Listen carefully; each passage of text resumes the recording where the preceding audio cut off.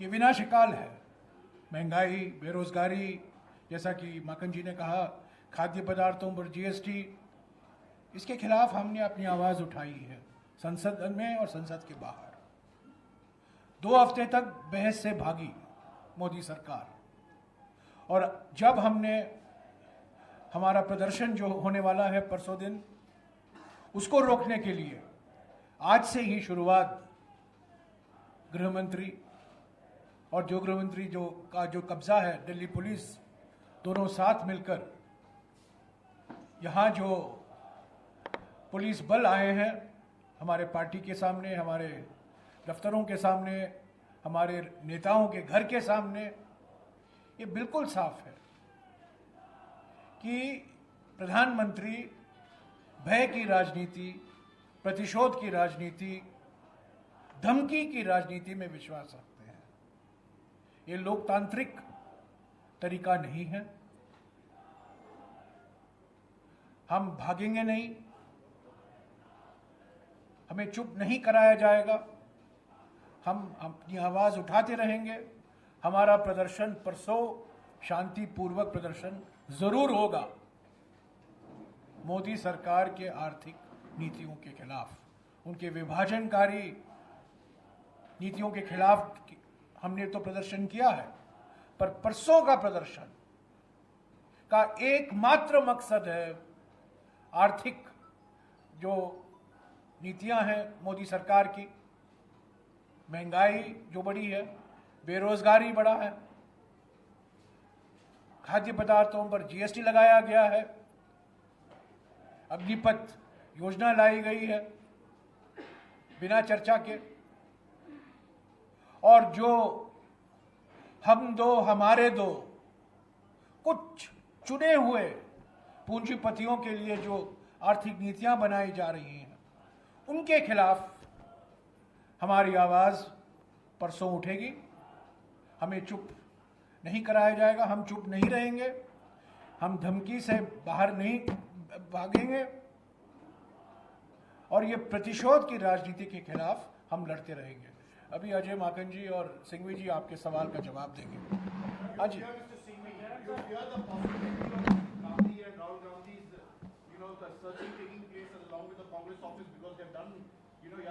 I said from this podium to a question not long ago, fear is not a word in the dictionary of the Congress or of the leadership.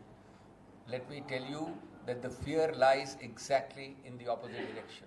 These are all actions of a fearful, of a scared government. These are the actions of a government which does not know what to do because it finds that people are standing up to it and exposing it. And therefore your question about fear is completely misplaced. But the fact that they will go to Sonia Gandhi and Rahul Gandhi's residence as well as the Congress office. Where has anybody stopped them? Sonia Gandhi at her age and Shri Rahul Gandhi, I don't think anybody can spend more days with the ED or answer more questions. What did they do? They were summoned and they went. They spent all possible time there. Have they ever evaded anything? Is today this office evading anything? They are welcome. Is any of these residences evading anything? But the point is not that. That doesn't satisfy their lust for creating sensationalism. They want to create this platoon outside, not because they are being obstructed from entering anywhere. They do want to do it, as I said, only for 2 things: intimidation, insult and humiliation, and diversion, digression. But ED sources are telling that today when they decided to seal the Young India office, it was just procedural because there was no one inside. We had to seal it so that we could carry on our searches when someone from your party turns up there, and then those searches take place. I don't know the meaning of the word procedural, but I think an invasive thing like a search and seizure is not procedural, but that's all right. They're entitled, what they're entitled to do in law, they've done. Is this the way to do it? On the same day you have platoons of blues and browns and khakis across the road, this side and that side of the road? Do you find this as normal behavior of any government ever in democratic India for 75 years? Is this their understanding of the spirit of democracy? मैं एक चीज कहना चाहता हूं, जो धमकी देते हैं वो ही डरते हैं। जो प्रतिशोध की राजनीति में विश्वास रखते हैं वो ही डरते हैं, जो भय का वातावरण फैलाते हैं वो ही डरते हैं। डरने वाले हम नहीं हैं। यस,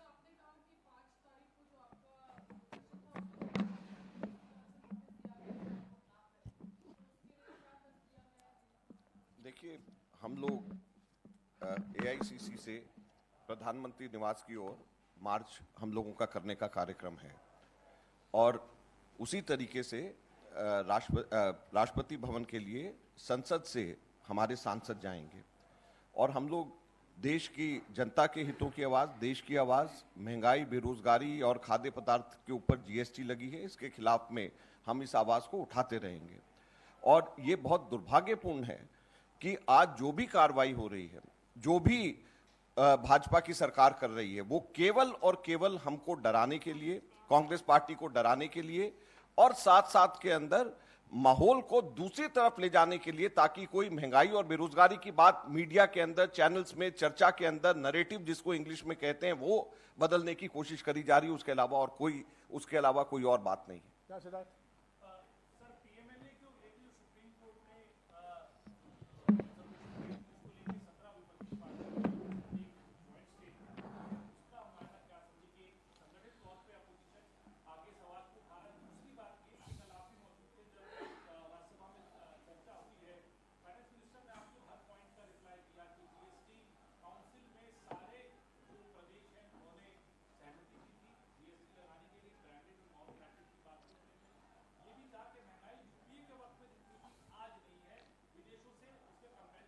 मैं आपके पहले सवाल का जवाब दूंगा, क्योंकि दूसरे सवाल का जवाब मैं कई बार दे चुका हूं, पर मैं पहले सवाल का जवाब दूंगा।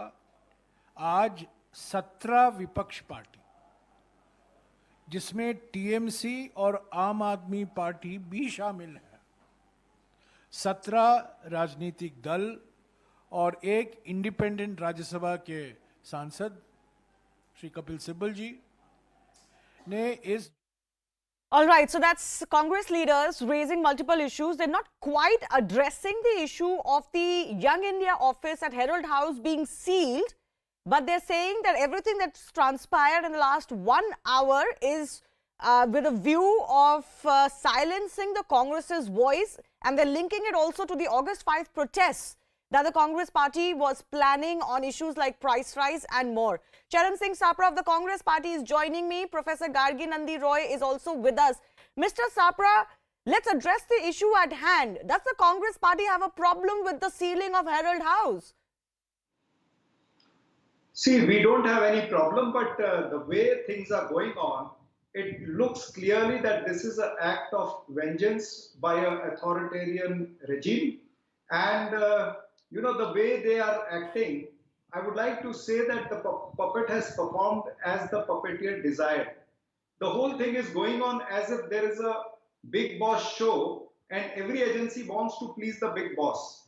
That's the way the agencies of the central government or the country are working. Okay. It's a very sorry state. You're saying this is driven from vengeance and vendetta. I have Amit Malviya of the BJP also joining us. You must have heard what the Congress leaders have said in their press conference too. They're somehow saying that this isn't procedural alone, that this is done with a specific aim of silencing the Congress leadership.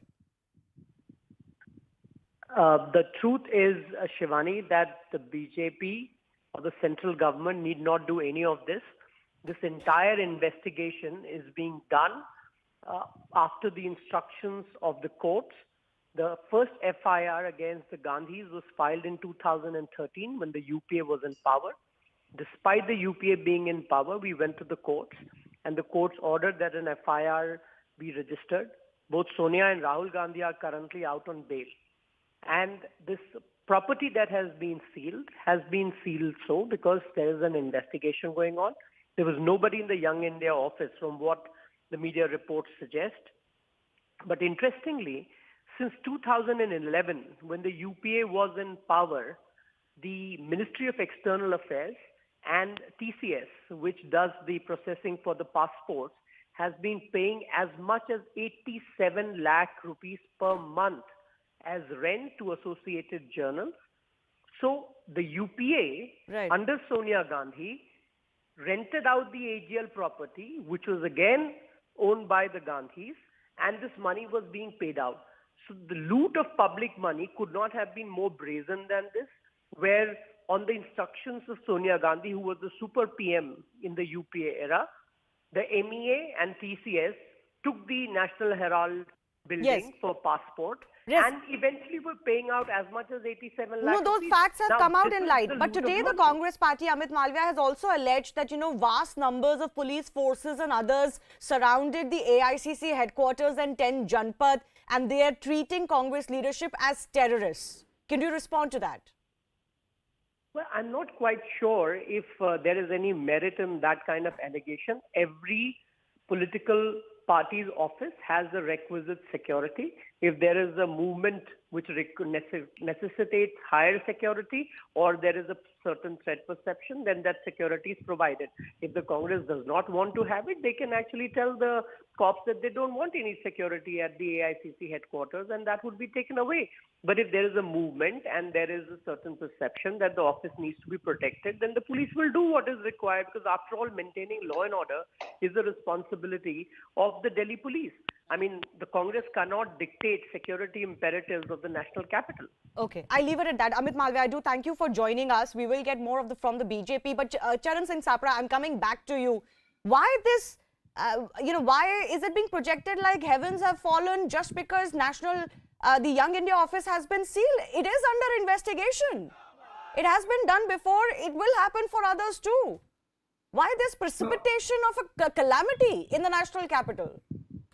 No, it's nothing about precipitation of a calamity in the capital, but the way the agencies are working. See, they have grilled Rahul Gandhi for 50 hours. It's okay, they have done. They must have asked maximum questions. They have grilled Srimati Sonia Gandhi for 3 days, and then they have conducted a raid on National Herald office also. So what I am trying to say, even after asking 200 questions to Shri Rahul Gandhi and some more questions to Sonia Gandhi and taking all the relevant papers, why ED feels a need to shut down but the ED has said that there was nobody from Young India to go through the conducting of the raids, and once they come forth and once their person is present, they will unseal the office. So that's fine. They could have given a notice to Young India that there's nobody in your office and we'll come again. They've done tomorrow. that. ED sources are telling us that a summon has been given in this regard. No, whether it is given or not given, that will get clearer in the days to come. We'll be able to know after a few hours or maybe tomorrow morning. But the way the ED is acting, it is clearly looking that they are acting under the instructions of Prime Minister and Amit Shah, and they just want to suppress the voice of Congress party. They just want to change the narrative of the country. Because the Congress is doing a massive protest across the country, in all the cities and in all the villages also till Panchayat level on 5th. They just want to suppress. What is the link between those protests and this? I don't understand. Congress party has been doing protests day in, day out. EDs doesn't function on the basis of a political party's protest. Dr. Gargi, Nandi, can you please come in and respond? You've been waiting for some time. I'll give you an opportunity. Right. Yes.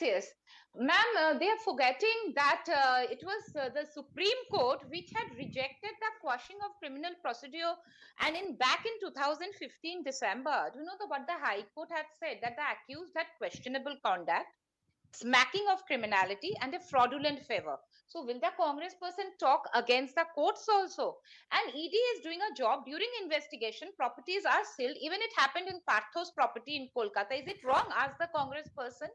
Is it wrong? And when he talk about political vendetta, when Chidambaram was the Home Minister, maximum number of political cases were taken. Even case was done against Ramdev Baba. In 2010, Amit Shah was arrested for the Shorabuddin Sheikh encounter thing. And Shorabuddin was no saint. So, but no, BJP people were not on roads protesting, creating ruckus, occurring violence. Nothing like that happened. So let the investigation go on. And it is quite obvious that paying 50 lakh, they took over 90 crore loan. Yes, yes. Let's not go into that. Those facts are going to be eventually established by the agency. They're going to be reverted, of course, by the accused in this case, and court will go into that. So Charu Pragya of the BJP is also joining us. Charu Pragya, I'm sure you must have heard what the Congress press conference was. They're saying all of these actions are manifestations of a frustrated regime, and especially because you want to change the narrative which is going against the Modi Sarkar right now, vis-a-vis price rise, unemployment, etc. Shivani, I think that is a very feeble excuse given by the Congress party to something which is very, very serious. Point number one, ED is doing its job. Kindly cooperate with the investigative agency. Point number two, why are you trying to ensure that basic investigation cannot happen? So in the name of questioning, you are resorting to arson across the country. In the name of a simple raid which could have been carried out and be done with, you're creating this big uproar wherein everybody knows that if ED does not seal the office, whatever they want to see and check there could be done away with in a wink like this. So the fact is, because nobody was present at that office, ED had no choice but to seal it. It's just as simple as that. It's common sense. But when we want to discuss issues like price rise, when we want to have these discussions in a constructive way on the floor of the House, what does the Congress party do, or the opposition do for that matter? They don't allow the House to go on. So no, on one if side, I'm correct, I think the Congress party walked out of one of these discussions. Exactly. Mr. Sapra, come in. These are questions that you will be asked. So they protesting don't want outside to have is a one thing, but discussion, why Shivani. didn't you participate at one time? Exactly. See, I would also like to ask the question to the BJP spokesperson, why the government did not allow the discussion under Rule 267. The entire opposition was asking the discussion to be done under Rule 267, where an elaborate discussion can be done, maybe for 6 hours or 5 hours. They just gave 2 hours discussion, and maybe they will give another 1 more hour in Rajya Sabha. So this is how the Bharatiya Janata Party government is trying to suppress the voice of the people. The actual issues of inflation, the actual issue of unemployment, the actual issue of okay, but let's not link that to this. I find it a little bit far-fetched, because the last time the Congress party and its workers came out on the ground when Sonia Gandhi and Rahul Gandhi were being questioned and created absolute mayhem on the streets of the national capital and otherwise, you were on the back foot because the voices from the country was that we don't need to be subjected to this. But Mr. Sapra, this time around, the issue is the Herald House ceiling. You are making it about your protest. I don't think there is a link. And I don't think that you can justify protest on Herald House by talking about unemployment. Shivani, if I can get my turn to speak now. Mr. Sapra, can I just finish my flow of thought and then you can speak again? See, the fact is that this is not politics. Just let him complete what I was asking him. Yes, Mr. Sapra, then Charu Pragya. See, Shivani, let me tell you very clearly that Rahul Gandhi has never avoided a single question. There were 200 questions. He answered all the questions. Even Sonia ji, she went for 3 days and she answered all the questions. So what's the big deal? Creating a ruckus. No, and what did you do meanwhile? If Sonia ji is okay with answering questions, why are you burning the country down? Why are you attempting to make sure there is a law and order situation in our country? Your senior leaders come on camera and they say, if you question Sonia Gandhi further, we will make sure there is a law and order issue in the country. That is the statement of Congress senior leaders, Shivani, and that's the truth. See, this is not about politics for them. This is simply about protecting one single family. Okay, let's go one by one. Let's go one by one. Let's go one by one. I want both of you to be heard equally. But Mr. Sapra, allow Charu Pragya to also come in. I will come back to you. Yes, Charu. So I'm going to repeat what I said. First of all, if Sonia ji was answering some questions of the ED, why did Congress resort to arson? Why is it that Congress leaders come on camera and tell the nation that they will make sure a law and order situation is created only because Sonia ji is being questioned? Point number two, I want to ask you. Okay, just 1 second. Rahul Gandhi is speaking. Let's just listen in. That nothing in India should be made by small and medium businesses. They want that everything should be made by 2 or 3 of their favorite big business people. That is why they changed these rules. Okay. Their entire idea is to take the money out of these people's pocket, right, and put it into rich businessmen's pocket. Thank you very much. Symbol of Mahatma Gandhi, sir. What about your thing, sir? Huh? What about you think, sir? Symbol of Mahatma Gandhi, sir. Charkha is the wheel is the symbol of Mahatma Gandhi. It's also the symbol of Emperor Ashoka. It's a historical symbol. Sir, do you think that the central government has made a mistake by allowing... This is not a mistake. The point is that they want to take away what is theirs and give it to 2 or 3 of the biggest industrialists. Right? So in India, if you look at, for example, Notbandi, demonetization, you look at GST, you look at farm laws, every action of theirs is about taking away things from poor people, weaker people, and handing it to the biggest, richest people. Thank you very much. Thank you, sir. Thank you, sir. It's a little strange that actually Congress leaders are not directly mentioning the Herald House sealing. Neither did Abhishek Manu Singhvi, although he did respond to a question that was asked. Exactly what I have mentioned, that the ED said there was nobody to conduct those searches from the Young India side and therefore they had to seal it. But they're not quite mentioning this. They're linking this to other issues and of course the larger issue of the opposition being silenced. We've heard from Rahul Gandhi, so I'll allow Charu Pragya to respond to what he has said. I think it is very ironic that Mr. Gandhi says ED is taking from the poor people. Mr. Gandhi, since when have you become poor people or National Herald become poor? I don't understand. So I think this is a classic case of Mr. Gandhi being disconnected from reality. He spoke about the government, says Mr. Sapra.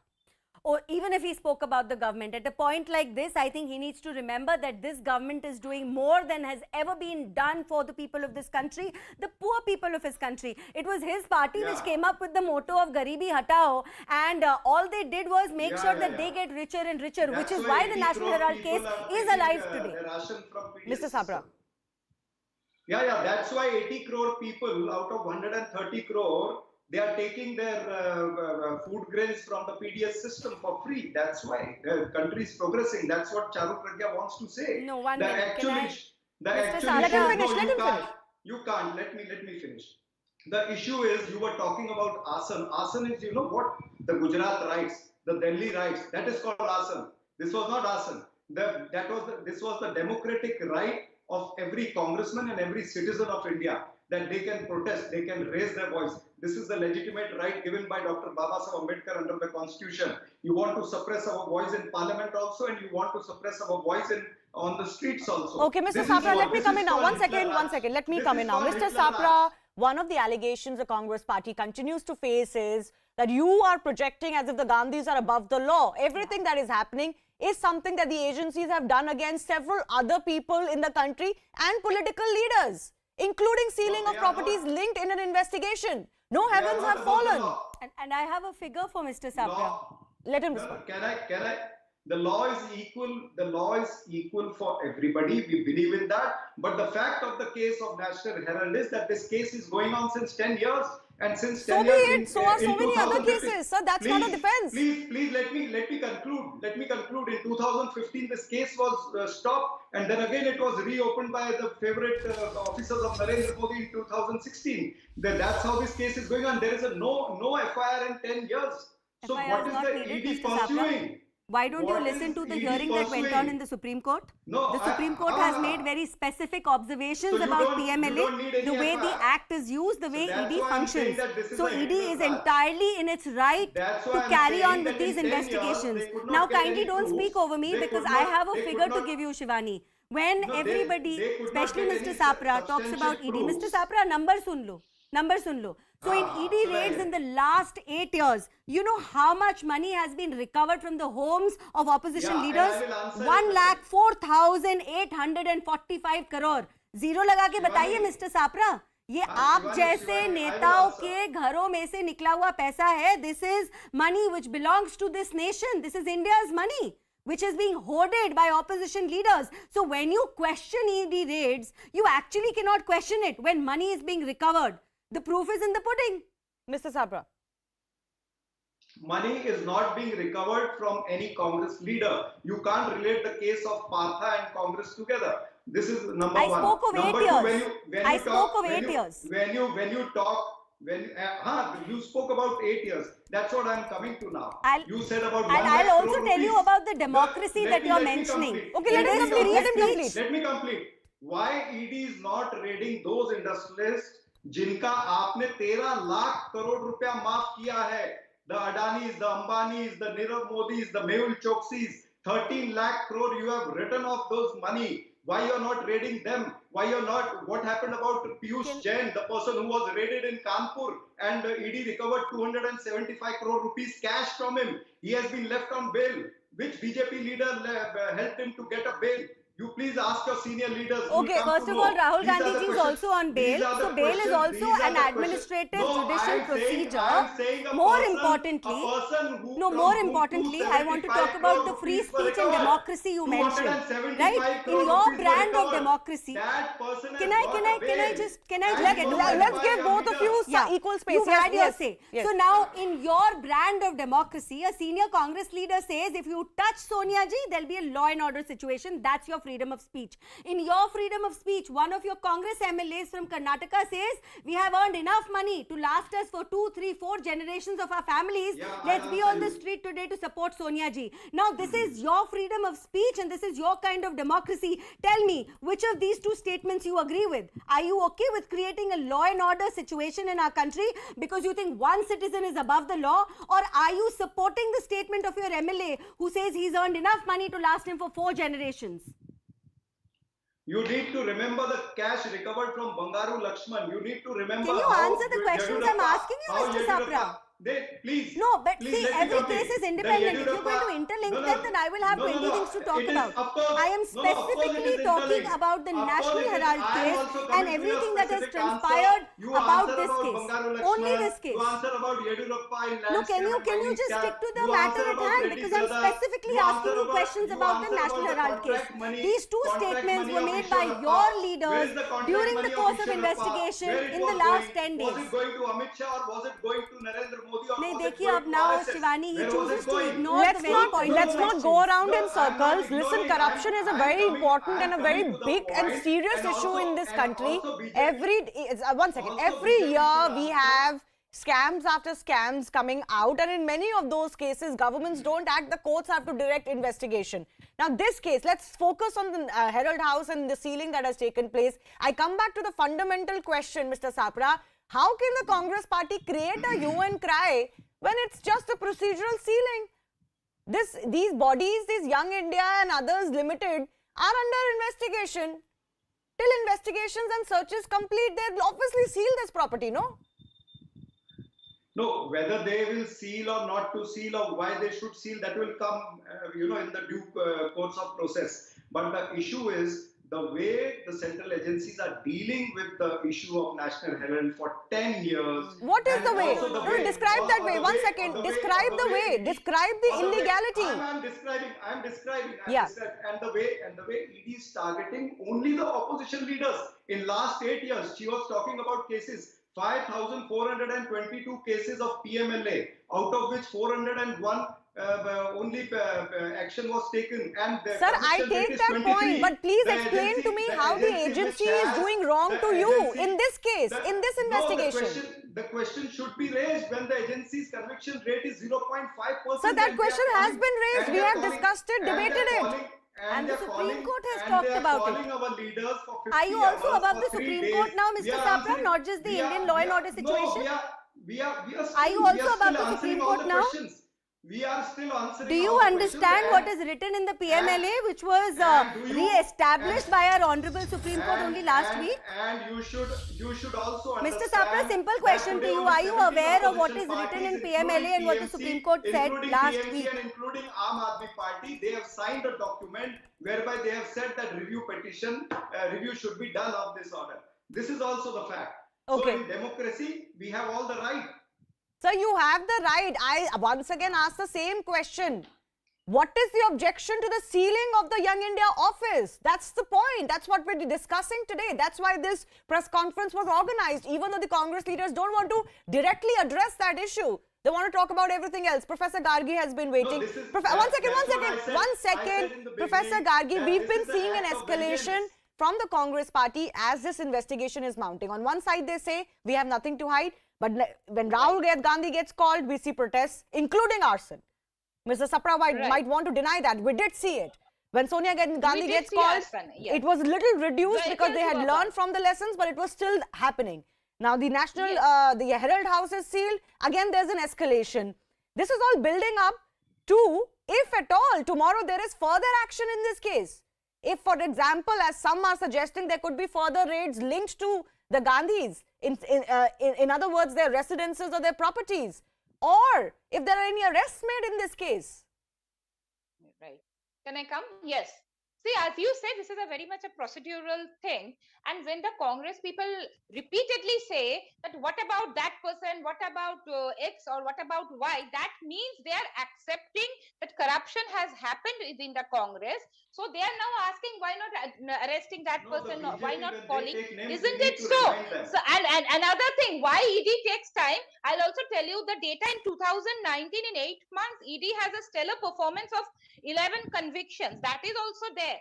But when there is a corporatization of corruption, when intelligent politicians do corruptions, they don't leave trace also. And now both the Gandhis are blaming Motilal Bora, who is already dead and not there to answer.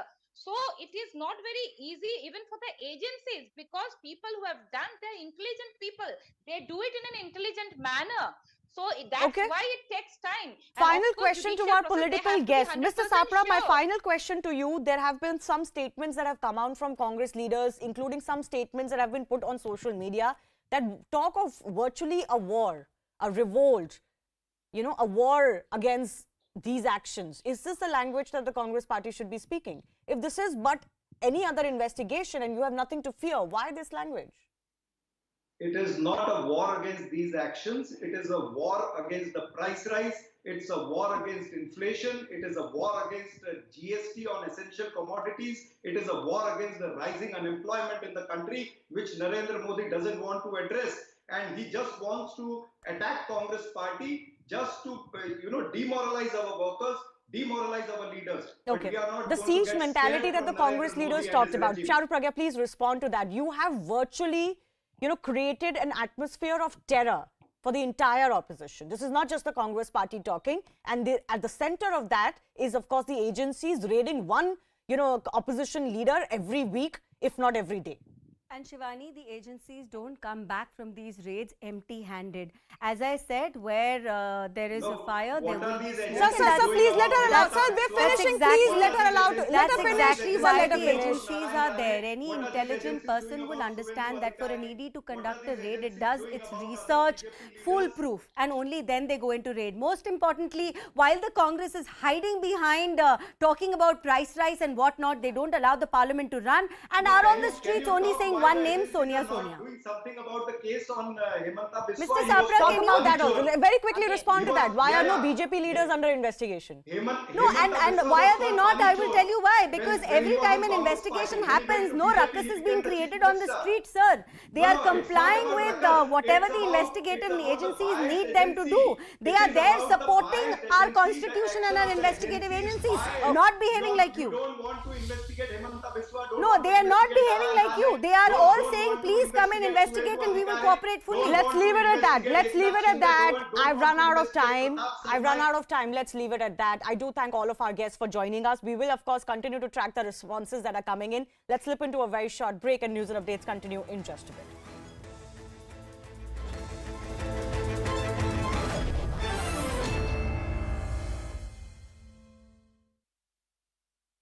Without any fear, we firmly assure you. Mr. Haqqani, another area of concern and a growing concern is the threat of Daesh Khorasan, and also very, very critical inputs, confirmed inputs regarding the network of Al-Qaeda affiliates operating out of Afghanistan. What is your take on this?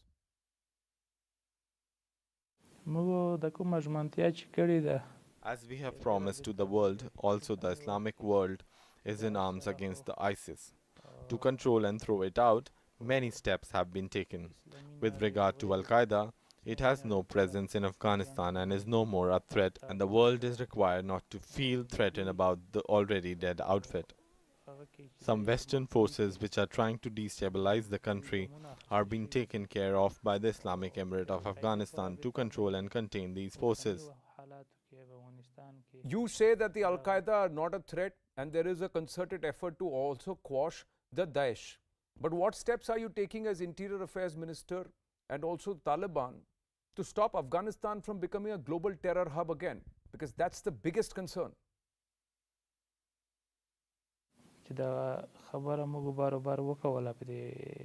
We have repeatedly said that the Treaty of Doha, which was signed, will be implemented in letter and spirit. And our message to the world is that no such terror outfit will make Afghanistan its center of terror operation. Our security agencies are competent to prevent and to nip such attempts in the bud, and we are firmly united against such forces. Mr. Haqqani, you are seen as Pakistan's man in the Taliban establishment. You belong more to Pakistan than the Taliban. That's what people say. How do you describe your equations with Iran and Pakistan? It is the need of the hour that the promises be made to the world, neighbors in the region. In pursuit of these goals, we are striving hard to have friendly and cordial relations with the neighboring countries.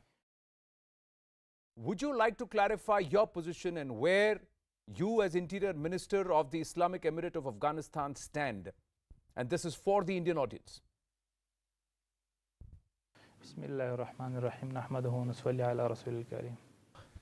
al-Rahman al-Rahim. First of all, I thank your country, your countrymen, your channel and the employees of your channel for the interview, and I welcome you here. I extend my gratitude and respect. I, at the beginning of this interview, wish to clear all doubts and suspicions that are prevailing in India and world at large. That Islamic Emirates of Afghanistan has come into existence with support of Pakistan. I wish to draw your attention that the last 20 years in Afghanistan was a period of annexation, aggression and ulterior motives of the imperial forces to occupy the land of Afghanistan. Whatever they wish to call it, it was foreign occupation. Our holy jihad to free our country from the imperialistic power is our legitimate right. We strive to establish diplomatic relations with India, our neighboring countries in the region and the world at large. Our freedom, our sovereignty and self-respect is our legitimate right. But Mr. Sirajuddin Haqqani, the Indian security establishment, the people at large have several concerns, largely about terror outfits like the Jaish-e-Mohammed and the Lashkar-e-Toiba in Afghanistan, and the threat posed by them to Indian interests. Do you agree?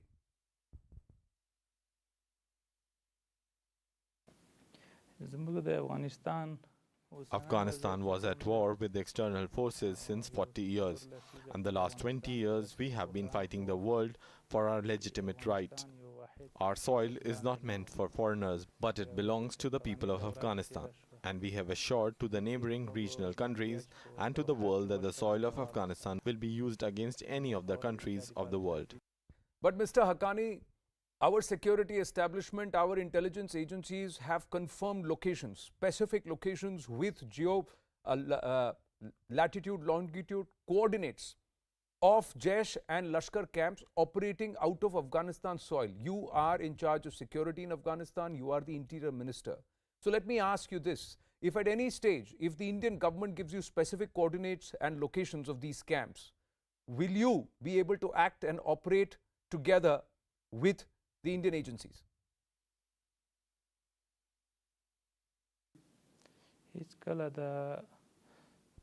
Their fears do not have any base. We wish to have cordial relations with India, and such fears seem to be misplaced and undesirable. What guarantee of security would you provide to Indian diplomatic institutions, projects and businessmen in Afghanistan at this stage when they want to operate normally? I have already mentioned previously that such fears are baseless, and we have established peace in the country and ensured that everyone in Afghanistan is safe and secure.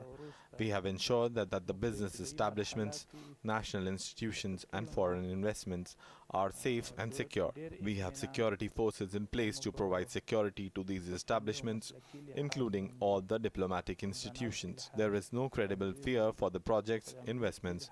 The Islamic Emirates of Afghanistan will prepare ground for their operations without any fear. We firmly assure you. Mr. Haqqani, another area of concern and a growing concern is the threat of Daesh Khorasan, and also very, very critical inputs, confirmed inputs regarding the network of Al-Qaeda affiliates operating out of Afghanistan. What is your take on this?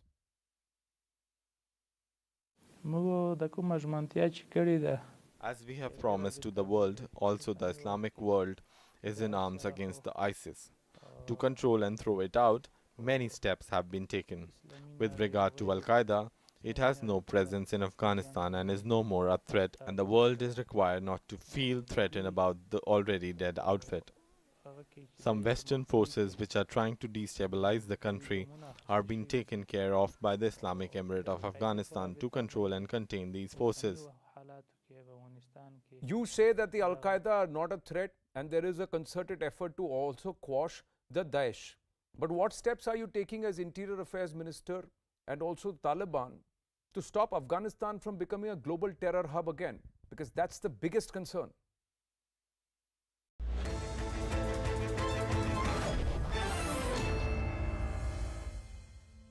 Welcome back. We're getting some updates that are coming in as far as the face-off between America and China is concerned in the aftermath of the Nancy Pelosi visit to Taiwan. The latest that is coming in is that 27 Chinese warplanes have reportedly entered Taiwan's air defense zone. These skirmishes have been taking place since yesterday when Nancy Pelosi, the leader of the House of Representatives in America, touched down in Taipei. My colleague Abhishek Jha is also joining us with more. Abhishek, how are you reading this situation and what more do we know even as the Chinese live military drives, drill is expected to start tomorrow? This is something that Chinese have continuously been doing in the past 2-3 days. Also, we have seen increased Chinese military activity in that area.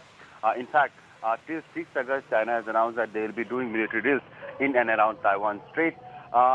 Yesterday also, it was reported that over a dozen Chinese fighter jets crossed into Taiwan's air identification defense zone. Today also, now Taiwanese government itself has announced that 27 PLA, People's Liberation Army, that is China's military aircraft, have entered the surrounding area of Taiwan's air defense zone, identification defense zone, in which almost 6 were J-11 and 5 were J-16 and 16 fighters were Su-30. Okay. So the kind of advanced jet China is flying in these areas tells how aggressive positioning China is trying to make in and around Taiwan Strait. All right, Abhishek, we'll leave it at that. I do thank you for joining us with the latest. Now, Nancy Pelosi's less than 24-hour visit to Taiwan has created a global storm. And why not? It is a gutsy visit amidst a very belligerent Chinese statement coming in, threatening especially its rival USA.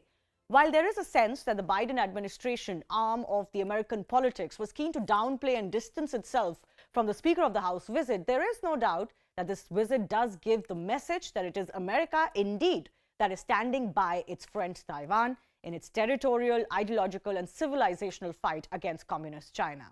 That's an important message for the entire world as well, given how all of China's neighbors are unhappy with the dragon's expansionist designs. Has Nancy Pelosi effectively called out China's bluff, or could this visit end up costing US and Taiwan over a longer period? Well, that's a question that has obviously not been answered yet. But I do want to break down just why Taiwan is so crucial to both sides. First up, why China is so keen to isolate Taiwan globally and eventually grab it fully is not that hard to understand given their history. Ideologically, this is, of course, very crucial to the entire One China policy, and Taiwan is crucial to that. Politically, the reunification of Taiwan with mainland China that the CPC keeps talking about is a very core issue for them internally in mainland China as well. Economically, Taiwan under mainland can be a big boost in semiconductors crisis. It is, of course, a global asset in that sense. Geostrategically, it ensures China's image as a dominant global player, especially versus the USA that it's, considers its global rival as we speak.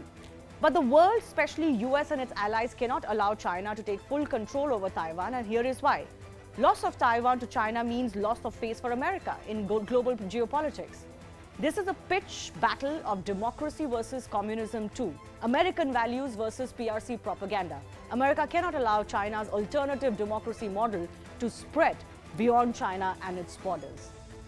Now, a China-controlled Taiwan extends China's aircraft and missile ranges another 150 nautical miles to the east. That poses danger to Japan and others. Conversely, US and allied forces would be pushed further afield, their bases under even greater attack of China. So all of those make it a very key area for these two separate blocs. Now, China has announced a live-fire military drill surrounding Taiwan from tomorrow in the aftermath of this visit. This planned drill shows how in some places they will occur within 10 miles of Taiwan's coast, well past areas of previous such live-fire drills, and within areas Taiwan call its territorial waters. Two of the regions where China's military will shoot weapons are inside what Taiwan calls its marine border. In total, there are these 5 areas, these 5 zones that are surrounding the island country, and they are marking a clear escalation from previous Chinese exercises, including during the Taiwan Strait crisis in the mid-1990s. These are all drills, planes, and of course the Navy that are going to play out from tomorrow. The military exercises are already an escalation, but not what will trigger great panic at this stage. But is this all that China can do? Certainly not. And this is why the world will be watching the next few months very closely. Because China's long-term game can be, very, very drastic. And this is what are the options available in front of it.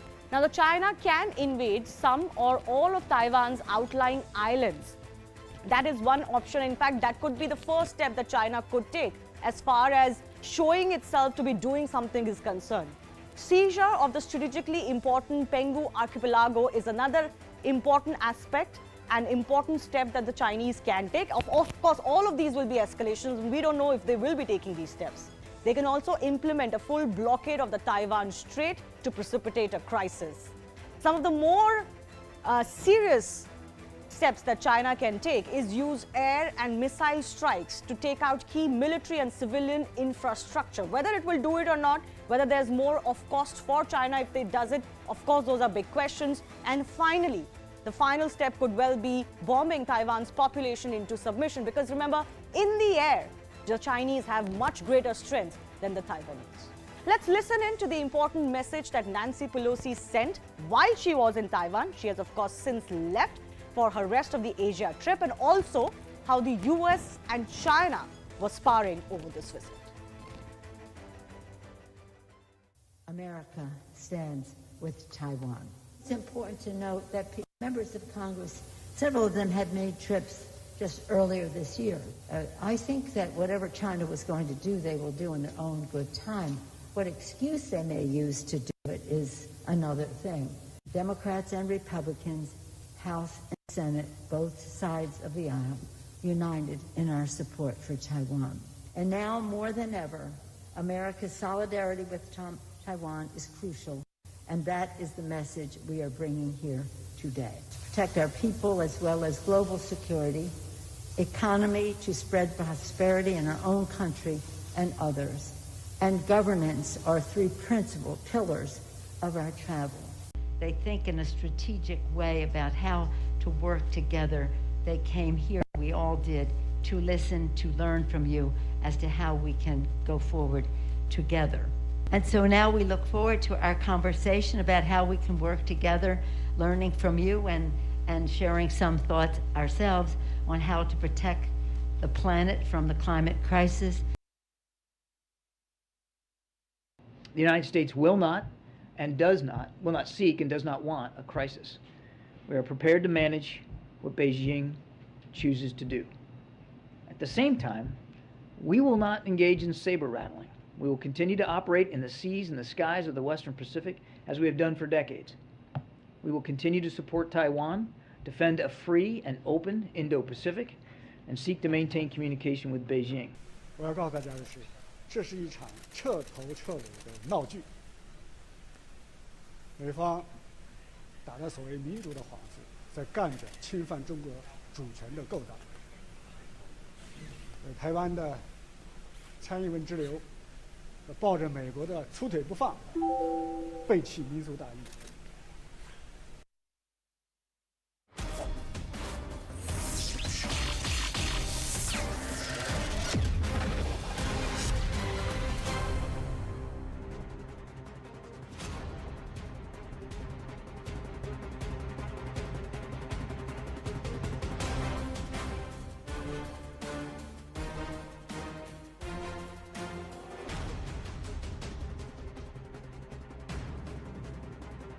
Namaste and welcome to this very special edition of The Right Stand, and we are building up to our 75th Independence Day. Azadi Ka Amrit Mahotsav. Behind me on the backdrop and also on the screen you see the tricolor. This represents and gives us a feeling of our national flag, but this is not our national flag because the Ashoka Chakra is missing in the center, and there is a reason for that, ladies and gentlemen, because the flag code has its own parameters and its garima, and that is something which cannot be toyed with. But the three colors, saffron, white and green, mean a lot to us, doesn't it? For everybody, it's defined differently. But what it symbolizes is one nation. A nation for which many laid their lives down, a nation for which many strive hard, a nation for which many will willingly, voluntarily and happily lay down their lives even today. And it's a nation and it's a flag that symbolizes those who'd rather be wrapped around it than see it trampled. That's the spirit, ladies and gentlemen, when we say this is what the Tiranga means to us. I hope you remember during the Olympics how Neeraj Chopra folded the Tiranga after the medal ceremony. That is the respect that each one of us needs to give to this Tiranga. So when then there are few who try to politicize the Tiranga, who try to use and try and pick and choose their individual perceptions of the Tiranga and their own ideology, when all you need to do is celebrate the idea of being one country. We may all have our differences, political differences, ideological differences, opinion differences, taste, cultural differences, but this country, this tricolor unites us. Can there be any difference? How does it matter which party you belong to as long as you hold the flag of India? So when the parliamentarians decide that we should have a Tiranga rally to celebrate, how can it be ये तो BJP का rally है, हम अपनी rally करेंगे? Why should the BJP turn around and scoff and say, देखा opposition का कोई नहीं आया, rather than say, no, we want you to come here. I am going to park my bike outside your house till the time you sit with me and celebrate the fact that we are one country, one people. So this one-upmanship about who owns the tricolor, who can appropriate the tricolor, or who actually feels for the tricolor more, is that fair, ladies and gentlemen, or is that what is happening? Or has some people or some sections of our polity decided that no matter what PM Narendra Modi and his government propose, we will oppose? And those lines are blurred between ideology and India. So even if it means that, okay, we will scoff at the Tiranga, we would perhaps indirectly scoff at the idea of India itself, it's all right, so be it, as long as it meets our own political intent. Does that make sense? Let's try and understand and we'll get into the debate. But this is what is the whole thought process. Why, where, when Har Ghar Tiranga is necessary in our 75th year of independence.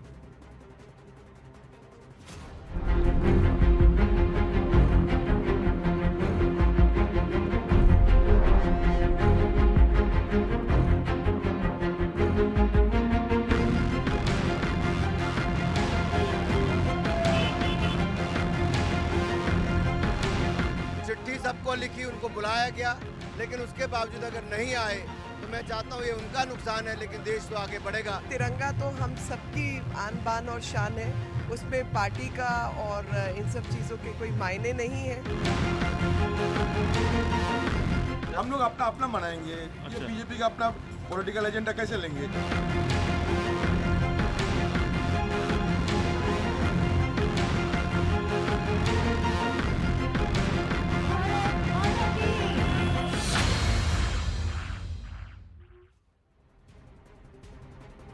So let's try and understand.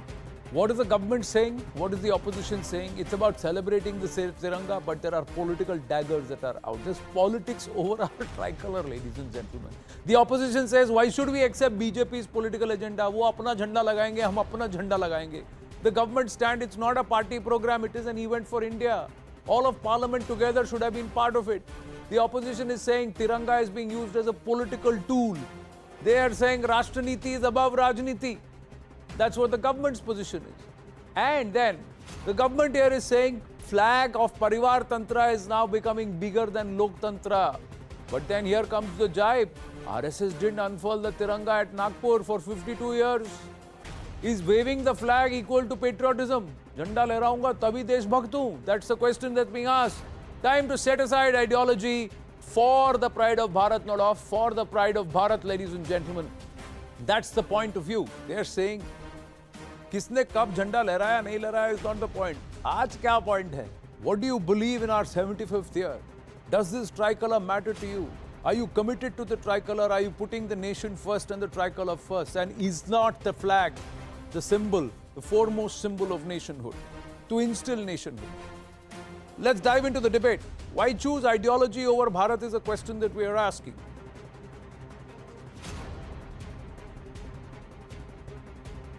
I have Sujata Paul, leader of the Congress party, SP Vaid, former DGP of Jammu and Kashmir with us, and Sanju Verma, national spokesperson of the BJP, also should be joining us. Let me start with Mr. SP Vaid. When somebody says, "Ye apna jhande ki party kar rahe hain, hum hamare jhande ki kar lenge," what does this make you feel, sir? See, as a soldier, I feel insulted because for us, Jhanda is one spirit of India. And our Jawans die for this flag. And this is one Indian national flag, irrespective of the caste, color, creed, or region you belong. The Jawan does not say, I am a Tamilian, or I am a Mizoram, I am a Kashmiri, I am a Muslim or Hindu. I think political parties need to learn from these Jawans who lay down their life for these national monuments like national flag. And you may have different programs, you may have different ideologies, you may have different programs for the people, your policies, but nation is one. After all, nation, the national flag represents the nation, and if nation remains only, then we all have our existence, and flag represents that spirit of one India. And I think political parties need to take cue from the security forces, their Jawans. We have no doubt about their commitment to the country, but in the process of criticizing each other, they forget that they are ultimately damaging the country. But let me ask you, Mr. Vaid, is it necessary that only families where they are from uniform, that they hail from any form of uniform, only they should know what the Tiranga means? If that is the case, then sare politicians se jabardasti national service karaiye sir ek saath. No. Politicians have rather much more role in this country. They are the leaders. They lead the future generations, and we all draw a lot of inspiration from political leaders. Unfortunately, what is happening is that you are trying the blurred line between the national identity and the political identity is actually getting blurred. So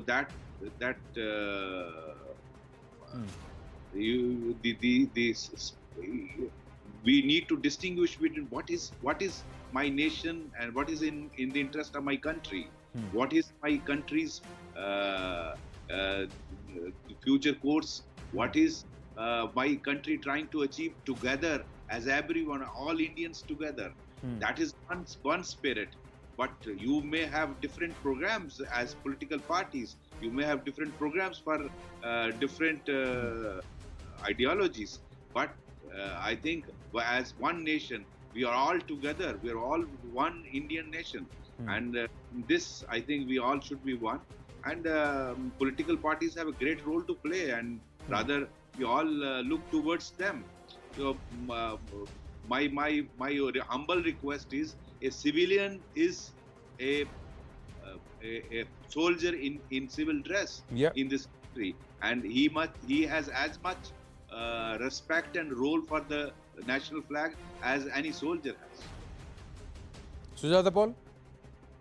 Mr. Vaid, with all due respect, I think you should keep your advice for yourself and not dole out advice to every political party, because today it is the entire opposition that we are talking about. And why is it that the entire opposition has not been taken on board by the government in spite of their invitations? The reason is there is a trust deficit, and this is a democracy. And we want this democracy to remain thriving. And that is the reason why such a situation has come. But you will not tell who to celebrate the Tiranga and how. My Tiranga, my pride. That is something that remains the common thing, common factor for everyone across the country. And if somebody is celebrating it in a particular way and is not going with the government, you can't question their feelings about the Tiranga. You want the country to follow one party also, because today it is the BJP party which is not only leading the country, but it is given our government which has not been able to be the party which is giving a government to everybody, irrespective of which party, which ideology, which religion, which community they come from. And that is the reason for it. So that must be questioned as well. The feeling of patriotism cannot be questioned whether a particular person belongs to the ruling party or somebody else. It is the government's responsibility to get everybody together. They have failed in doing so, but please do not question my feeling for my Tiranga like I would not like to question yours. Ms. Sujata Paul, you're most welcome to make your argument. And despite your deference or to Mr. S.P. Vaid, the way you started, I take objection to that, ma'am, and I request you to please, you can use whatever political jibes at the political opponent, that is Ms. Sanju Verma, but to speak in that tone with Mr. S.P. Vaid was perhaps perhaps a little beneath you, and it was not expected from you. But your arguments well taken, well considered. We may agree, disagree with that argument. Here the simple point is, ma'am, that if somebody turns around and says this is for the country and we are doing a Tiranga Yatra, then it does not become of a particular party. By not taking part, and here is my humble point of view, by not taking part in the Tiranga Yatra, you have allowed this to become a BJP event. You have allowed the BJP to appropriate saying that we are the party which are considering, and the opposition has not done it. The other point of view, ma'am, that when the parliament and when there is an invitation that is sent out to every parliamentarian, that is the biggest gesture that the government is doing. Let's come and celebrate this together. The opposition could have come out in droves and actually celebrated it better and bigger than the BJP and made it about them, saying we care about the tricolor more and that's why we are raising the people's voice. But you lost the plot and the narrative there. That's the point. But Sanju Verma, the opposition says it's the government's responsibility to take everybody on board. But you were unable to take them on board because there is a trust deficit. You know, Anand, I think when it comes to trust deficit, there is no deficit from this end, as in from the Modi government's end, but there is certainly a lot of trust deficit from the opposition's end, and I will substantiate that with logic. You know, a little over 2 years back, the Bhumi Pujan of the Central Vista project was done, and the entire opposition was invited.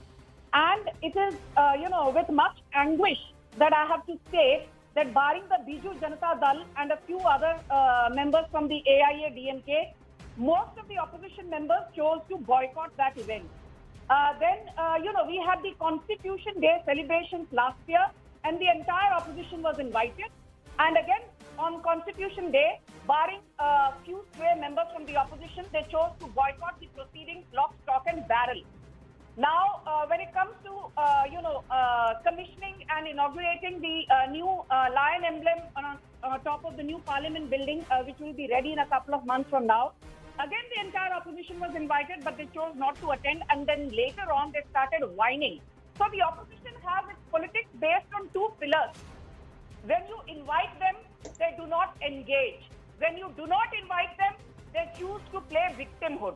So victimhood and selective outrage. These are the two standard operating procedures of the opposition.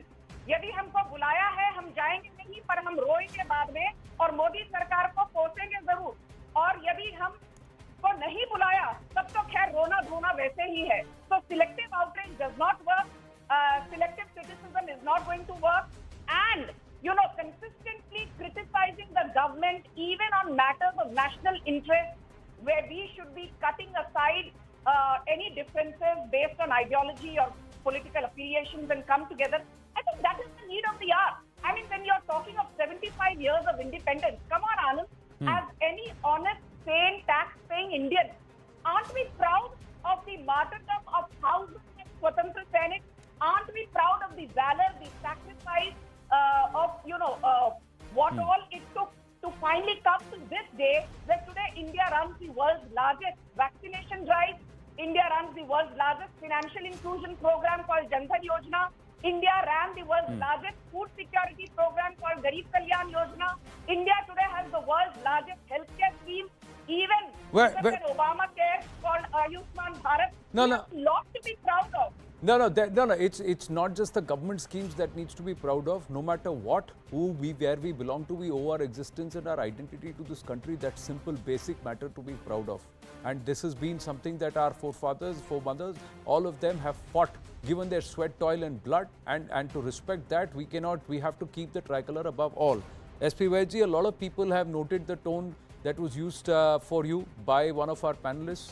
And on behalf of the panelists, I regret and I apologize, sir. You're a very, very senior officer and that tone should not have been undertaken. I have made my objections very humbly and very politely registered them with Ms. Sujata Paul.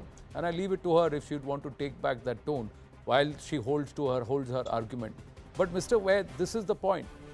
How does it matter? You should use every opportunity to showcase what the country means to you. Here what is happening is, I believe in this kind of India, and that's why I will show the Indian flag in the hand of one particular Prime Minister and not another Prime Minister. I will show the Indian flag with another flag because that's how I see the Indian flag associated with. Why can't you just see the flag for what it is? The identity of our country. I have all the respect for Madam Sujata Paul. I have no problem in our comments. My only thing is we have done our whatever role I had to play in the national security and now fading away in the oblivion of life. My only request is that I am looking forward to my future generation of Indians to be led by political parties, future generation who have nation in their heart and who may have political programs differing, may have ideologies different. I did not mention any particular party. For me, I have equal respect for all the political parties, and they have been in the ruling dispensation now as other parties were earlier. We had the opportunity to work with all the political establishments, and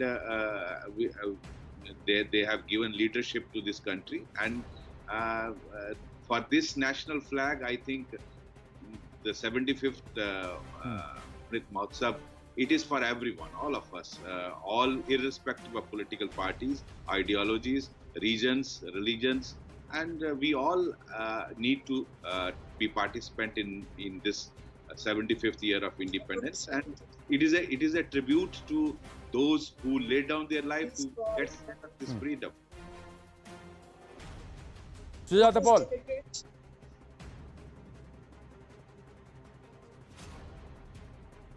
Can you hear me, Sujata Paul? Oh, we lost the audio. The audio is disconnected. So let's just get her back. See, this is another counter. Those who never unfurled the flag, their political offshoot are now talking about honoring the flag. Sanju Verma. RSS for 52 years never unfurled the flag. Aaj bada tiranga kar rahe hain. Who are they to try and appropriate and teach the country what the tricolour means? How would you respond to all of this? Sanju Verma, can you hear me?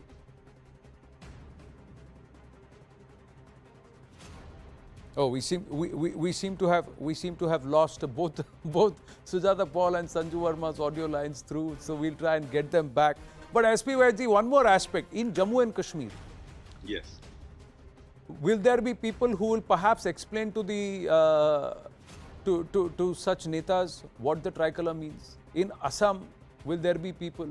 In Maharashtra, in Kerala, will there be people on ground who will? Have you seen this kind of disassociation with the tricolour and putting their own particular ideology, thought process over and above the tricolour? Have you seen this manifest beyond just political parties?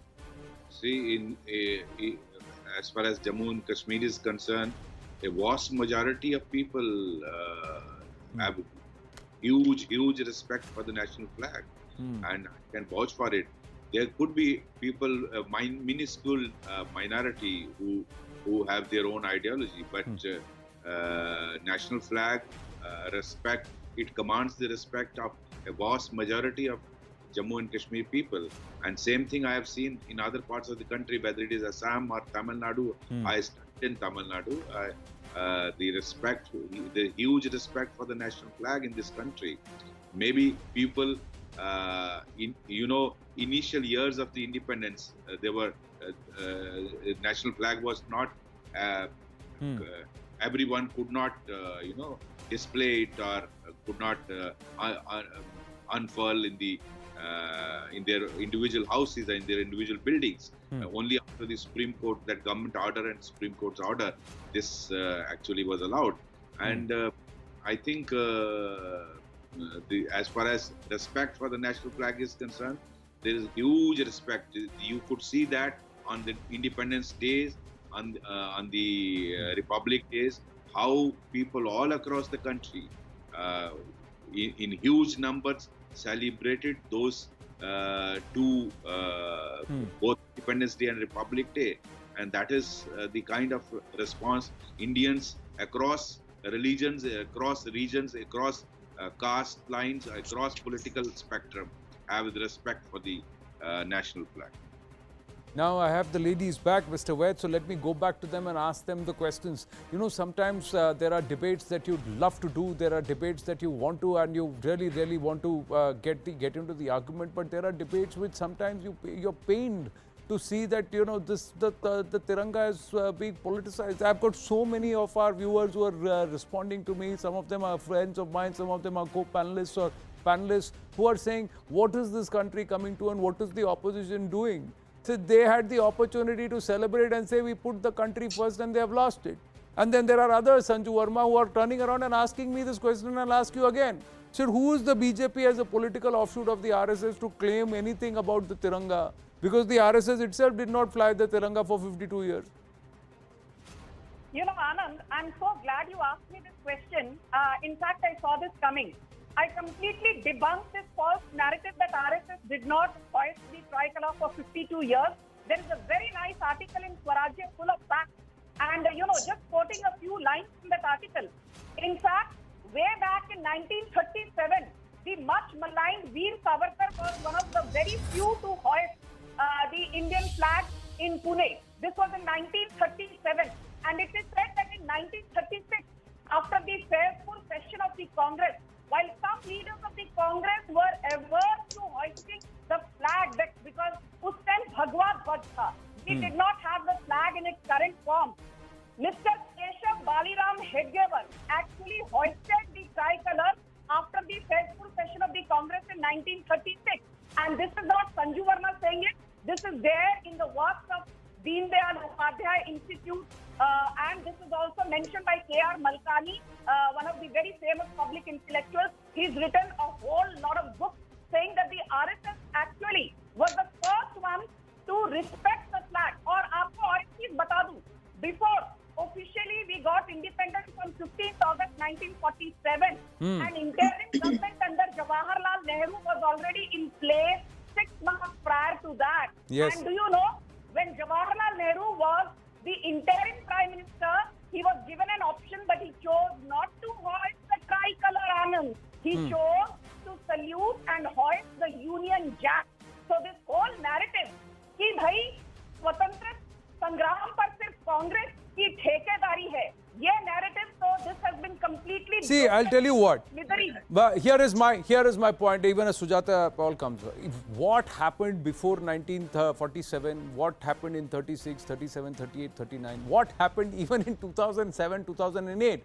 What happened even with the Supreme Court verdict or till the Supreme Court verdict of 2001 when the flag code? And that again, you have to give a credit to a Congress leader in Naveen Jindal, because who approached the Supreme Court and got the verdict and got the flag code modified, that private institutions and establishments could also unfurl the flag.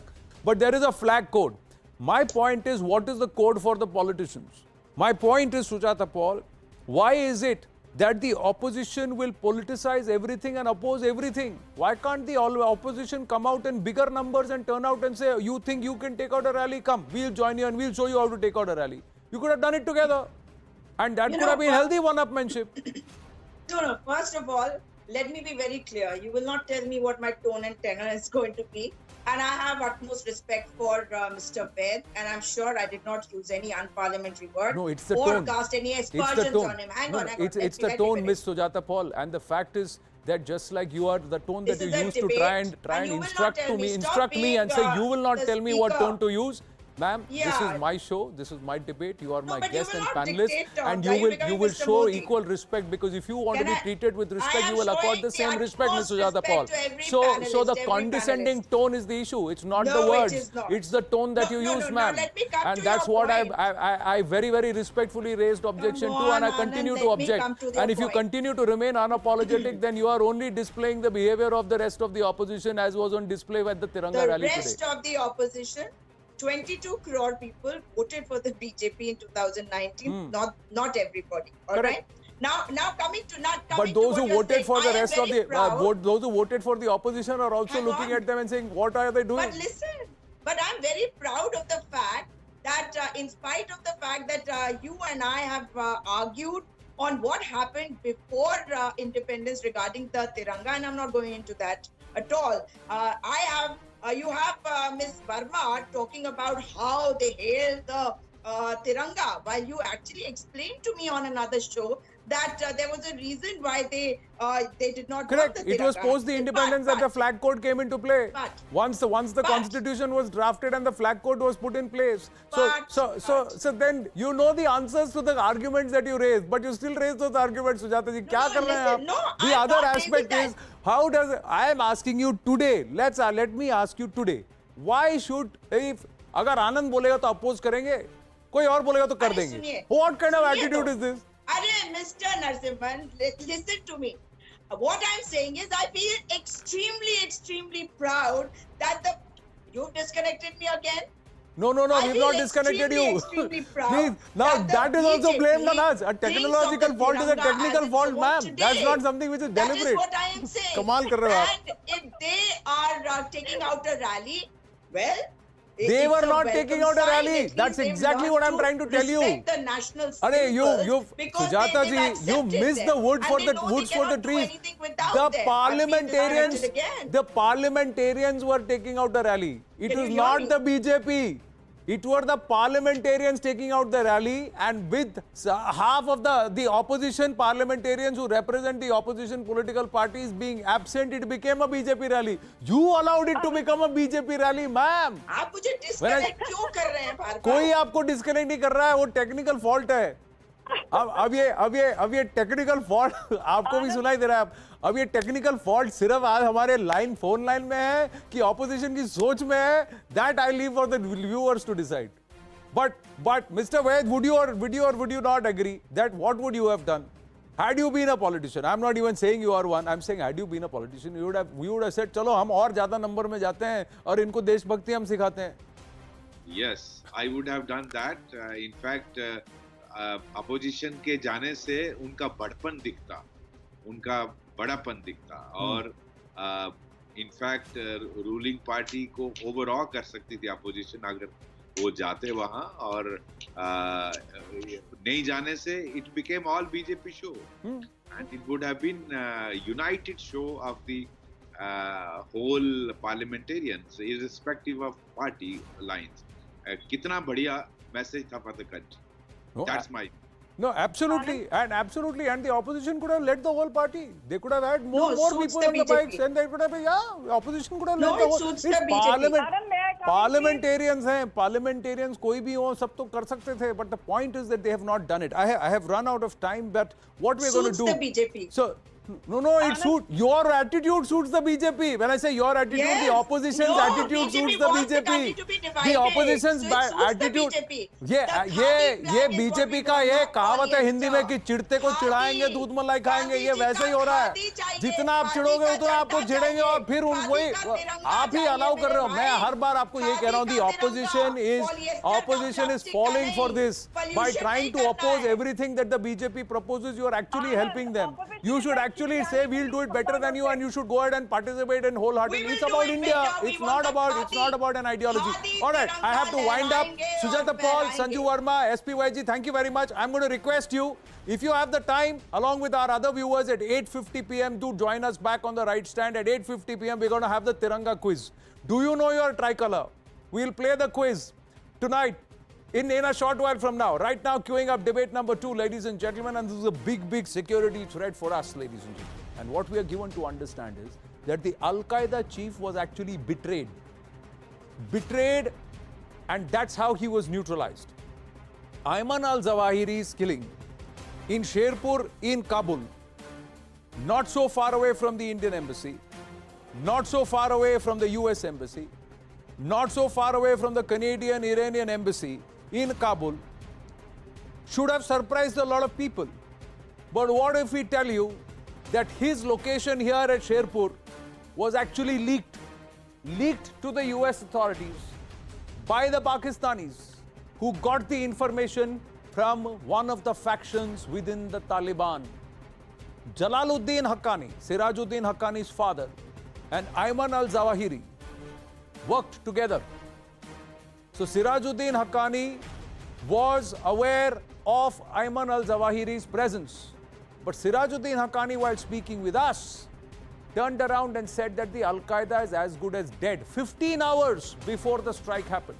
Did Sirajuddin Haqqani not know that Ayman al-Zawahiri was there at a house which is alleged to be one of his aides' house, Sirajuddin Haqqani's aide's house, right in the heart of the secret services in Afghanistan? Did other factions like the Mullah Yaqub faction or the Mullah Omar faction, did Muttaqi and other leaders divulge this information for the 25 million bounty and of course some relief that Pakistanis would get from the IMF? Lot of questions are there, but we are given to understand that the information was leaked. This is a big mega exclusive that we are bringing to you here.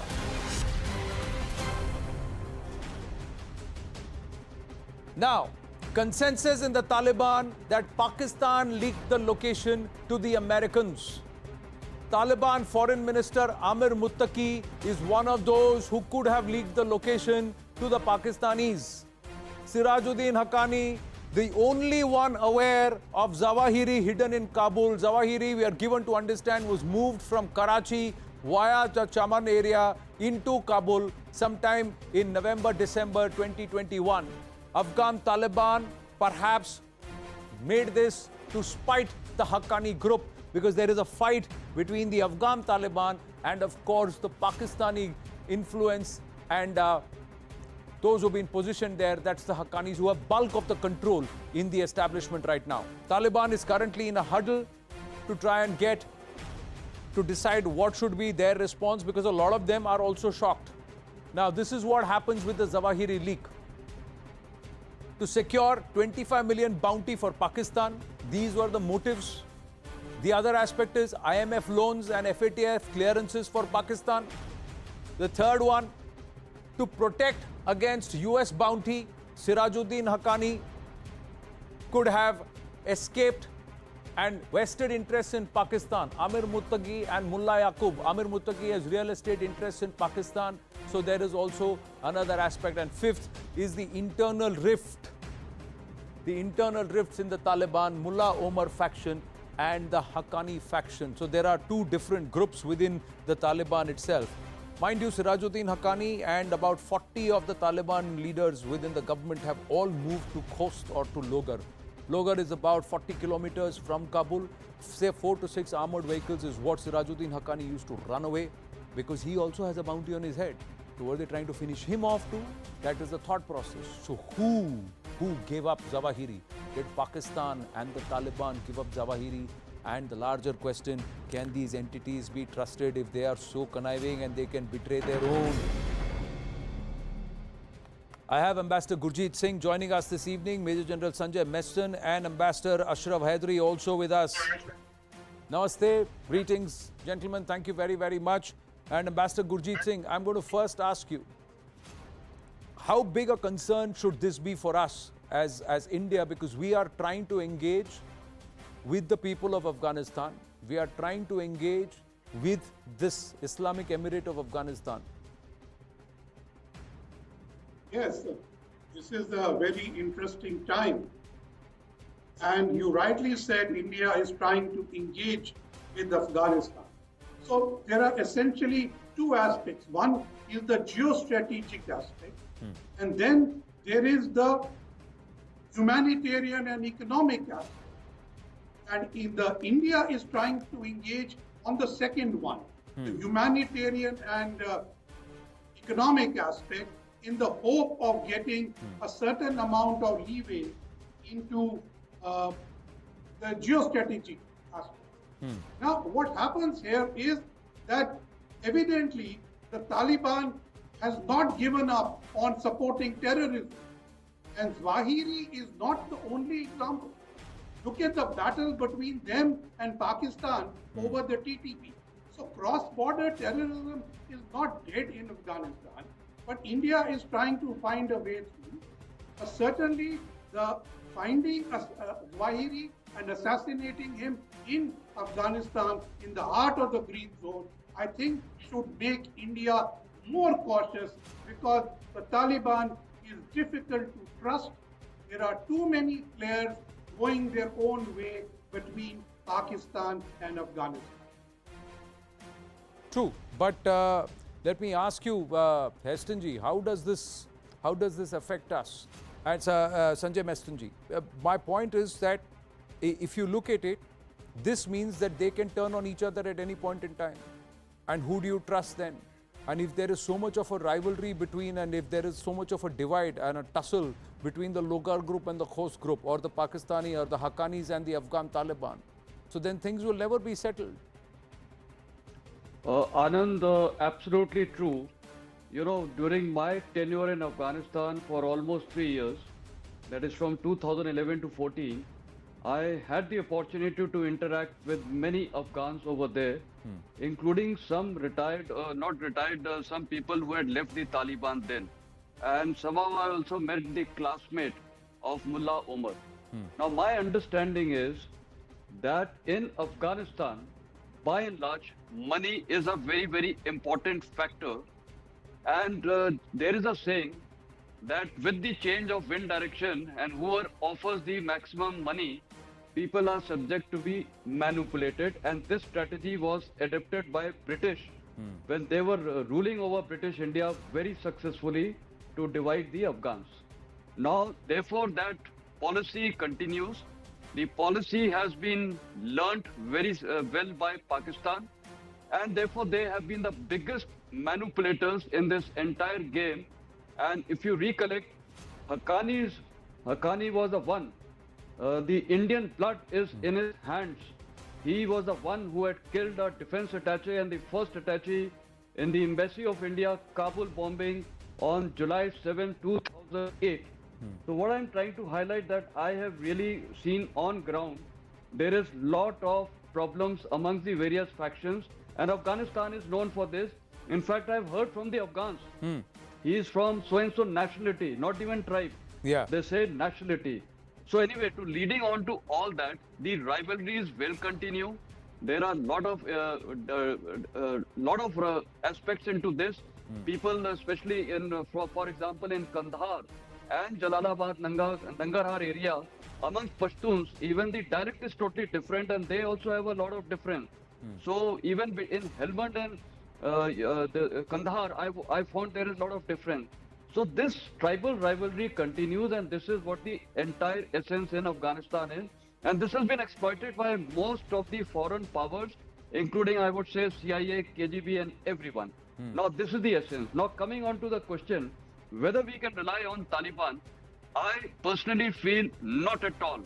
We should not get into this binding trap, because the same Taliban, they can ditch anyone, all these, whether it is Haqqani and all, and you even recollect when the formation of this illegitimate government was to take place, the DG ISI was there. Yes. He was interested that the Home Ministry should go to Sirajuddin. Yeah. And if you recollect, in the presidential palace, there was infighting among these people, and there was, I think, Mullah brother was injured.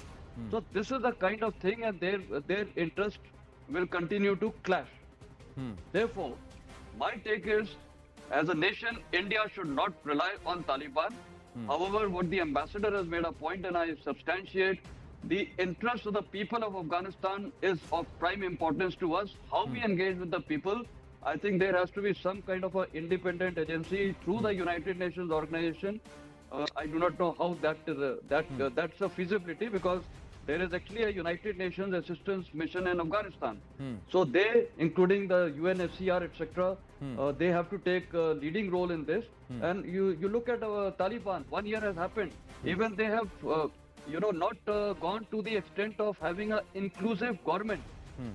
No leader in the system, outsider has been taken. So government, perhaps illegitimate government, may not even last. And this kind of a problem will continue. The inter-factional rivalry, the tribal rivalry will continue, and none of them can be trusted. So I don't see a very good future for Afghans as a nation, and therefore for India to engage with Taliban. I strongly feel we should not fall into the trap, because reality is zero. And how do we trust them? They are the ones who have 9/11 occurred during their time. No, they can't be trusted in any manner. No, they can't be trusted, but because they seem to be saying a different story or a different narrative. They certainly have become far more eloquent and very clear with in terms of adept at trying to talk the talk. Now, will they walk the talk? That's another question. I'm going to just request my team at the back end to just pull out one of the excerpt on Al-Qaeda, what Sirajuddin Haqqani told CNN News 18. Now, Ambassador Hydri, what we did is we recorded an interview on the 29th, that's last Friday, and Sirajuddin Haqqani, and we asked him this question very clearly on Al-Qaeda and Daesh. And what he said is that the Al-Qaeda is defunct, it's no longer a very strong, it's a spent force, and it's as good as dead. And 15 hours later, Ayman al-Zawahiri is found in Sherpur and is neutralized by a drone strike with the Hellfire. So there are multiple ways to look at it. But my larger concern is now more information comes that he was actually moved in December 2021 from Karachi to Kabul. So clearly the Pakistanis are shifting their terror outfits and the terrorists they are harboring out of Pakistan into Afghan soil. That doesn't bode well for Afghanistan.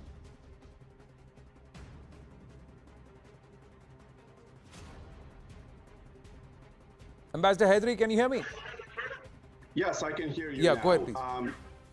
Yes, my reaction is that at the end of the day, the people of Afghanistan have been suffering for the past 40 plus years from extremism and terrorism, and its sponsorship by different countries, but in particular Pakistan.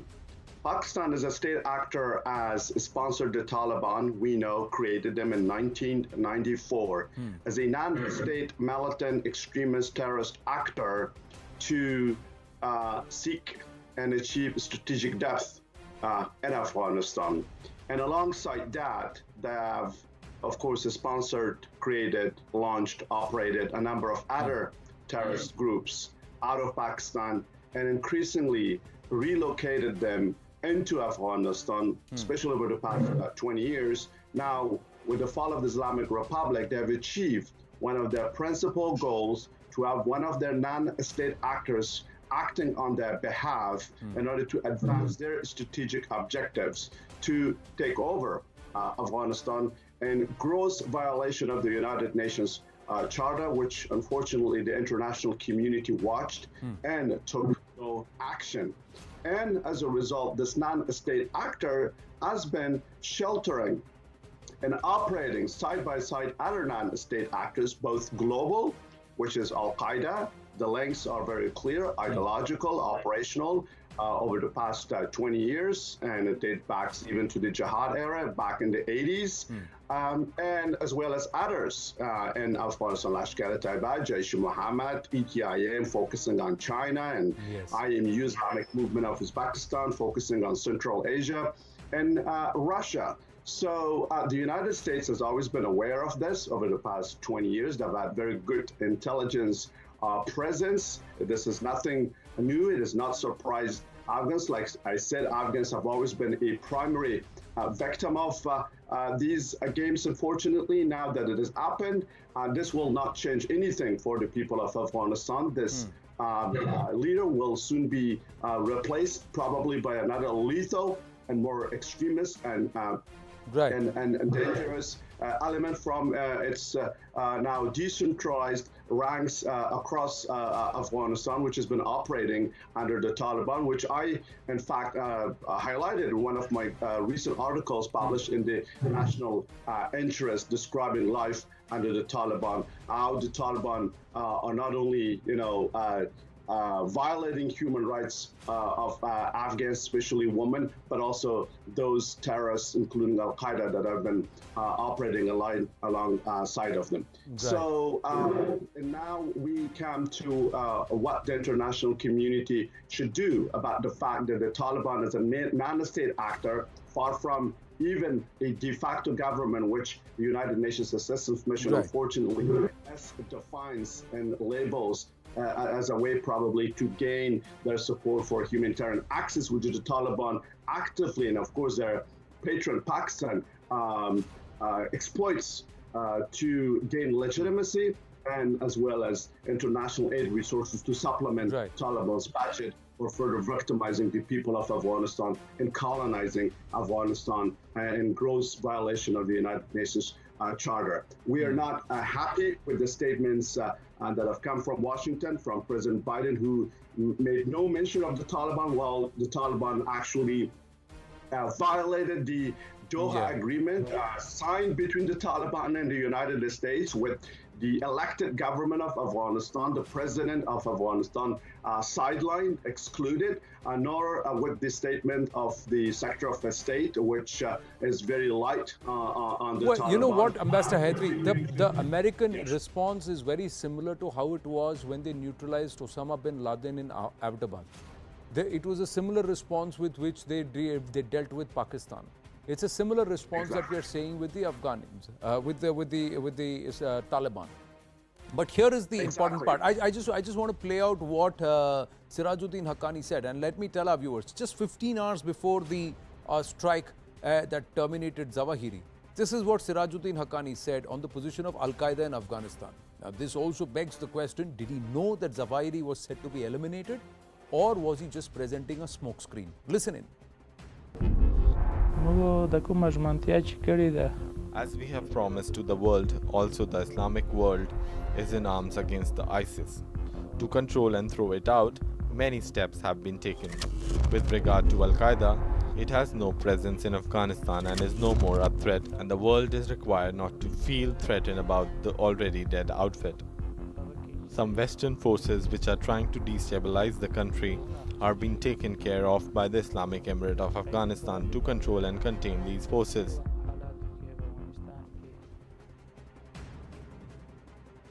Now, this is what the impact on India could be, his death. One of the biggest aspects is that Al-Qaeda cadre, it may affect the morale of the Al-Qaeda cadre, and if the morale of the Al-Qaeda cadre is affected, then there could be a shift. This death may hamper operations of the Al-Qaeda affiliates, and you would have cadre who may just be disassociated and absolutely disillusioned. So they are like ripe for the picking for other jihadi outfits. They could join the Daesh Khorasan, they could be recruited by the Jaish, by the Lashkar, and they're just healthy pickings because they will be hungry to prove themselves. And then they may just turn towards India. They may also shift, like I said, to Islamic State or the Daesh Khorasan, which is growing. Saif al-Adal, who's supposed to be likely the successor, even though no successor has been named. And if he is the one, he's far more notorious and dangerous, and he may actually expand field operations to try and counter this exodus, to show that the Al-Qaeda is still active. And that could happen, and the theatre of action could be India. Close ties between the Qaeda and Taliban is very, very evident. Al-Zawahiri was stationed in a posh Kabul neighborhood, and that house belonged to Sirajuddin Haqqani's key aide. That's what reports are suggesting. And mind you, Jalaluddin Haqqani, Sirajuddin Haqqani's father, and Ayman al-Zawahiri all collaborated. They worked together, including Osama bin Laden. Now, Taliban's safe haven may be actually extended to the likes of Jaish and Lashkar. So what are we to do? Pakistanis will say no camps operating on our soil. They may all be operating in Afghanistan. And tensions between Taliban and the Haqqani network over leaks to the US source. That's what also intel sources are saying. So there is a rift there within. So then who do you talk to, and is there going to be some turmoil? Plenty of aspects to look at, but I'm compelled to take a short break. Ambassador Gurjeet Singh, Ambassador Hydari, and Major General Sanjay Edson, thank you very, very much. We're going to take a very, very short break. Ladies and gentlemen, stay with us. Right next to the phone. The numbers are flashing below. When we come back, we are playing the Tiranga quiz. Do you know your tricolour? Stay with us.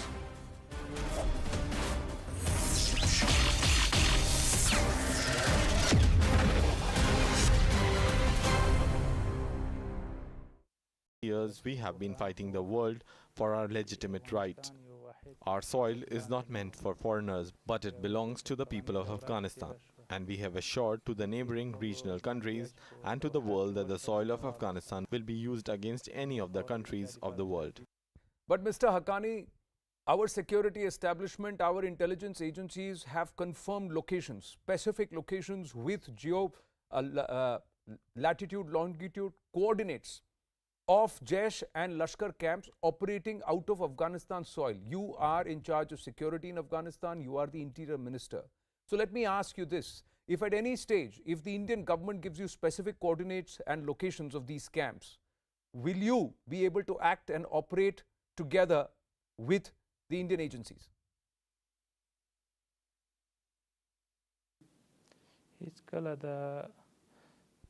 Their fears do not have any base. We wish to have cordial relations with India, and such fears seem to be misplaced and undesirable. What guarantee of security would you provide to Indian diplomatic institutions, projects and businessmen in Afghanistan at this stage when they want to operate normally? I have already mentioned previously that such fears are baseless, and we have established peace in the country and ensured that everyone in Afghanistan is safe and secure. We have ensured that the business establishments, national institutions and foreign investments are safe and secure. We have security forces in place to provide security to these establishments, including all the diplomatic institutions. There is no credible fear for the projects, investments. The Islamic Emirates of Afghanistan will prepare ground for their operations without any fear. We firmly assure you. Mr. Haqqani, another area of concern and a growing concern is the threat of Daesh Khorasan and also very, very critical inputs, confirmed inputs regarding the network of Al-Qaeda affiliates operating out of Afghanistan. What is your take on this?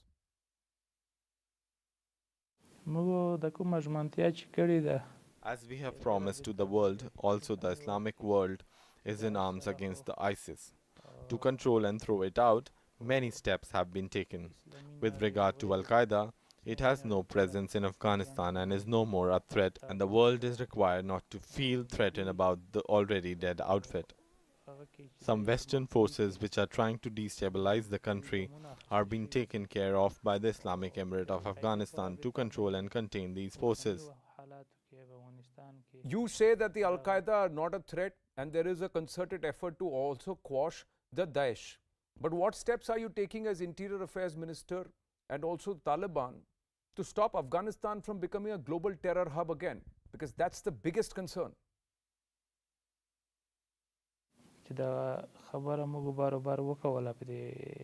We have repeatedly said that the Treaty of Doha, which was signed, will be implemented in letter and spirit. And our message to the world is that no such terror outfit will make Afghanistan its center of terror operation. Our security agencies are competent to prevent and to nip such attempts in the bud, and we are firmly united against such forces. Mr. Haqqani, you are seen as Pakistan's man in the Taliban establishment. You belong more to Pakistan than the Taliban. That's what people say. How do you describe your equations with Iran and Pakistan? It is the need of the hour that the promises be made to the world, neighbors in the region. In pursuit of these goals, we are striving hard to have friendly and cordial relations with the neighboring countries.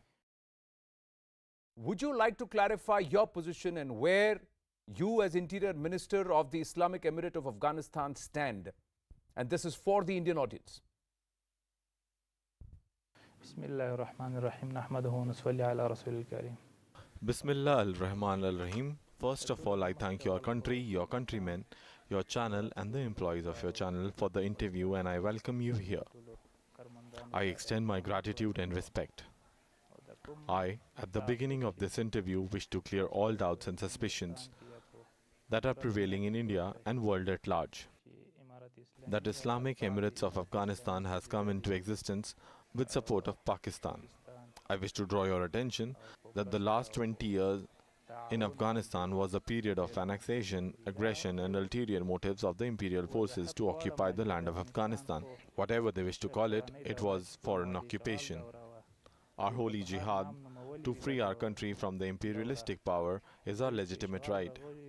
We strive to establish diplomatic relations with India, our neighboring countries in the region and the world at large. Our freedom, our sovereignty and self-respect is our legitimate right. But Mr. Sirajuddin Haqqani, the Indian security establishment, the people at large have several concerns, largely about terror outfits like the Jaish-e-Mohammed and the Lashkar-e-Toiba in Afghanistan and the threat posed by them to Indian interests. Do you agree?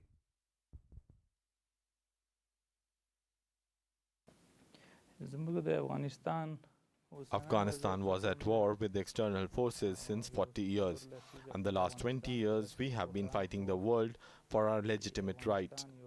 Our soil is not meant for foreigners, but it belongs to the people of Afghanistan, and we have assured to the neighboring regional countries and to the world that the soil of Afghanistan will be used against any of the countries of the world.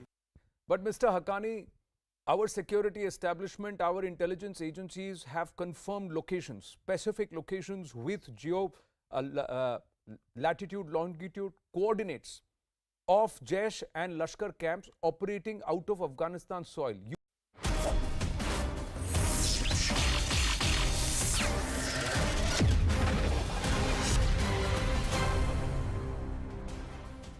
Back on with the Tiranga quiz. I have very limited time. You also have very limited time, ladies and gentlemen. Do you know your Tiranga? Do you know your tricolor? 5 questions from today. Every day, 8:50 p.m. we'll ask you these questions, and if you get the answer right, pick up the phone. If you know the answer, pick up the phone. We'll take you on air and you can give us the answer. We're also putting this question out on our digital platform. So if you are watching us and following us digitally and you've put in your answer, we will also put your name out and your handle out based on the platform where you are engaging with us. So let's get cracking and let's get quizzing. First question, ladies and gentlemen, who designed the basic framework of the Tiranga? Do you know the answer? Who designed the basic framework of the Tiranga? I'm looking at my Twitter. Jai Krishna is with us. Jai Krishna, I've got many people answering me on my Twitter handle. But tell me, Jai Krishna, who designed the basic framework of the Tiranga? Is there any option? No option. You have to tell me that I'm not giving you multiple choices for the first question. I have people who have already answered. Do you know? Oh, yeah. No, I don't know. All right, Jai Krishna. Well, I've got Arvind. Yes, Arvind. Who designed the basic framework of the Tiranga? Arvind, do you know the answer? Well, Ritesh, Dr. Ashokan, final caller for the first question. Dr. Ashokan.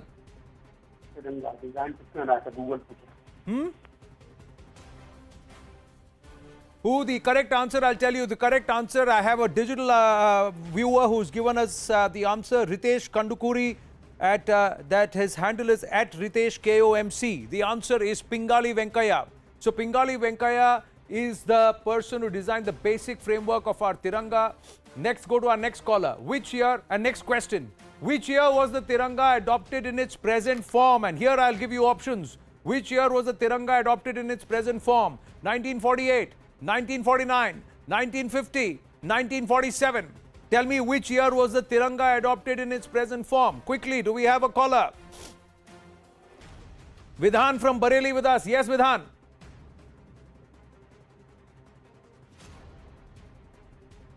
Vidhan, are you there?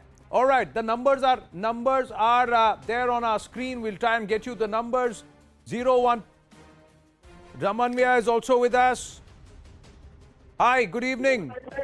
Hello. Hi, can you tell me which year was the Tiranga adopted in its present form? 1950.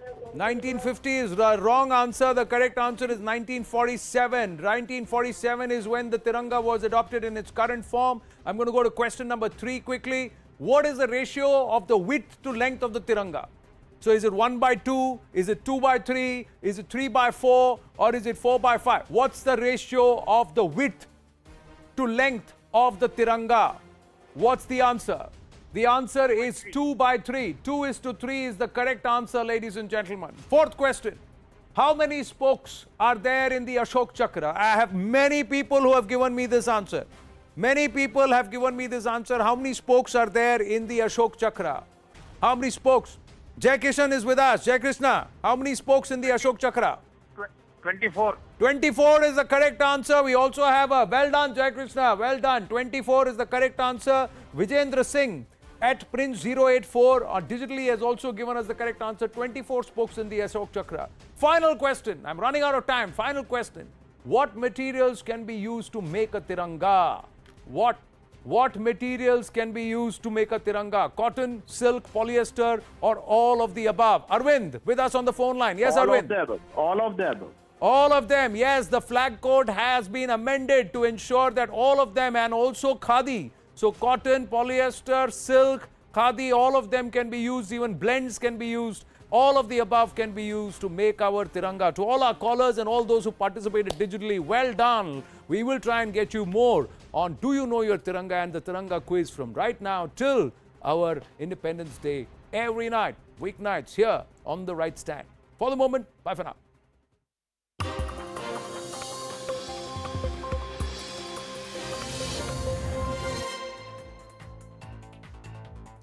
Good evening, hello and welcome to Brass Tacks. I'm Anusha Soni. All hell broke loose today when the National Herald office was sealed by the Enforcement Directorate today evening. The Congress party has called the move an open threat and intimidation tactic by the BJP. Well, this is an investigation underway for over 7 years now after the original complainant in the case, Dr. Subramaniam Swamy, moved a plea before a local court. This is a case that has come to haunt the Congress party and its top leadership, including Rahul Gandhi and Mrs. Sonia Gandhi. The non-functional National Herald newspaper was started by none other than India's first Prime Minister, Pandit Jawaharlal Nehru, back in 1938. The newspaper had hundreds of freedom fighters as its shareholders at one point in time. Now look at the irony of it. The same newspaper is in the limelight because allegedly its assets and proceeds have been illegally laundered. The matter is sub judice, still under investigation, but with each raid, each round of questioning, and at every step of the way, this case fuels a political war between the BJP and the Congress. An open witch hunt, or the law taking its due course, or I would rather say the pending course, our top focus.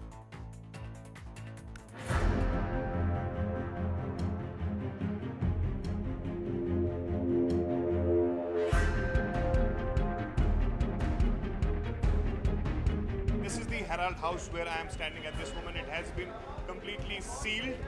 The fourth floor rather has been sealed, which belongs to the Young Indian.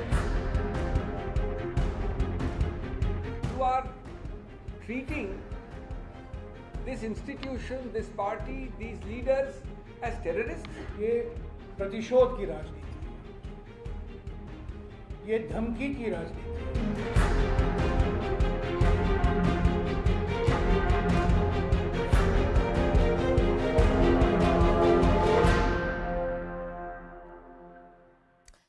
Well, joining us on the broadcast are my colleagues who've been tracking this story from the ground. We have Siddhant Mishra. He's right outside the AICC headquarters. We also have Arun Dhata, who's been tracking all the details live from the Herald House. And my colleague Ashish Maheshri is also joining us live. First, coming to you, Siddhant, tell us about the mood at the AICC headquarters. Clearly, the Congress party was in a huddle today evening. Well, that's right. Congress party was in the huddle, and in fact, the reason was that in the afternoon they received this confirmation from Delhi police that they are not allowed to go ahead with the protest on August 5th. And this is perhaps the reason that it was decided in the parliament that all senior Congress party leaders and in fact the other leaders will meet at AICC. Now this message reached Delhi police top bosses, and immediately the security was beefed up at Akbar Road.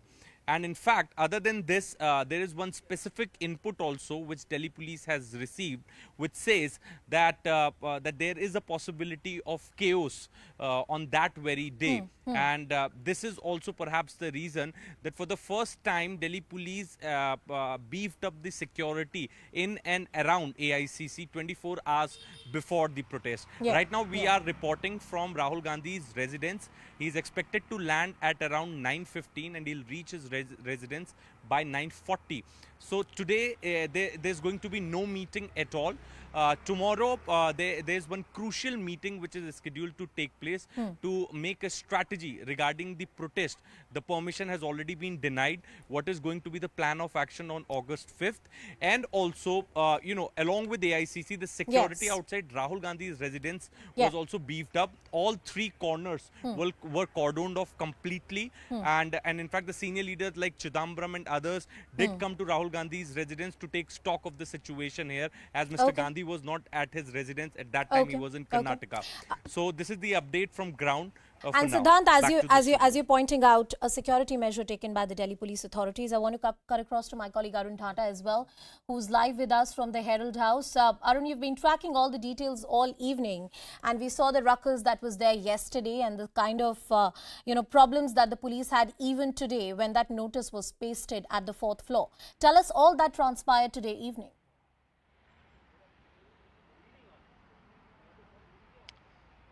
Well, see, Anusha, I am outside the Herald House, and this is the building right behind me in which the Young Indian office is located on the 4th floor. So what happened today, that the salutes of Enforcement Directorate arrived here in the Herald House, and they wanted to complete their searches in addition to what they did yesterday. Perhaps they couldn't do it properly, and therefore they wanted to search the Young Indians office today as well. So when they arrived here, there was nobody present here in the office, and therefore they had to paste these two notices.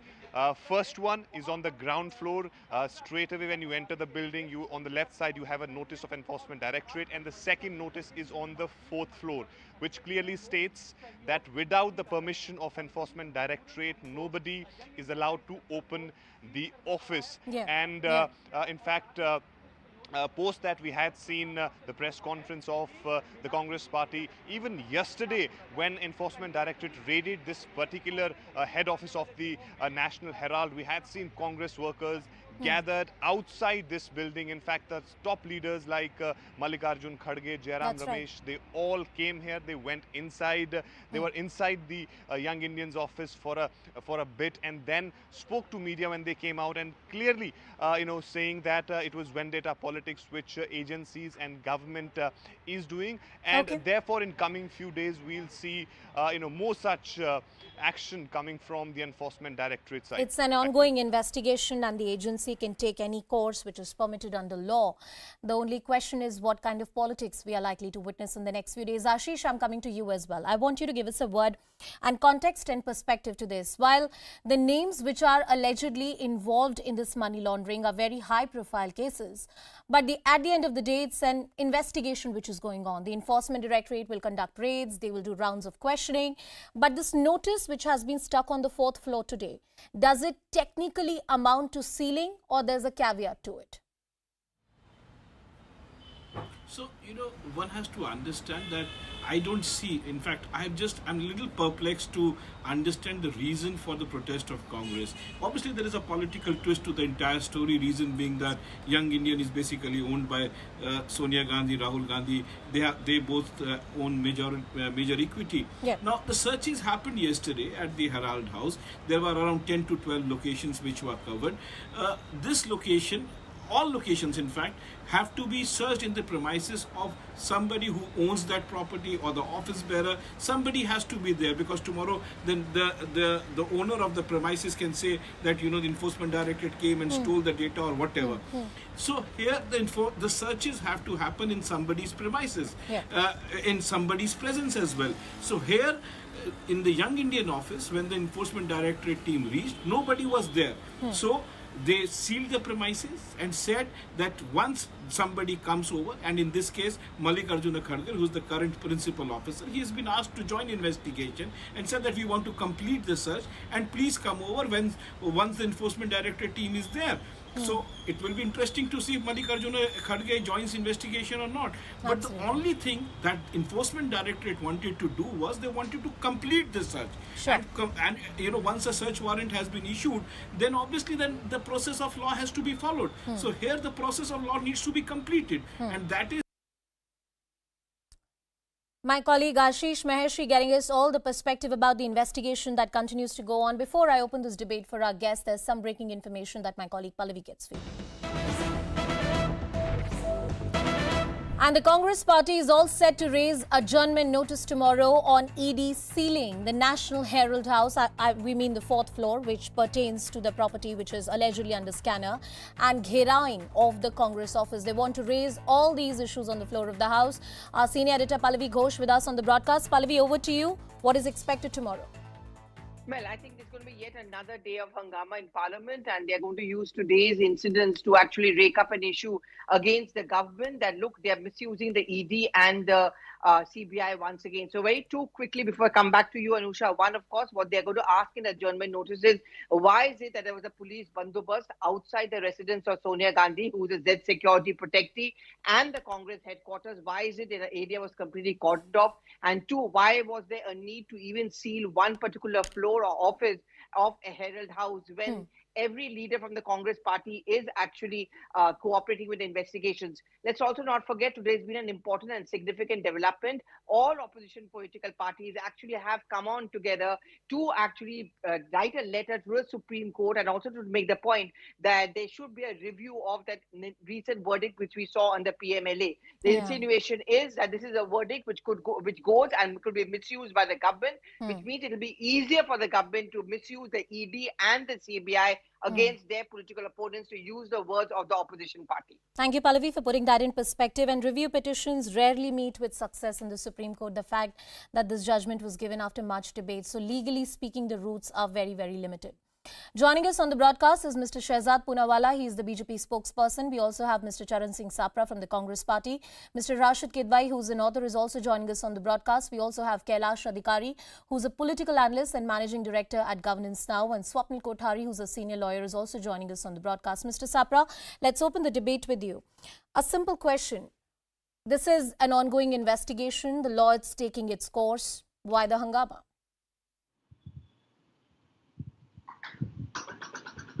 Mr. Sapra, am I audible to you? Voice is not coming. Mr. Sapra, we'll try and just fix that connection for you. Meanwhile, let me go to our other guests as well who are with us on the broadcast. Shehzad, I'm coming to you and taking your view. There was a press conference that was done by the Congress party today evening, and they've called this an open intimidation and threat by the BJP misusing the agencies. Respond to that. You know, this has become a part and parcel of the four pillars of corruption, the Aam Aadmi Party, Uddhav Sena, Congress and the TMC. First of all, this is a court order, the trial court order, in which it has been said that Young Indian was used as a special purpose vehicle to usurp 2,000 crores. It was upheld by the High Court and the Supreme Court. Is the court doing vindictive politics? The income tax assessment order was challenged by them in High Court, Supreme Court. They got no relief in it. Instead of answering questions and instead of being answerable to the ED, they are silent before ED and they are violent on the streets. And we've seen what kind of display of violence they've done on the streets, including holding the cops by the collar. So is that cooperating with the law, confronting with the law? Thirdly, is there immunity to do corruption? What kind of new standard is this, that the courts come and rule on you prima facie, instead of cooperating with them, you say you play the victimhood card? This is the same Congress, by the way. Look at the hypocrisy. When action was taken against Satyendra Jain, here they declared that please immediately Satyendra Jain should be sacked. So if the ED acts on Satyendra Jain, it is chamatkar, and on them it is gunekar. So this is their double standards. We are asking certain simple questions. First of all, if there is so much of vindictiveness in this entire matter, how come in so many years, despite the likes of Chidambaram and Mr. Singhvi, you got no relief from any court of law? You're still out on bail. Are these observations by court or findings by court, not observations, or also vindictive? So, you know, this is just to play the victimhood card and to get an immunity from corruption. They must answer the questions and they should cooperate with the law, not confront the law. But unfortunately, they are AICC, All India Confrontation Committee.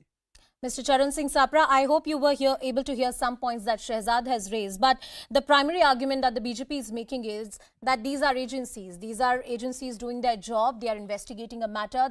A matter is sub judice. Why are you making a hue and cry about it? Is the Congress party above law? That's the question BJP is asking you. See, nobody is above law in this country. Basically, Congress party is questioning the selective targeting of opposition leaders by the ED department. You know, the ED has been used for political fixing also. And the way we have seen in the last 8 years, Shehzad just now, he mentioned some of the opposition leaders. I just want to ask the same, that in last 8 years, ED did not raid any BJP leader. Number one. Number two, what about why ED is not following up the cases of Hemanta Biswa, Suvendu Roy, or Narayan Rane, or maybe Yedurappa and so many other leaders? This Hemanta Biswa was called a panichor when he was in Congress party. But when he went there in BJP, he became the chief minister. Narayan Rane was a Bhrashtachari when he was in Congress. But when he went to BJP, he became a Sadachari. So, and Suvendu, if you remember, he was said, Bhag Suvendu Bhag. And now what is happening? So ED is doing selective targeting. That's the question which Congress party is raising. Yeah, Shehzad, I'll just come to you. Let me just add one point. Mr. Sapra, while the whataboutery of what you're saying might be a prima facie political defense, but the fact that when ED conduct raids and there are crores of rupees which are found at the houses of the opposition leaders, or when a matter goes on like in a National Herald case for so long and there is no relief granted by the court, clearly your argument is not that there is no merit to the case. Clearly there is merit to the case. Are you conceding that? See, let's first detach two cases. You are trying to mention the Partha case and the National Herald case. Both the cases cannot be compared. Sir, you mentioned a couple of cases, so I just wanted to respond to you in the same way. Please.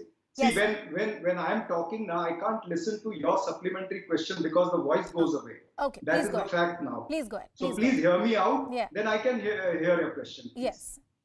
So the issue is that both the cases are different. Now, as far as National Herald case is concerned, this case is going on since 10 years, a decade-old case. This case was closed by ED itself in 2015, and then again it was reopened. Still, we have no problem. ED can investigate. They have called Rahul Gandhi ji. They have asked him. They have grilled him for 50 hours, more than 50 hours. They have called Srimati Sonia Gandhi for 3 days.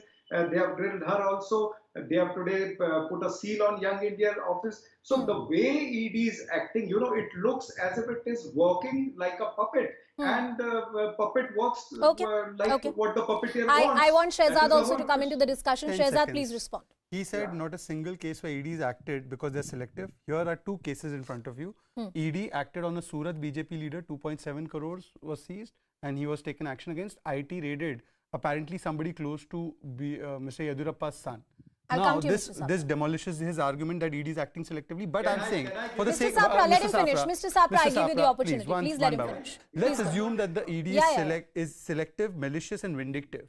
In the last 8 years, you couldn't go to a court of law and get one evidence of calling it a caged parrot like it was called. The CBI was called under your tenure. In fact, you went to the Supreme Court to challenge various provisions and the functioning of the ED under PMLA, and the Supreme Court threw that case also out, where Mr. Karti Chidambaram and others went. So I am asking you, let's put our money where the mouth is. Forget allegations you make, allegations I make, you made against Khadse, now you've taken Khadse. Forget all of that. When a court of law comes up with a prima facie order, for Satyendra Jain you have one stand, and for Sonia Gandhi you have another stand. And please tell me in the last 8 years, one instance where Mr. Chidambaram or Singhvi, much better lawyers than any of us in this panel, have gone to a court of law and said, this is the BJP acting maliciously using the ED. You've not been able to get that.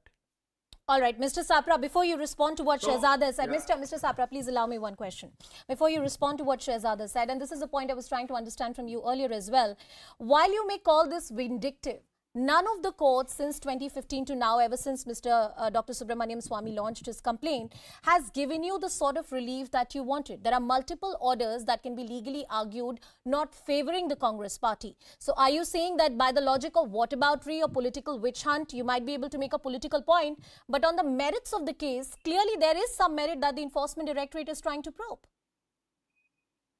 See, even if the court has not given us the required relief, let me then point out that we have, even if we have got the bail, we have got as per the provision in the law. And secondly, since last 10 years, why the ED has not filed a FIR? What is the offence that is not declared as yet? So these are the issues which basically Congress party is also asking. They have the entire money trail. What was AGL? AGL was under loss, and Congress party has given a loan of 90 crores. That is over a span of 10 years, and it is into 100 tranches. It is not given at one shot. And even after giving that loan was given to, give away the gratuity, the provident fund, and the salaries of the people who are working with AGL. Now, even if AGL has not given away the loan, Mr. Sapra, I don't want to comment on the merits. I don't want to comment on the merits and evidence of a sub judice matter. Debt to equity. Yes, it is a question of debt to equity, and there are questions over the transactions that have happened. Were they motivated transactions? I'll come back to Mr. Sapra and Shehzad. I want to bring in other panelists as well. There's a fundamental lie that he's perpetrated. Please go ahead, Shehzad. Make a brief point, then I'll go to the other panelists. You know, Anusha, because you cover courts, there's no FIR in ED matters. There's an ECIR. ECIR. Yes. And the ECIR, by the way, does not have to be shared with the accused, That's as what has the been court clarified has by the also Supreme said. Court. Secondly, in this matter, ECIR, please, Mr. Sapra, I'll come to you. I'll give you the opportunity to respond. I'll give you the opportunity to respond, Mr. Sapra. In this particular case, the ECIR or an FIR is the starting of an investigation, then court takes cognizance. In this matter, the court had directly taken cognizance of a private criminal complaint in 2012-13. Yes. And they had said that 403, 406, 420 with 120B has to be applied. And these are all predicate offences under Section 3 of PMLA to start a ED investigation. So Mr. Sapra should stop lying. But Shehzad, on that point, and legally lying. speaking, but on that point, shouldn't there have been an ECIR in the first place? You're right that there are predicate offences. ECIR, I'm telling you on record, there is an ECIR in this matter. The court has taken cognizance of it. And secondly, if there was no ECIR and they've investigated Mr. Motilal Vora, Oscar Fernandez, they've seized assets. All this while Chidambaram couldn't go to court and say there's no ECIR in this matter. So there is a Mr. Congress should not lie about these things. So there is a direct point that Shehzad is making, that there is an ECIR which has already been filed. Mr. Rashid Kidwai, please come into this discussion. When you see the political optics of this entire matter really play out, I'm sure you're not surprised. This is a high-profile case. The Congress party, of course, says this is a witch hunt which is going on. The ED says they have a case to make. How do you view these developments? What lies ahead? More political fireworks? Absolutely, Anisha. It's a very very interesting development, because the opposition, particularly the Congress, is seen as as unreasonable, as someone which is standing for prestige, for the honor of its leaders, having some kind of disregard for courts and for agencies and all. But truth of the matter is slightly different. Anusha, me and you, we all have seen there were 10 years of UPA. There were many allegations were there, whether it was Commonwealth Games or 2G or coal scam. So I would expect, the BJP government, when it came in 2014 onwards, to come up with something more substantive against, the Gandhis than this National Herald case. I don't want to comment on National Herald case because the matter is sub judice, and I frankly do not have that kind of information that my dear fellow panelists have. So I'm saying this is some. And second thing, a very basic thing as a citizen of this country. See, we have a somewhat corrupt political system. The poll expenses ceiling is 50 lakh for assembly and 75 lakh for parliament. We know that every political party of significance spends 5 times, 10 times more than that. And how is it?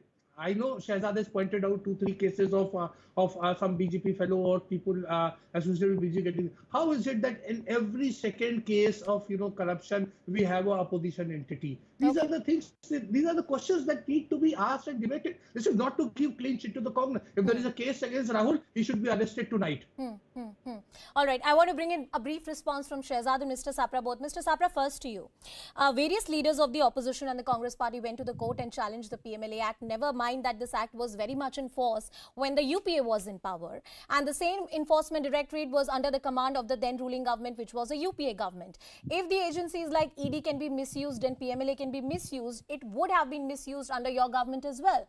Now, if the BJP is saying that we are making sure that the due process of law takes its course, what's wrong about that? The PMLA existed under the Congress rule as well, didn't it? See, we never misused, and like rightly Mr. Kidwai now said, he mentioned about CWG and coal cases. Let me also remind you that under our regime, A. Raja was also imprisoned, and Kanimori, Dayanidhi Maran, or maybe Suresh Kalmadi, maybe Janardhan Reddy. And so Congress was not biased during its tenure. But here we are seeing that since 8 years, not a single BJP leader. Now, let me also point out, when Shehzad was talking, there was one Piyush Jain. He was raided in Kanpur by ED and 275 crores cash. The entire media showed. That Piyush Jain is out on bail, and BJP leaders helped him to get bail because he was closer to the BJP leaders. So why they are not investigating that? Why they are not investigating the Meghalaya where BJP leader, the vice president of BJP, Bernard Marak, he is involved into prostitution racket. Why that is not being investigated? Okay, Shehzad, I can give you names please, of all the opposition please leaders respond to all the who allegations that Mr. Sapra is making. And victimized one more since point last I'd 8 like years. to add. And one more point I'd like to add. Shehzad, you might want to respond to this as well. While you may have pointed out to certain cases of a Gujarat BJP leader or various other leaders which have been probed by the Enforcement Directorate, the argument of the opposition is that no other high-profile name has been under the scanner of the Enforcement Directorate or CBI, especially people who were earlier in the opposition camp and have now shifted to the BJP. Respond. First of all, you need to have bravado on steroids to come and say that in our time there was no allegation on the agency. The Supreme Court said caged parrot. And I remember Anusha used to cover courts, and in the last 8 years, no such observation or finding has come against any agency under Modi government. तो झूठ बोलने की भी सीमा होती है चरणजीत जी. आप तो अच्छे इंसान हैं. आप सुन लीजिए चरणजीत जी, I did not interrupt. Charanjit जी, चरणजीत जी बोलने दीजिए उनको. मैं आपके पास आपको वापस आ इंटरप्ट जाऊंगी. नहीं किया ना. आप क्यों बौखला जाते हैं भाई सड़कों पर. सापरा जी उनको बोलने सुन लीजिए एक बात. दूसरी बात, second point is that the entire night their argument is अरे उसको क्यों नहीं पकड़ा, इसको क्यों नहीं पकड़ा. In law, in criminal law, is this a defense? That murderer has taken place and you have not caught that murderer, hence my murder is maaf. No, that is not a defense. Shehzad, you're right. Legally, that's not a defense. Exactly. So Shehzad, legally, that's not a defense, but there is also an argument of political morality, now isn't it? Coming Please to come to political that. morality. Yes. I make an allegation of Charanjit. Charanjit makes an allegation of me. I don't want to remind Charanjit of the statements they made in defense of Mr. Biswa Sarma and in defense of Mr. Khadse and many other personalities who are now with them or who are now with us. So let's go by one standard. Court ne jo bola hai. In Satyendra Jain matter, court has said something. In Partha matter, court has said something. In Uddhav matter, the remand has been given of Sanjay Raut by a court. And in Congress matter, court has said something. But when court says something, these people come and say, nee, this is all vendetta and vindictive. Are courts vindictive? Chaliye, BJP is vindictive, Modi is vindictive, Shehzad is vindictive. Let's go by what courts are saying. Now, finally, now Mr. Rashid Kidwai, I have great respect for him, but Mr. Rashid Kidwai, is this an editorial line that I have to monkey balance? Ki iske baare mein kuch likha to uske baare mein bhi kuch likhna hai? Sir, if BJP is not doing corruption, I should pick up 2 BJP people because Congress is fully corrupt. So this is not an editorial line ki kuch article likhna hai to 2 gaali Congress ko de Shehzad, to that's 2 not a gaali fair BJP ko comment de. on the editorial line as well. I did not mention it for any personal. No. If somebody is taking personally, they have understood where it hits. No, Shehzad, another point that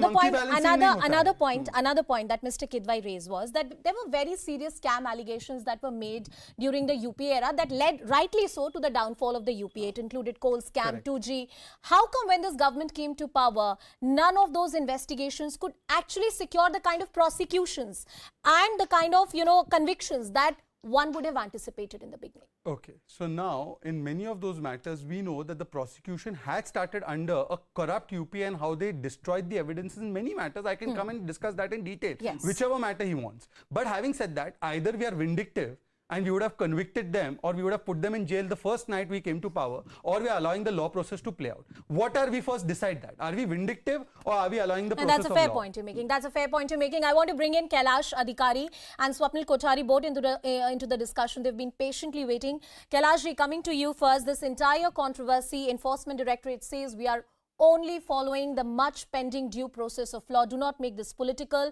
Congress party calls it a political witch hunt. In the next few days, how do you see this matter really playing out in the political arena? Anusha, nowadays it has become a fashion by the opposition political parties to call any action that is taken by the investigative agencies as a political witch hunt. Now, they are very competent agencies. We all know they are run by very competent people who are very qualified people, and they are doing their job. And in this particular case, it is not something which has cropped up overnight or which has cropped up just like 15 days ago. It is going on since past a decade, and there have been incriminating evidences. So naturally, the investigative agencies will take no cognizance of that. The court has taken, the judiciary has taken cognizance of that, and on the basis of which the investigative agencies are doing their job. Now, they are following due procedure of law. Now, on the basis of this, creating a furor, on the streets of the national capital, not allowing the parliament to function. I mean, in whose benefit it is? The people of the country, finally, they want the parliament to function. And when they see that the opposition is just on these particular, their own political grounds, if they're not getting satisfied and they're doing this, naturally, the people of the country are watching it. Okay, Swapnil, you want to come in there? The Enforcement Directorate is investigating the matter. Many argue that the Enforcement Directorate or the central agencies, even CBI, in various high-profile cases is not able to secure the conviction. It begins with a lot of political fireworks, debates in TV studio, but when it comes to actual conviction, it is very difficult to prove the PMLA offense because the burden of proof, of course, is high on the accused, but also on the agency because they need to prove the intent behind a certain transaction. Well, to a certain extent, it's definitely true, Anusha. The conviction rate of the Enforcement Directorate is absolutely abysmal. But that does not detract from the fact that they are empowered under the PMLA to investigate, to conduct a search and seizure, to even seal properties the way that they've done it today. I would consider that as sealing, because even if that, they've locked it up and nobody can enter those premises, because they want to conduct a search and they want to conduct with somebody who's possibly aware of the things that they are and where they are kept. Now, having said that, all this political chicanery and the point that this is vindictiveness, this is vendetta, politics, all of those arguments look very nice when it comes to TV studios and debates. But at the point when it comes to a court of law, none of those arguments are ever raised by the defense lawyers, because you cannot bypass the fact that this money which has been laundered is in question. There is a 90 crore loan and there is an appropriation of the property or misappropriation of property worth about 5,000 crores. Yeah. So obviously something like 403 IPC, 406 IPC, 120B, which is criminal breach of trust, criminal conspiracy, dishonest misappropriation of property, all of those sections are attracted under the IPC, including predicated offences, which are predicated offences under Section 3 of the PMLA Act. And obviously the arrest will be made at some point, which I would assume in the future, if there is incriminating more so evidence and pointing at the accused who are unwilling to cooperate. On that note, you have hit a raw nerve, and let me bring in Mr. Charan Singh Sapra of the Congress Party back into the discussion. Mr. Sapra, for any investigation, if there are certain people who are under the scanner of an agency, what will the ED do? The ED is going to raid your premises, it's going to investigate you, it's going to question you for multiple rounds, and if the agency thinks fit, they might demand custodial interrogation. The argument of the BJP is, or the charge of the BJP is, that the first family thinks they are above law. Answer that, please. No, it's not like that. See, the first family, nobody said it's above law. First family, Rahul Gandhi was called and he was questioned for 50 hours. He went over there. Even Sonia ji went over there. And the basic thing in this issue is that all the transactions are very clear. They are transparent. Whatever money was transferred in 100 tranches in a span of 10 years from Congress party to AGL was done legally. And it was done after discussing it with the shareholders also and after bringing it to the notice of Election Commission. And the further transaction of Young India, which was debt to equity, even that was a white transaction, a legitimate transaction. So there is no laundering of money. Where is money laundering? Mr. Sapra, my question was different. My question was different, Let me complete. My question was different, sir. My question was different. What I want to ask from you is that you say that the Gandhi family or the Congress party or whoever is the accused in this case is going to cooperate with the protest, with the process of law. But then why do we see chakka jams? Why do we see protests on the road? There is disruption in the parliament which is done. The argument of your political critics is that you use this issue to stop the process of law and not really comply with it. No, nobody is trying to stop the law. We are just executing our democratic right. If we have a democratic right to keep an issue in the parliament, we are keeping in the parliament. If we have a democratic right to protest, see, like BJP has a democratic right or ED has a democratic right to, raid a particular office. Even we have a democratic right to protest. We are just trying to express our feeling. Dissent is allowed in democracy. This is not Hitler Raj. Okay. Shehzad, come in there. I'd give you the last word, but there's another point I want to add to which you can respond. The entire argument, what you said, that, either we are vindictive or we're not vindictive. If we were vindictive, we would have ensured that there is malicious prosecution that happens in a coal scam or 2G. But the argument is that the BJP is trying to create some kind of political controversy. This is some kind of headline management which is happening only to character assassinate. That's what Mr. Sapra said. Please respond. The High Court of Delhi said Mr. Jain is a criminal background man. The lower court said take cognizance against him for the charge sheet. The High Court of Delhi has upheld the trial court's order against Sonia Gandhi, Rahul Gandhi. Are they also being managed by as to headline management? Now, secondly, democratic right. Renuka Chaudhary holds the collar of a cop. Democratic right. Ms. Neta D'Souza spits on a cop. They say that they'll burn cars in Nagpur. They will go and beat up cops in Assam. Is this democratic right? Is this satyagraha or hatyagraha? And lastly, he said that the transaction was clear. Now, Mr. Sapra, you can't interrupt me every time I'm making a point. That's undemocratic of you to become a Shaheen Bagh on this debate. Please now, sir, please don't interrupt. Mr. Sapra, we are towards the end of the debate. Please, Anusha, I beg Mr. Poonawala, please go ahead and make your point. Anusha, I beg your Mr. indulgence. Mr. Sapra, please allow him first to of all, AJL had 1,000+ shareholders, including freedom fighters. Here is the ANI copy. Mr. Shanti Bhushan, not a friend of ours, says that the transaction whereby the shares of AJL were transferred to young Indians, which had only 2 shareholders mainly, Rahul and Sonia, was illegally done. Indian Express also covered the same. AJL did not inform us or obtain approval before equity transfers as shareholders. These are people like Markande Kaju. Is this fair? Secondly, why I was created only just to take over the assets or the ownership of the assets of AJL. I'm running short of time. I'm running short of time, Mr. Poonawala. Shehzad. Mr. Sapra, I have 20 seconds, a brief argument from you. That's all the time I have. See, that's what I'm saying, that whatever Shehzad is saying, it seems that he's thinking BJP is above law. They can do anything if they want. They are trying that. But Congress party will fight to save the constitution. We'll fight to save corruption. The rule of law. We All will right. fight BJP Mr. Shehzad Poonawala, Mr. Charanjit Singh Sapra, Rashid Kidwai, Kailash Adhikari, Swapnil Kothari. Thank you everyone for joining us on the broadcast. One thing is abundantly clear. The ED has a task on its hand. What we need to wait and watch out for is whether the Enforcement Directorate in this case is substantially able to prove the charges in a court of law. Something which has proven to be very, very tricky. But one thing is assured, there are more political fireworks in the days to come. With that, we are slipping into a very short break.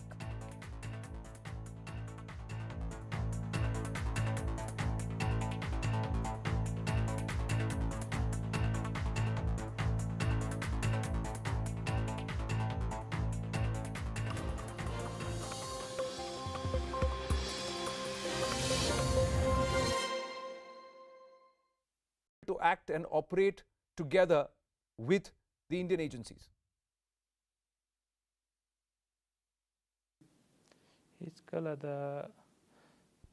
Their fears do not have any base. We wish to have cordial relations with India, and such fears seem to be misplaced and undesirable.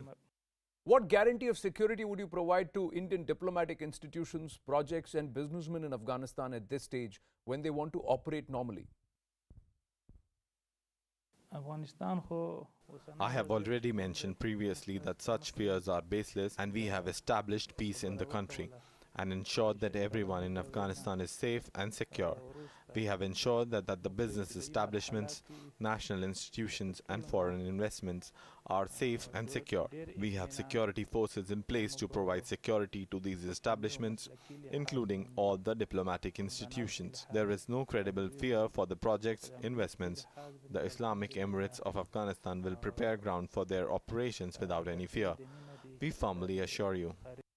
Mr. Haqqani, another area of concern and a growing concern is the threat of Daesh Khorasan and also very, very critical inputs, confirmed inputs regarding the network of Al-Qaeda affiliates operating out of Afghanistan.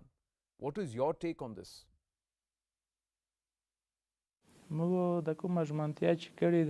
As we have promised to the world, also the Islamic world is in arms against the ISIS.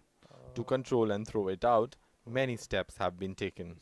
With regard to Al-Qaeda, it has no presence in Afghanistan and is no more a threat, and the world is required not to feel threatened about the already dead outfit. Some Western forces which are trying to destabilize the country are being taken care of by the Islamic Emirate of Afghanistan to control and contain these forces. You say that the Al-Qaeda are not a threat and there is a concerted effort to also quash the Daesh.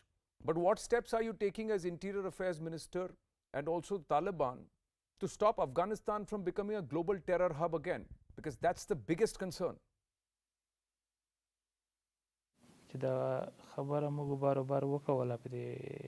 We have repeatedly said that the Treaty of Doha, which was signed, will be implemented in letter and spirit. And our message to the world is that no such terror outfit will make Afghanistan its center of terror operation. Our security agencies are competent to prevent and to nip such attempts in the bud, and we are firmly united against such forces. Mr. Haqqani, you are seen as Pakistan's man in the Taliban establishment. You belong more to Pakistan than the Taliban. That's what people say. How do you describe your equations with Iran and Pakistan? It is the need of the hour that the promises be made to the world, neighbors in the region. In pursuit of these goals, we are striving hard to have friendly and cordial relations with the neighboring countries. Would you like to clarify your position and where you as Interior Minister of the Islamic Emirate of Afghanistan stand? And this is for the Indian audience. Bismillah ar-Rahman ar-Rahim. Nahmaduhu nusalli ala Rasulil Kareem. Bismillah al-Rahman al-Rahim. First of all, I thank your country, your countrymen, your channel and the employees of your channel for the interview, and I welcome you here. I extend my gratitude and respect. I, at the beginning of this interview, wish to clear all doubts and suspicions that are prevailing in India and world at large. That Islamic Emirates of Afghanistan has come into existence with support of Pakistan. I wish to draw your attention that the last 20 years in Afghanistan was a period of annexation, aggression and ulterior motives of the imperial forces to occupy the land of Afghanistan. Whatever they wish to call it, it was for an occupation. Our holy jihad to free our country from the imperialistic power is our legitimate right. We strive to establish diplomatic relations with India, our neighboring countries in the region and the world at large.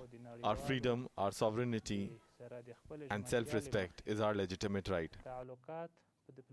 But Mr. Sirajuddin Haqqani, the Indian security establishment, the people at large have several concerns, largely about terror outfits like the Jaish-e-Mohammed and the Lashkar-e-Taiba in Afghanistan and the threat posed by them to Indian interests. Do you agree?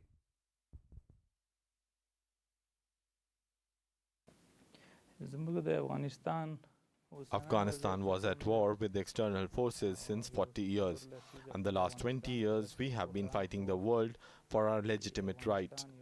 Our soil is not meant for foreigners, but it belongs to the people of Afghanistan, and we have assured to the neighboring regional countries and to the world that the soil of Afghanistan will be used against any of the countries of the world. But Mr. Haqqani, our security establishment, our intelligence agencies have confirmed locations, specific locations with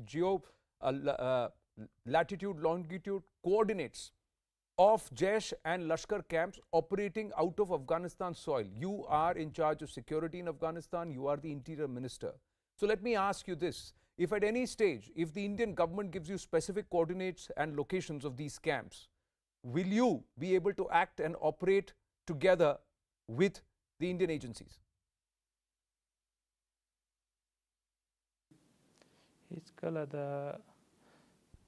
Their fears do not have any base. We wish to have cordial relations with India, and such fears seem to be misplaced and undesirable. What guarantee of security would you provide to Indian diplomatic institutions, projects and businessmen in Afghanistan at this stage when they want to operate normally? I have already mentioned previously that such fears are baseless, and we have established peace in the country and ensured that everyone in Afghanistan is safe and secure.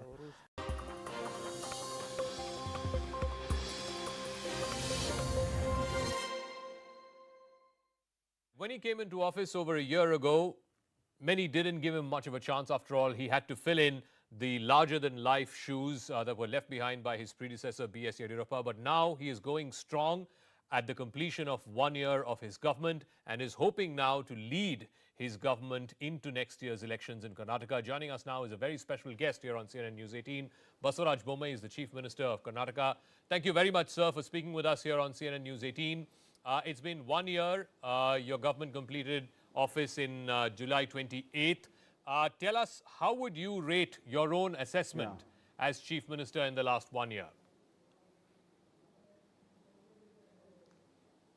Thank you, Jacob.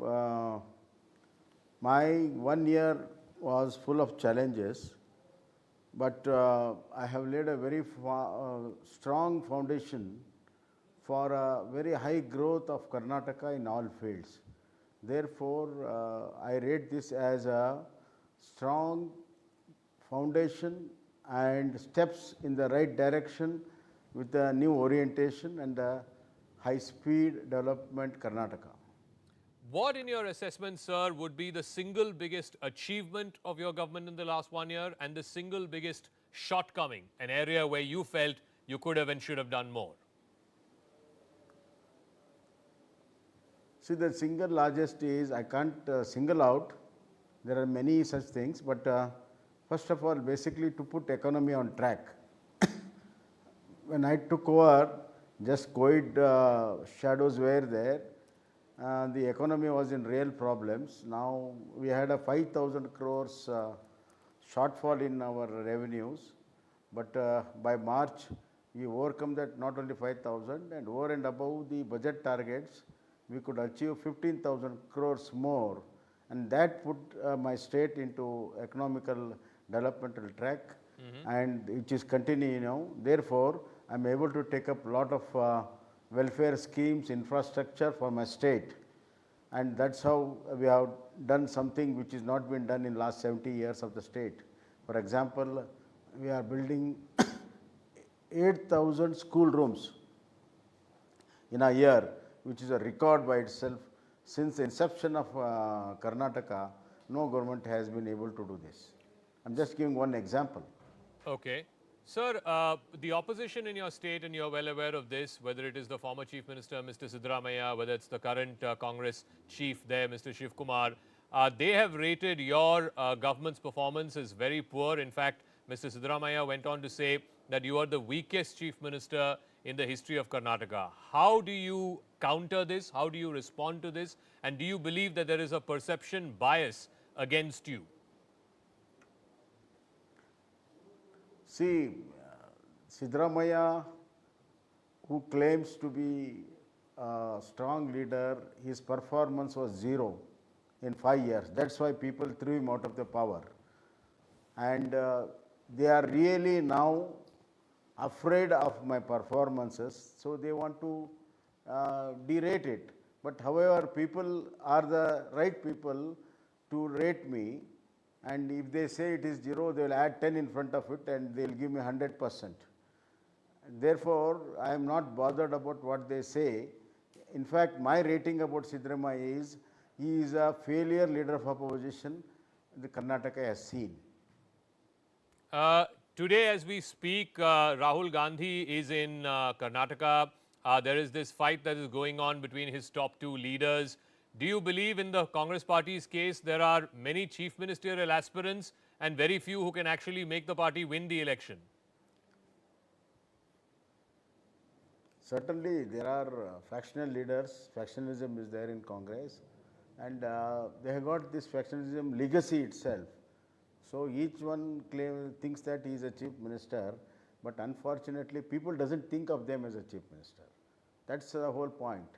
None of the Congress leaders, people think they are worth it, because they already tried, many of them, including Siddaramaiah, and the credibility of Shiv Kumar and others is so low that Congress will be for disappointment in 2023.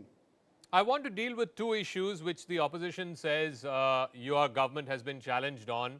One is the issue on communal temperatures, and recently there was this death of a BJYM leader in Dakshin Kannada. You had gone there, met with his family.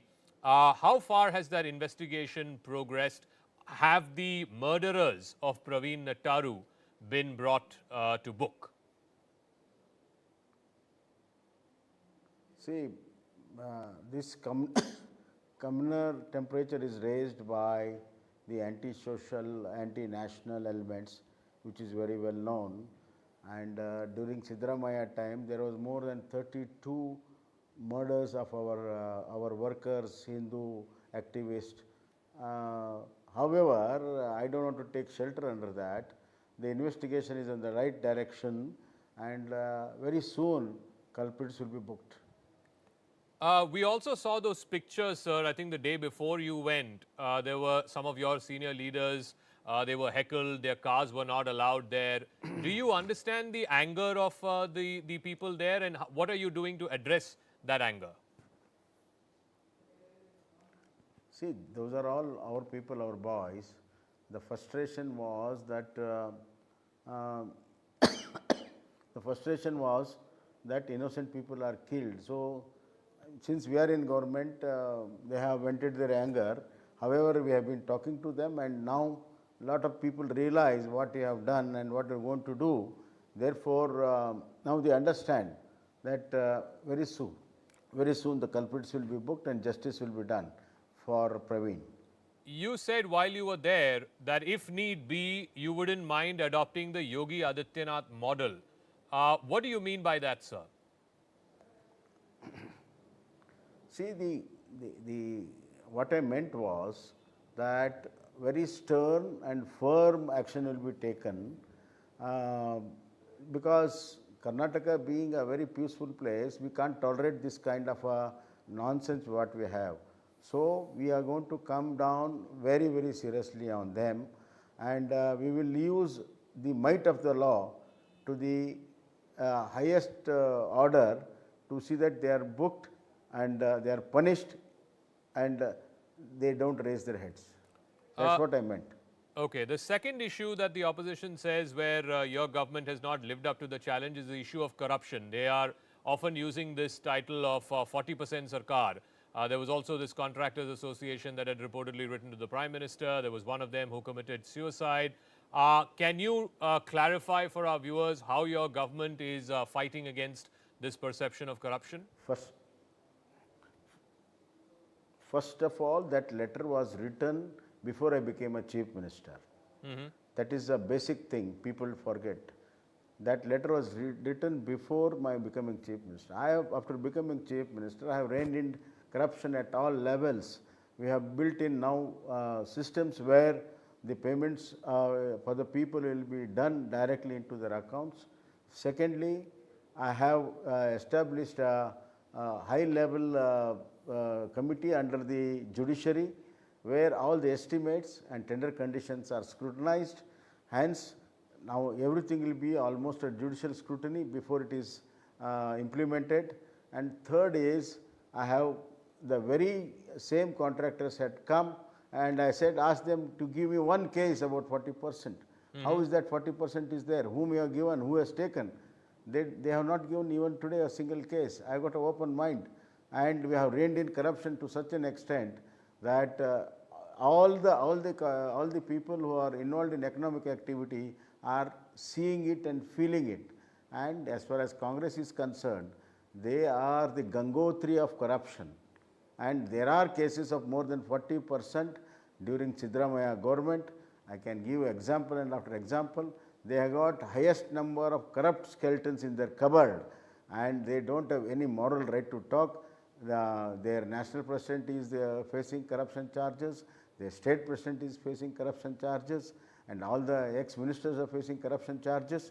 What right they have got? Sir, when you were appointed chief minister, many said you were an unlikely candidate. There were people both within your party and outside who were saying that you are not originally from the BJP. What can you say to those people today, now that you have finished 1 year in power, that you are as much original BJP as anyone else in your party is? See, I need not prove about my credentials in BJP. It is always there, it is seen, it is in action. I don't want to say anything, but everything is there to be seen as in the action itself. Secondly, yes, I had never lobbied or never tried for this, so naturally it became an element of surprise. But now all my legislature, all my party workers, all my office bearers, they are quite comfortable and we are all going as one team. What about the central leadership, sir? Is the central leadership 100% backing you and with you? Are you confident of leading your party into the elections next year? See, it is very clear. When I was elected, it was the choice of my central leadership, Prime Minister Narendra Modi ji, Amit Shah ji and Nadda ji. And their blessings are there throughout, and they are guiding me in all kind of development activities. And my job is now to bring back the party to power in 23, and I am striving day in and day out, 24/7 I am at it, and I am sure people will bless us, and I will bring back Karnataka into BJP fold in 23. That is the wish of our leaders, and I will fulfill that wish. Sir, over the last 1 year, there have been some concerns raised by the IT industry. Bangalore, of course, is known as the IT capital of the country. What will you say to the IT industry to reassure them that Karnataka and Bengaluru still remain the premier destination for IT companies, outsourcing companies? Because there were some concerns raised. I believe some industrialists like Kiran Majumdar Shaw, etc., even wrote to you about it. No, Kiran Majumdar voiced the concern about the communal flair in this thing. What I have assured her, see, as if the communal thing is not happening just now, it has been happening right for 4 or 5 decades, but IT sector has still grown, and if you look into the last 1 year, all the 4 quarters, highest number of FDI in the country is in Karnataka. 38% of the FDI of the country comes into Karnataka, and most of them are in the IT sector. That reposes the confidence not only the Indian IT people, but the Silicon Valley IT people also. And secondly, we are innovation number 1. Highest number of MOEs we have signed, industry is growing, and yesterday the list of GST has come down compared to last year. We have grown 45% in GST compared to the last year. That shows the economy is growing. Economy doesn't grow like that. Economy grows through people who can really contribute to the economy in terms of industry, trade, commerce, workers, and infrastructure by the government. So all this is happening. So I have assured them, and now they are really comfortable about it. Mr. Bommai, one organization that seems to be creating a lot of trouble in your state in the last 1 year is the Popular Front of India. What is the status of the government investigation against them? Why don't you ban them? Can you give us a status update? Yeah, see, I have been told, I have already spoken to press regarding this. This is not creating problem not only in Karnataka, throughout the country, Kerala, Uttar Pradesh, Madhya Pradesh, Rajasthan, everywhere. And the ban at state level, the courts have stuck it down. So the center is at it, and they have to have right kind of procedure, informations, and they are collecting that, and very soon some action will be taken, and we are hopeful about it. Do you believe, sir, that in the last few months, it's settled now, but in the last few months with the hijab controversy, the halal controversy, it kind of cast your government and your state in negative light, and you have recovered that image now? See, you have spoken half-truth. The issue is when hijab came, we never treated as a communal thing. We treated as our rule as far as dress code is concerned. And we came out the age-old dress code law, and High Court upheld it. Now everybody is following it. Through rule of law, we have settled it. Azan, Supreme Court order has been followed. Rule of law, we have settled it. And any other issue, even halal issue, it is a rule of the law. The law which was done during Congress government, which they had forgotten, we have said everybody should follow, and everybody followed it. See, majority of the minority also follows. It is only few elements who misguide them and try to create a law and order problem. But however, we have dealt it firmly as well as rule of law. And this is a new way of dealing all this kind of nonsense, which is not really necessary for this country. This is the right way to deal it, and I have done it. I want to talk a little bit about infrastructure, particularly in the context of the recent rains, not just in the cities, but in some of the interiors also. Things because of incessant rains, things have not looked good. What has your government done to improve the infrastructure in Bengaluru as well as in the rest of the state? See, floods are there unprecedented this year, but the government is there very much. I have toured and travelled all the flood hit districts, areas, and we have dealt with them on humanitarian grounds. We have done rescue in time, relief in time. Now we are doing rehabilitation in time. And as far as houses are concerned, we are building all the houses which are really succumbed to the rain, and we are building roads, bridges. Immediately I have sanctioned enough money for them. Today also I had a video conference, and I have directed my deputy commissioners to be with the people immediately and see that communication is restored, and then rehabilitation will start. First, rescue and relief should be given immediately. And for your kind information, Karnataka is only one state where if there is a house succumbs completely, NDRF gives 95,000. But my state government is giving 5 lakh rupees for a house which is succumbed to the rain. And as far as farmers' crop loss is concerned, whatever NDRF gives, state government is adding and giving double. For example, if dry crops is 13,600, we are giving them 23,000 rupees. Okay. This is how we are helping our farmers and our people. So we are at it. And I have given money from state government for infrastructures like road, electric poles, bridges. So enough rescue and this thing. Now rehabilitation is also on the fast track. Mr. Bommai, last few questions. You've got less than a year now to go back to the people and face elections. You have the peculiar this thing of dealing with not just one opposition in the Congress, but two opposition parties in the JDS as well. Are you ready to take on both these opposition parties? And what is your general view towards the JDS? Because you have been in an alliance before. Will you rule out the possibility if a need arises? Will you be open to the idea of tying up with a smaller party? I will answer your question in one straightforward way. I am ready to take on both the opposition, up and square.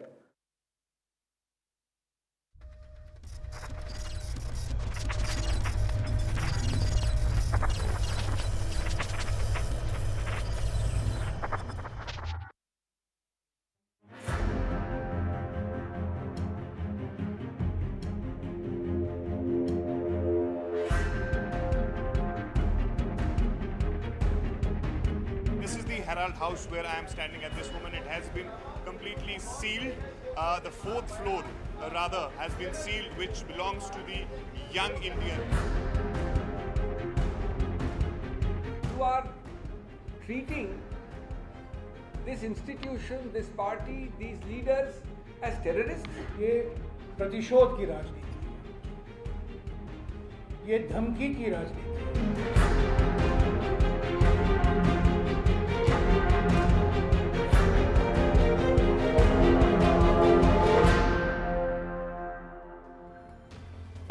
You're watching News Epicenter with me, Maria Shakil. The Congress party has been jolted once again in the National Herald case after the Enforcement Directorate sealed the office of young Indian. As per the agency, it was sealed because no one was available in the office and the ED agents were not able to complete the search. The agency has sealed the premises so that searches can be conducted in the presence of office bearers. Summons have been sent to the principal officer, who is Congress leader Mallikarjun Kharge, to get the search concluded. The agency says that as and when the authorized person presents himself for concluding the search, the seal will be lifted. This comes just days after Rahul and Sonia Gandhi were grilled by the agency, which is looking into the suspected misuse of party funds to take over Associated Journals through Young Indian, which resulted in the acquisition of all immovable properties of AJL as well. BJP leader Subramaniam Swamy, who is the main petitioner in the case, claims that by acquiring AJL through Young Indian, the Gandhis acquired properties worth several hundred crores owned by AJL in cities such as Mumbai, Lucknow, Patna, Delhi and Panchkula, including the 6-story Herald House at Bahadur Shah Zafar Marg. The Congress mobilized the top leadership to take on the centre, calling the sealing drive vendetta politics, claiming the agency is being used to harass the party in the absence of concrete proof. The Congress will raise an adjournment notice over this tomorrow in Parliament. But has this flashpoint been triggered by the inability of the Congress to properly cooperate with the agency, which prompted the sealing drive? Or is this, as the Congress alleges, an intimidation tactic? Joining me on the show, Sambit Patra, national spokesperson of the BJP. We have Radhika Khera from the Congress. Radhika Khera, if you look at what has been pasted outside the office, they are essentially saying that it was to complete the entire search process, and the moment that process is completed, this entire sealing will be lifted. Then why is the Congress alleging or indulging, I would say, in fear-mongering? Who is indulging in fear-mongering?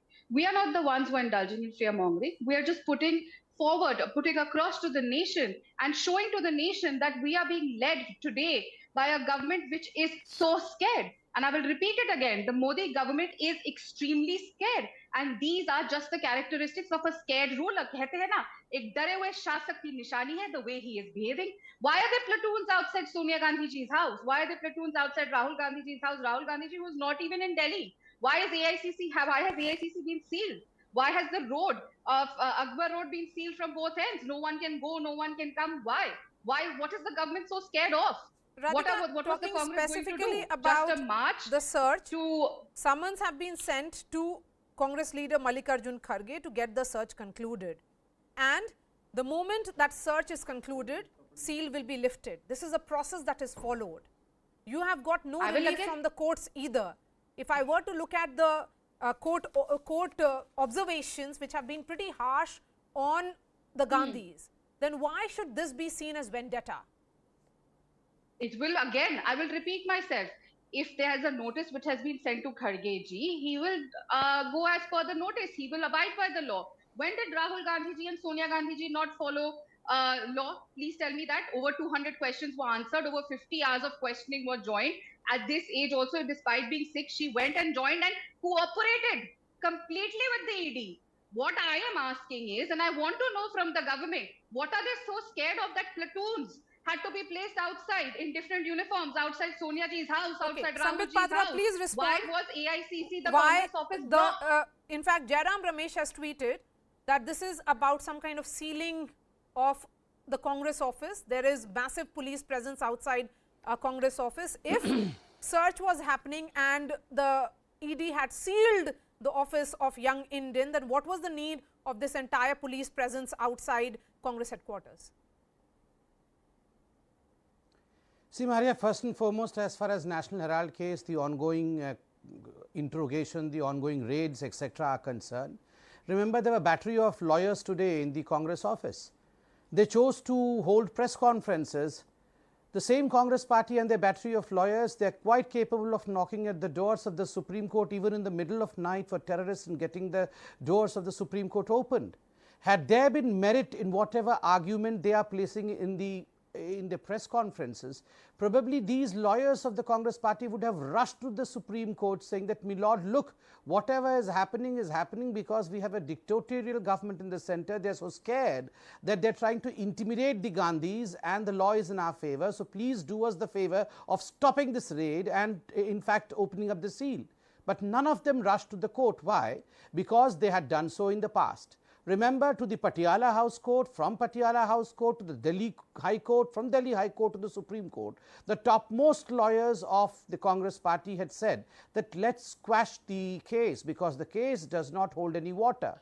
What did the Delhi High Court said? The Delhi High Court in fact went ahead to say that this was almost criminality on part of accused number 1 Sonia Gandhi and accused number 2 Rahul Gandhi, to which they again rushed to Supreme Court saying that, my lords, please quash the case. The Supreme Court categorically mentioned, no, we see merit in the case, you have to face the trial. And well, yes, you may be the president of the Congress party, you may be the former president of the Congress party, but trial you have to face. And as far as why the police was present in front of the residences of Sonia and Rahul Gandhi, well, in the past we had seen that people from the party had accumulated in the streets, trying to burn vehicles, trying to burn tires, etc. And the law had gone for a toss. Then the question that the media had asked of the Delhi police, why was the Delhi police not able to control the law and order situation on the streets? That's why, preempting probably that the situation may go out of hand, the Delhi police might have extended its security cover so that the people and the houses also, I mean Sonia ji's residence, Rahul ji's residence, do not meet with any untoward incidents. Why do they feel that Sonia ji and Rahul ji were to be arrested? Where they don't they believe in the judicial process of this country? Radhika, again the question is of fear mongering.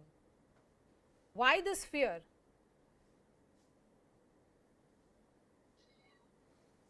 Can you hear me? Yes, go ahead.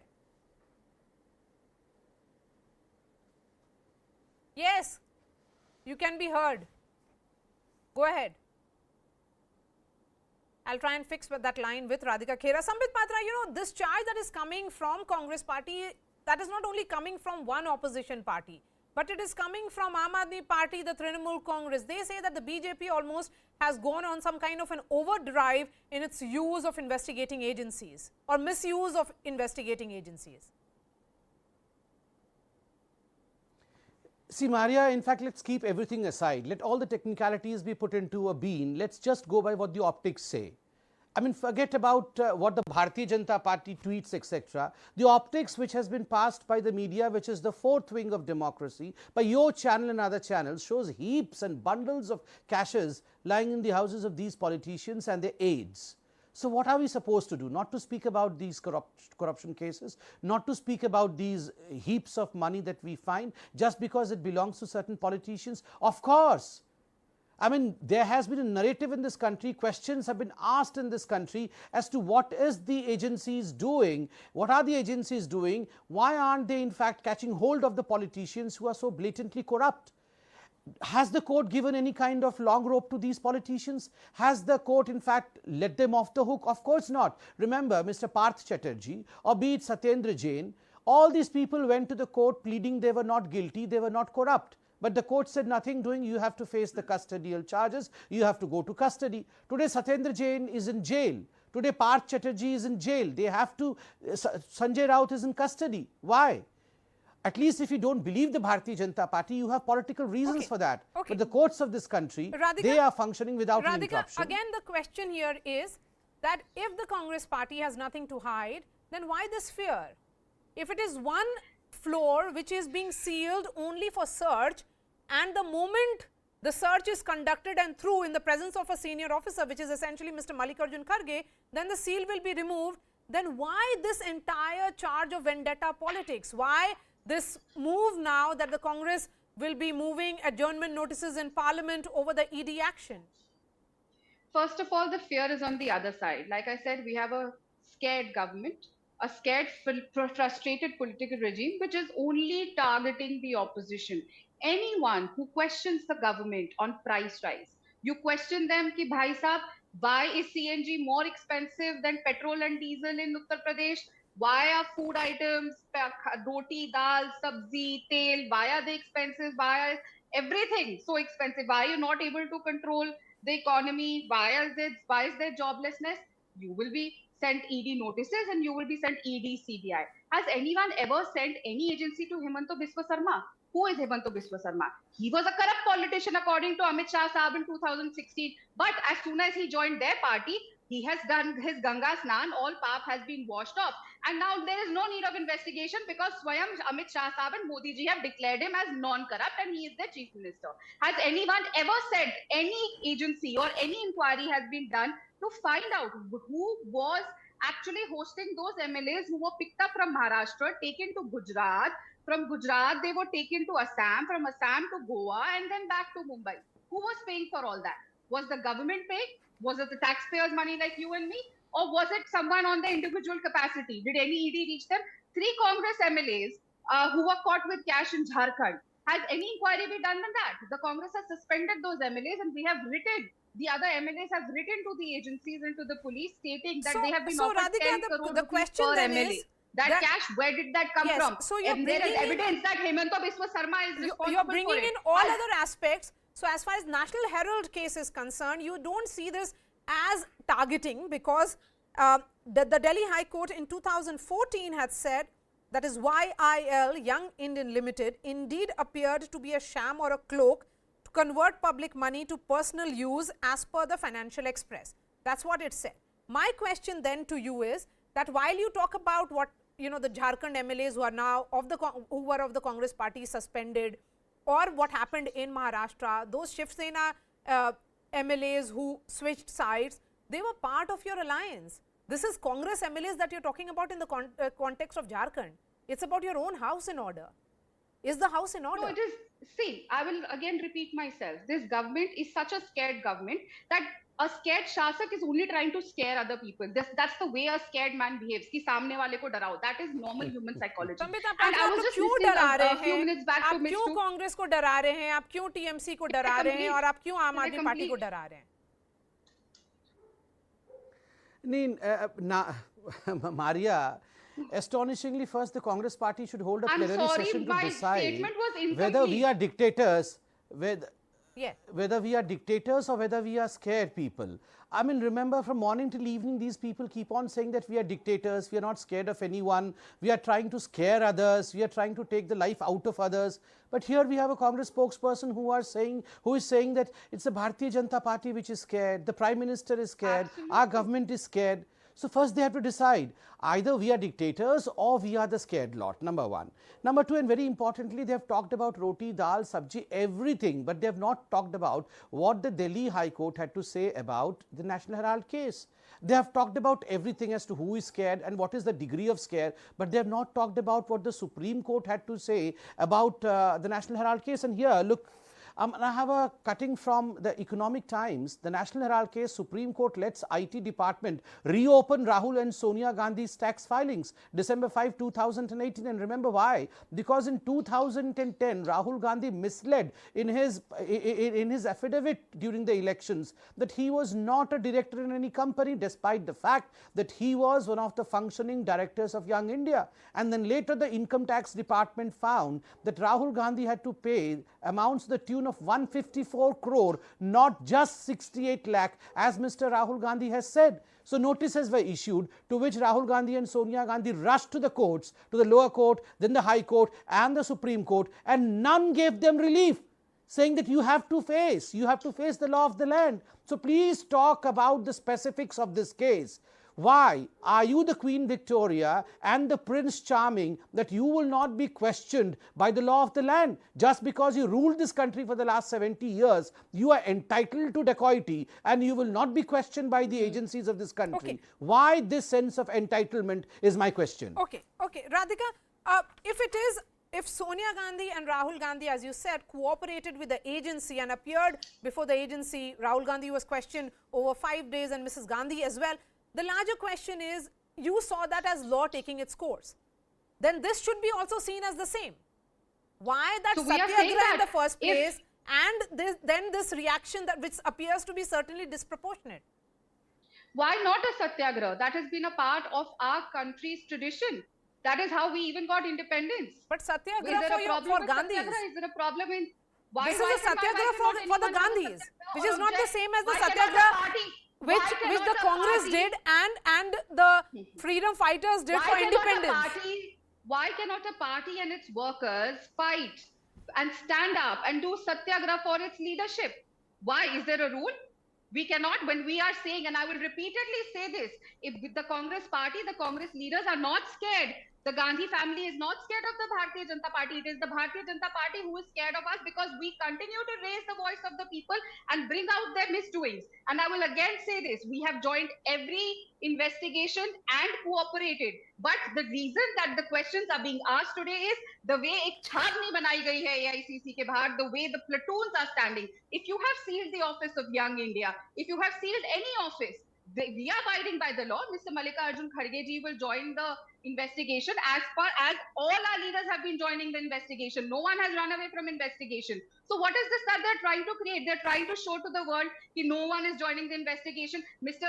Sambit Patra was reading out a list ki court ne ye kaha, court ne wo kaha. I want to ask Mr. Patra, what action and what agency have you sent to Mr. Raman Singh and his son, whose name is in Panama Papers? What action have you taken against the Nan Ghotala? What actions have you taken against the paper scam in Madhya Pradesh? What actions have you taken against your former Chief Minister Vijay Rupani from Gujarat, who was accused of crores and crores and hundreds of crores of scams? This is the charge that is, again, that is not coming only from the Congress, CBI, no ED. but also from the TMC and Aam Aadmi Party, that whosoever from opposition joins the BJP, it is almost like that the BJP becomes some kind of washing machine and you get cleaned up of all the charges of corruption that may be there against you.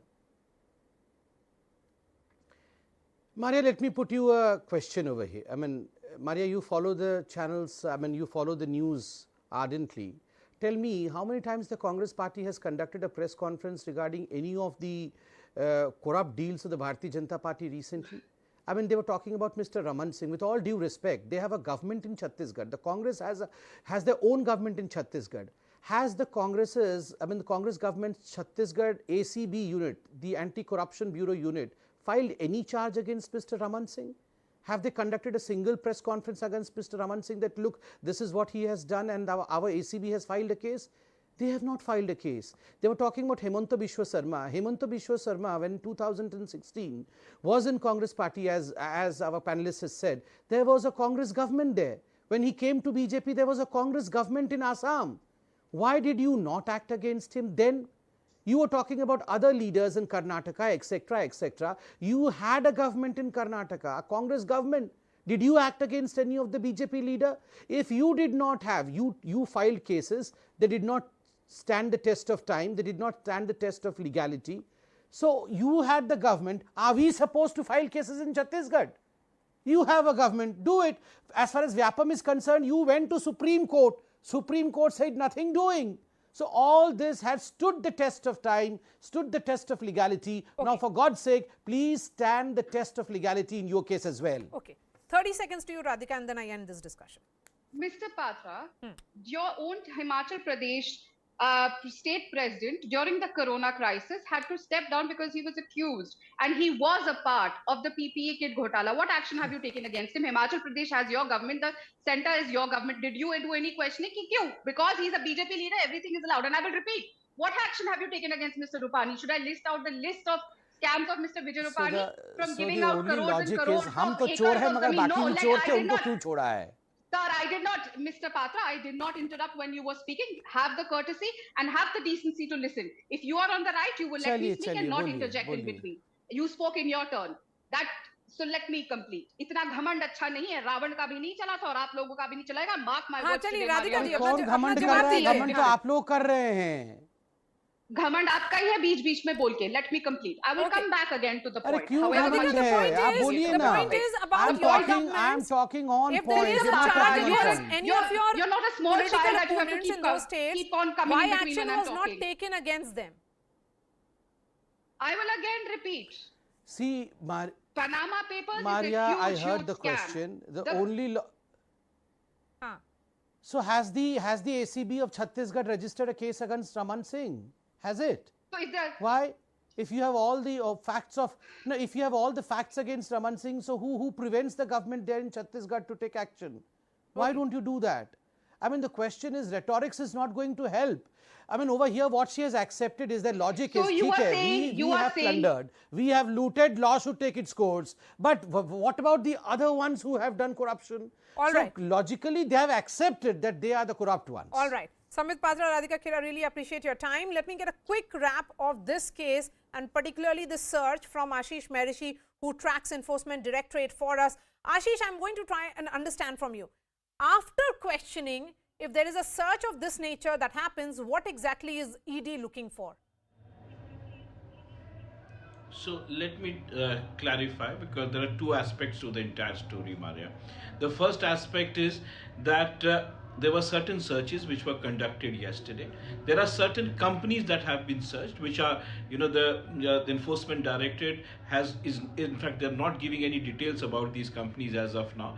But to my understanding, these companies are basically companies which basically helped in purchase of shares just at the time when the entire deal of National Herald or Associated Journal was happening with Young Indians. So that is one aspect. Now, I have just failed to understand the reason why there is so much of hue and cry as of today. Why? The search process was not completed. That office, that room has been sealed. That is all. Young India has a small office. Young India has a small office in the building of Herald House. That office was not occupied by anybody.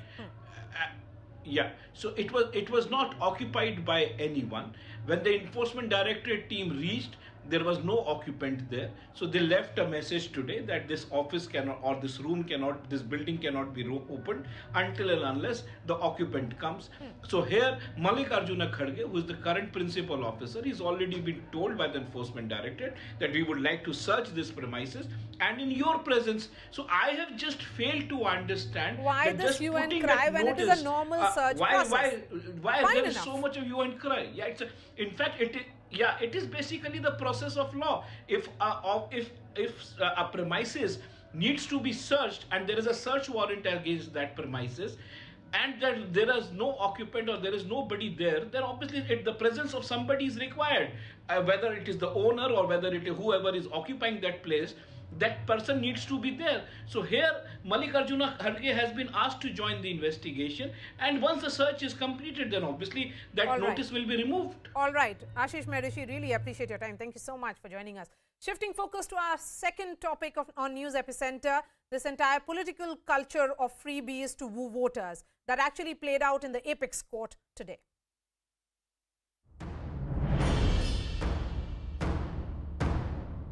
रेवड़ी culture वाले कभी आपके लिए नए expressway नहीं बनाएंगे, नए airport या डिफेंस कॉरिडोर नहीं बनवाएंगे।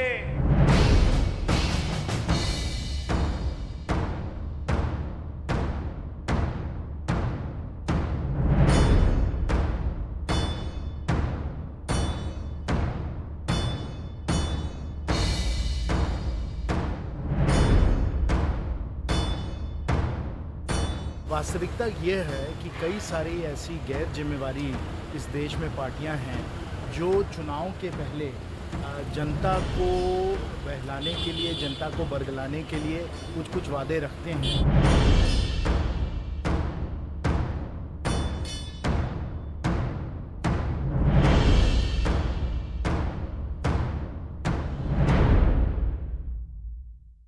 There was a debate in the top court today over the political culture of freebies to woo voters. The Supreme Court was hearing a plea which argued that the distribution of irrational freebies amounts to bribery, calling it a political tactic used to unduly influence voters. The plea also argued that freebies vitiate free and fair elections. The centre argued in court that freebies will lead to economic disaster and distort the decision of the voter. The centre argued further that the Election Commission must examine the issue. The apex court then presented its observations, saying there is a need for an expert body to frame regulations for freebies. National institutions must brainstorm the issue, and parties must give suggestions for the composition of an expert panel. The Supreme Court said that freebies have a significant impact on the economy, adding that the situation has been created due to the inaction of the Election Commission. The top court also said that no political party will oppose freebies and Parliament may be unable to effectively debate the matter, while the focus must be on the taxpayers and the economy. Now, this comes just 2 weeks after Prime Minister Modi warned citizens about revelry culture, saying it hampers the Vikas drive of the nation. Stepping into the debate, Delhi Chief Minister Arvind Kejriwal questioned the timing of the BJP stand in the Supreme Court, calling it purely political and lip service in connection to the economic woes the nation is facing. But this issue is indicative of a larger trend in India, where bad economics certainly is good politics. Welfare schemes of state governments tops over 1 trillion rupees. The largest schemes are from Andhra Pradesh, Madhya Pradesh and West Bengal. Schemes worth 2,67,000 crores are from Andhra Pradesh, Madhya Pradesh and West Bengal alone. The largest rise in subsidies has been in Jharkhand, Kerala, Orissa, Telangana and Uttar Pradesh, while Gujarat, Punjab and Chhattisgarh spend 10% of the state revenue on subsidies. The question remains, is it time to wake up to the economic realities of this culture that is so entrenched in Indian politics? Charu Pragya, spokesperson of the BJP, is joining me live. Gaurav Pandhi, representing the Congress. We also have Priyanka Kakkar of the Aam Aadmi Party. Priyanka Kakkar, the apex court is of the opinion that all political parties and various stakeholders must come together. Will the Aam Aadmi Party agree for a discussion of this nature, because you certainly top the list of parties that has been indulging in this kind of promise? Maria, I disagree with the last statement, and why I say that is, Maria, because there are genuine welfare schemes and then there are populist announcements. When you promise a 15 lakh in the account, for example, that disrupts the level playing field and it's a populist announcement. But when you end up giving what the Constitution promises, whether it is free education, free water, that would be a welfare scheme which helps our citizens and make their lives easier. Now, the BJP, Maria, clearly does not have any economic sense. And that is why it has sold almost all of our national assets, and even then incurred a debt of 60,000 crores compared to Delhi. Priyanka, can I say Even something in the context of CAG report Punjab? very- In Punjab, it's been the Maria, Aam you have to Aadmi give us Party some time. promised 1,000 rupees per month have to every recently adult repaid, woman you know. in the Maria, state. since you bring That up would Punjab, cross the it's not- exchequer 1,600 crores in a state which is debt-ridden. The women are yet to get that 1,000 rupees. Since you bring up Punjab, we've already implemented the free electricity, 300 unit of electricity in Punjab. Okay. The other will also be implemented. It's been about, say, 115 days since we came to power, and yet we were able to return 5,000 crore debts. And it's not difficult if you have good economic sense and the political will to empower people. Okay, But Charu see what is Pragya, happening, for example, the BJP let me played just the same finish card what I in was UP. saying. And I would agree with the apex court when they say clearly that no political party would be opposing freebies because every party does freebies. No. Maria, there's a slight difference. See, freebie is when Maria, you... Okay, that's a write off question to 11 Charu lakh crore. Pragya. Yes. Maria, let me please finish. Maria, Yes. Go ahead, Charu. I think audible to you. Yes, Maybe go my- ahead, go ahead, go ahead. So first of all, we have to make a very clear distinction between Garib Kalyan Yojanas which are made for the benefit of the upliftment of the poorest of the poor in our country, and political parties who are only promising freebies as an election promise. And what the BJP does is more long term. See, we are trying to make sure that the basic necessities of the poor people's lives are taken care of. Giving somebody food to eat cannot be called a freebie, whereas giving everybody a discount on electricity bills, it does not matter whether they can pay for it or not. That definitely is a freebie, and more so when it is given as an election promise. Vote for me and I will give you free electricity. Now that is what a freebie amounts to. A freebie is not when the world is suffering in a pandemic and Charu people can are say that struggling to because they're find not food even to able to eat. provide 100% electricity. No, absolutely not. See, Priyanka, I cannot see you, and I'll appreciate you not speaking in between when I'm having my say. We have actually changed the electrical circuit of this country, and anybody who follows politics and social policies will know that. We have electrified every single village in this country, which was never done previously. Again, it's misinformation. I must stop her. I must intervene because it is I don't know what kind of debates you go on. They but consider I never go on 10% debates where people want to speak over other people. Okay, Charu, one moment. Priyanka and Charu, listen to me. Okay. We can have a very civilized debate here. And that's Yes, what and I do on I my do show. not One moment, appreciate Charu, just hold on to your thoughts. We'll try and connect. Okay, you're back with us. Charu Pragya, my question to you is, when the BJP talks about freebies, then it is food security. When other political parties talk about ration, then it is not food security. Then it becomes anti-welfareism. Then it becomes a populist measure. No, and Maria, I am not talking about food. I am talking about other promises which are made. AIDMK, what kind of promises are made by AIDMK? Aam Aadmi Party, they want to base their entire AIDMK is your ally. You are saying that that is not a genuine welfare measure, which is meant for vulnerable section. And what opposition does is just populism. That is something that I am not convinced about. We'll try and fix that line with Charu Pragya in just a bit. Gaurav Pandey, when you went ahead and announced Nyay, that was again the same freebie culture that we keep talking about. It's not, Maria. It's absolutely not. We need to understand what exactly when we say freebies. If it is economic support to the people, those who are in need, they are not freebies. That's the duty of the government to provide a level support to the people so that they can be level playing field. Right. So when you say that Nyay, it doesn't fall into the category of freebies. Freebies is what the government, this current government has been. For example, 2 years ago, again we proposed Nyay in 2020 after the lockdown during COVID. That there should be Nyay so that people, the government should put money into the hands of the people so that they can spend. And what they is can, your government in Chhattisgarh doing? They are indulging in freebies. However, it's not. However, what the government did, they went ahead and reduced the corporate tax. That's freebies.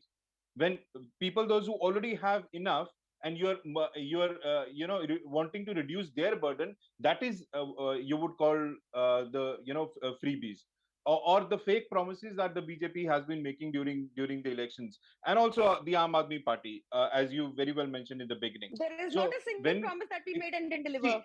Right now, right now as we speak, right? So you, all of us might be able to refill our LPG bottles at the current prices. We might be struggling to do so. However, there are more than 2 crore people, those who have not been able to refill their gas cylinders. Just imagine. So they are the people, they need subsidies. The government should provide them the subsidies, and then you cannot call them the freebies. No, Gaurav, the problem with that argument is that none of you are ready to actually make this a talking point and ensure that the Election Commission, various stakeholders become a part of it. Because what is being promised here is irrational freebies from public fund before election, duly in fact, which influences voters, completely disturbs level playing field, shakes roots of free and fair election, and completely vitiates the entire process. And all political parties indulge in it. Maria, be it the Congress or the BJP or the Aam Aadmi Party. This is distribution of private goods, almost services which are happening in this country. Can India afford it? Maria, see, freebies, again, I want to add here, freebies is when you make irrelevant promises in your election speeches. You did there, it with I believe that election... Gaurav, you did it with Nyay. The It's Congress not did it with irrelevant. Nyay. It is not Aam Aadmi irrelevant. Party See, has it done is- it, it so has- has the BJP No, done. Maria, see, it has been implemented in Chhattisgarh, and it's a successful model. Okay. Today, Chhattisgarh has the lowest So the same argument can unemployment be in the made country. by the Aam Aadmi Party that they have a Delhi model which worked, so they are hopeful that even the Punjab model will work. Charu, No, what the is the problem problem with the Punjab model then? If they have a successful Delhi model? Yeah, so Maria, how successful the Delhi model is, that's highly debatable, because you cannot have a state which is going into debt. You cannot have a state that continuously wants to borrow. Okay, What is Priyanka, the one problem moment. with Let her the finish. Aam Let her Aadmi finish. Party Let her spokesperson? finish. Yes, Charu, No, go no, ahead. Okay. Maria, I don't understand what is the Aam Aadmi Party spokesperson's problem. I Go refuse ahead. to be in an Go ahead. unproud Go ahead. debate like this. Quickly. So Misinformation troubles me. Can That's you the please problem. wait for your turn to speak? Sure, Can you sure. please wait for your turn to speak, Yes, or your party Charu, doesn't make your teach you? point. Yeah. Yeah, but Maria, make sure she doesn't interrupt. So what I'm trying to say is, if your government is driving a state further and further into debt, and then you go back to the center repeatedly and ask for more money, which Aam Aadmi Party is infamous for doing, that is not the way you are supposed to create welfare schemes. When you create a welfare scheme, you're supposed to take into account your income as a government and your expenditure as a government. Now, Aam Aadmi Party can have a lot of money they can spend on advertisements, but at the same time, for every other thing, they want to come back to the center and ask for money. Punjab is already doing that. They've just come to power and they're already doing that in Punjab. So again, even when you look at Delhi, the Delhi Jal Board, numbers are speaking against them. A department which was always in profit is today in loss. And that is thanks to the unreasonable freebies handed out by the Aam Aadmi Party government. And it's not just unreasonable freebies. Even in spite of that, Delhi people are struggling to get clean water. So what I'm trying to do is I'm trying to draw a clear distinction between ensuring the citizens of our country are well fed and living comfortably versus a political party which promises Can I remind you of what is happening in Madhya Pradesh? Let me also please. No, one moment. Can I remind you of what is happening in Madhya Pradesh, a state which is governed by the BJP for over 20 years, which along with Andhra Pradesh and West Bengal have schemes worth 2,67,000 crores. Please don't forget Uttar Pradesh as well. No, and in Uttar Pradesh, what is happening? What is happening in Uttar Pradesh is not like a blanket statement which is given by the government saying that it doesn't matter if you can pay, you cannot pay. Every single welfare scheme is very careful. You cannot own land. You are not the owner of a four-wheeler or a two-wheeler. There are a lot of checklists to that. It is not just randomly handed out to every apparent voter which comes your way.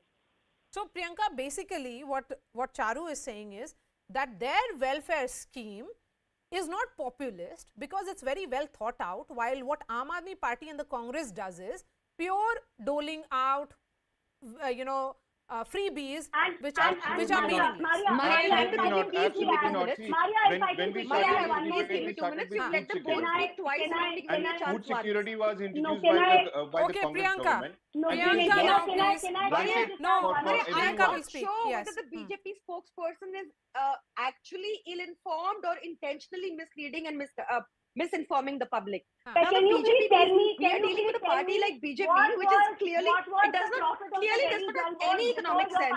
This is a party which has sold all of its national assets and incurred a debt of 60,000 crores still. Delhi is the only state which, according to the CAG report, is also in revenue surplus.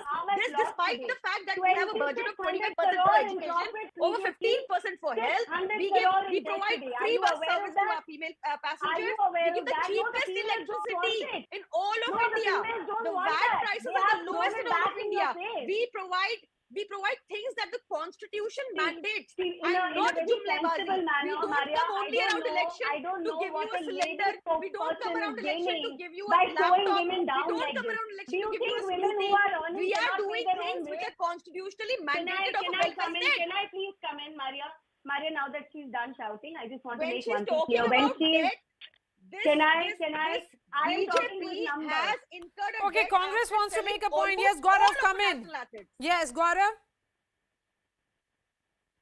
Party spokesperson said that Delhi is the only state. No, Delhi is not the only state. There are many states in India which are revenue surplus, and Delhi has been revenue surplus since last 16 to 17 years. And freebies, and let me tell you, freebies are talk about late Sheila Dikshit. Yes. No, and freebies are if we talk about the current government in Punjab or the central government by the Modi government, freebies are when you provide you waste money in security and providing free security to Arvind Kejriwal and calling him the convener of our Punjab. Arvind Kejriwal. Please, Arvind Kejriwal already has Arvind Kejriwal already has and by Congress. Then freebies are when you spend 8,000 crores in your planes, right? By Prime Minister Modi. Freebies are when you build a palace for yourself and for a fancy workplace for the member of parliament when there is one already that exists.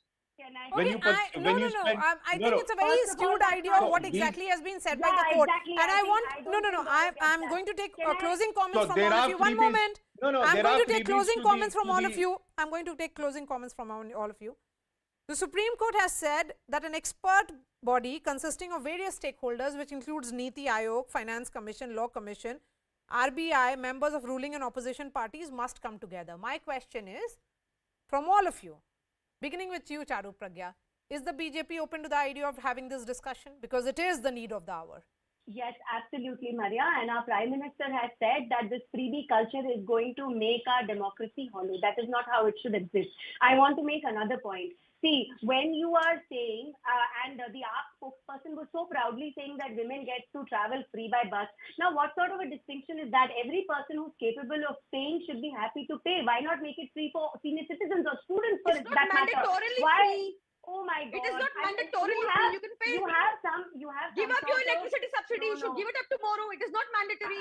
Give it up tomorrow. I think you have some sort of a problem, Priyanka. You should learn to speak when it is your turn to speak. This is not how a reasonable debate happens. I will not have to interrupt. Priyanka, I asked a question to her. Let her respond. Then I'll bring you in. I think you've got to be the most rudest spokesperson. Okay, no personal comments. No personal comments. Charu, 30 seconds. Let's be civil. Please go ahead.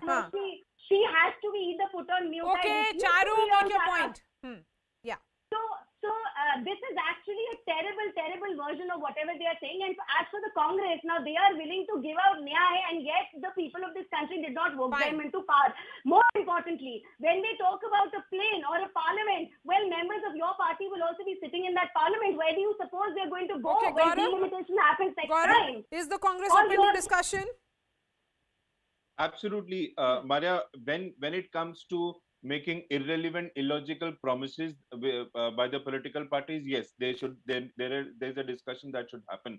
And I want to add one thing here. In 2013, during Rajasthan Assembly elections, our leader Rahul Gandhi made an announcement in Rajasthan that we should be moving towards providing, support and medical support to the people by providing free medicines. People did not vote for us. We were voted out. We sat in the opposition for 5 years and we came. And then it's not that, just you roll out without thinking. There has to be a framework. The government worked on it, and today, this year it was launched, and today Rajasthan is the only state providing more than 1,700 free medicines to the needy, to the people, those who need that So support. same argument Not is given just by to, the blatantly BJP everyone. that when they provided food to the poorest of the poor during the pandemic, and it is continuing, it is food security which India needed because of job losses that happened. Maria, Priyanka Kakkar, no, the I think that there has to be a distinction between welfareism, food security, and what is populist. In most of the cases, it's populism that's playing out. Priyanka Kakkar, 30 seconds to you quickly. Maria, Aam Aadmi Party has always been open to debates and discussions. And if you will see, our Honorable CM Arvind Kejriwal ji today also tweeted and said that there should perhaps be a cap on how much a state can spend from its capital. And I'm absolutely certain that we will be a part of this debate and discussion, because that is how a welfare state is supposed to run. All right. Priyanka Kakkar, Gaurav Pandey and Charu, thank you so much for joining us. We are slipping into a short break. Coming up would be Speaker Nancy Pelosi led the American charge against the dragon, showing solidarity with Taiwan despite the warnings from Beijing. All the details after the break.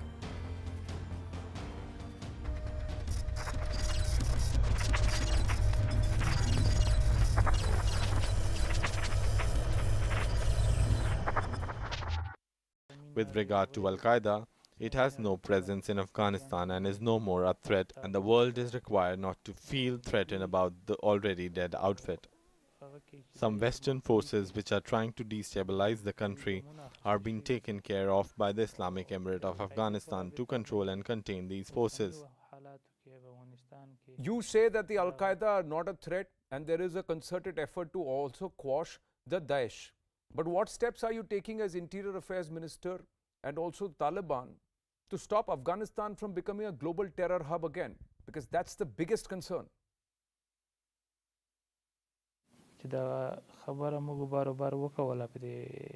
We have repeatedly said that the Treaty of Doha, which was signed, will be implemented in letter and spirit. And our message to the world is that no such terror outfit will make Afghanistan its center of terror operation. Our security agencies are competent to prevent and to nip such attempts in the bud, and we are firmly united against such forces.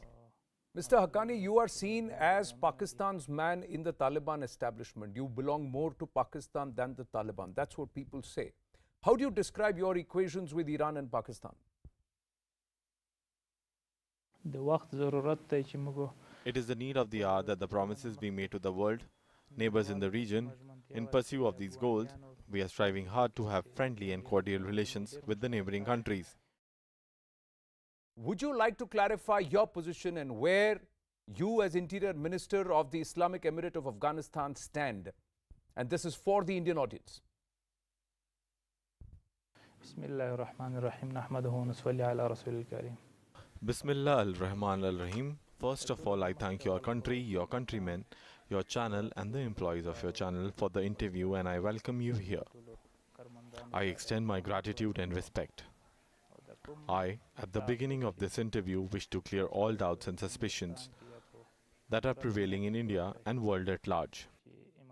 That Islamic Emirates of Afghanistan has come into existence with support of Pakistan. I wish to draw your attention that the last 20 years in Afghanistan was a period of annexation, aggression and ulterior motives of the imperial forces to occupy the land of Afghanistan. Whatever they wish to call it, it was for an occupation. Our holy jihad to free our country from the imperialistic power is our legitimate right. We strive to establish diplomatic relations with India, our neighboring countries in the region and the world at large. Our freedom, our sovereignty and self-respect is our legitimate right. But Mr. Sirajuddin Haqqani, the Indian security establishment, the people at large have several concerns, largely about terror outfits like the Jaish-e-Mohammed and the Lashkar-e-Taiba in Afghanistan and the threat posed by them to Indian interests. Do you agree?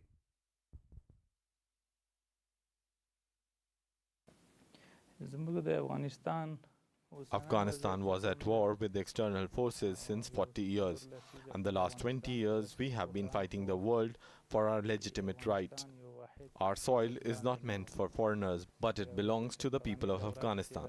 And we have assured to the neighboring regional countries and to the world that the soil of Afghanistan will be used against any of the countries of the world. But Mr. Haqqani, our security establishment, our intelligence agencies have confirmed locations, specific locations with latitude, longitude coordinates of Jaish and Lashkar camps operating out of Afghanistan soil. You are in charge of security in Afghanistan. You are the interior minister. So let me ask you this. If at any stage, if the Indian government gives you specific coordinates and locations of these camps, will you be able to act and operate together with the Indian agencies?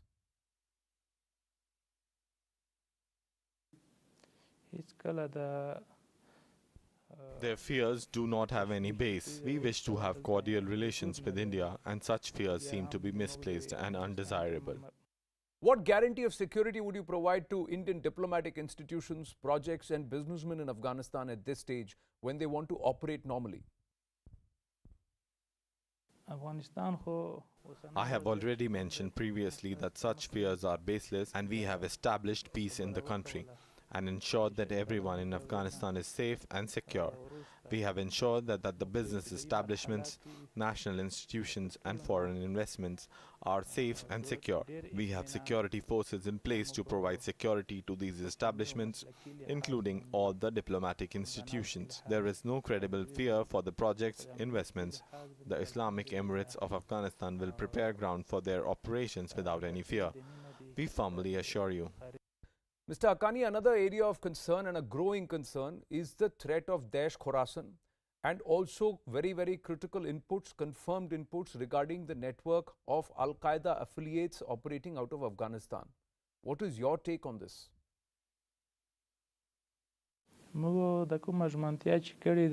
As we have promised to the world, also the Islamic world is in arms against the ISIS. To control and throw it out, many steps have been taken. With regard to Al-Qaeda, it has no presence in Afghanistan and is no more a threat, and the world is required not to feel threatened about the already dead outfit. Some Western forces which are trying to destabilize the country are being taken care of by the Islamic Emirate of Afghanistan to control and contain these forces. You say that the Al-Qaeda are not a threat and there is a concerted effort to also quash the Daesh. But what steps are you taking as Interior Affairs Minister and also Taliban to stop Afghanistan from becoming a global terror hub again? Because that's the biggest concern.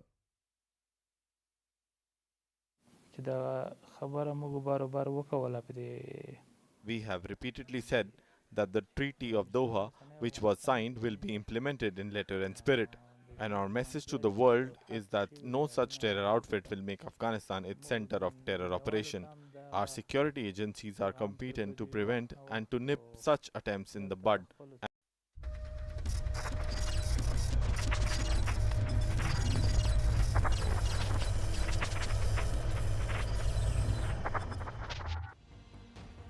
Welcome back. It was one of the most watched diplomatic visits in recent years. The Speaker of the US House of Representatives, Nancy Pelosi, wrapped up her historic Taiwan visit under the shadow of threats and military mobilizations by the Chinese regime, which warned the US not to mess with the status quo of its One China policy. Meanwhile, Pelosi assured support to Taiwan on all fronts, from security to trade to governance.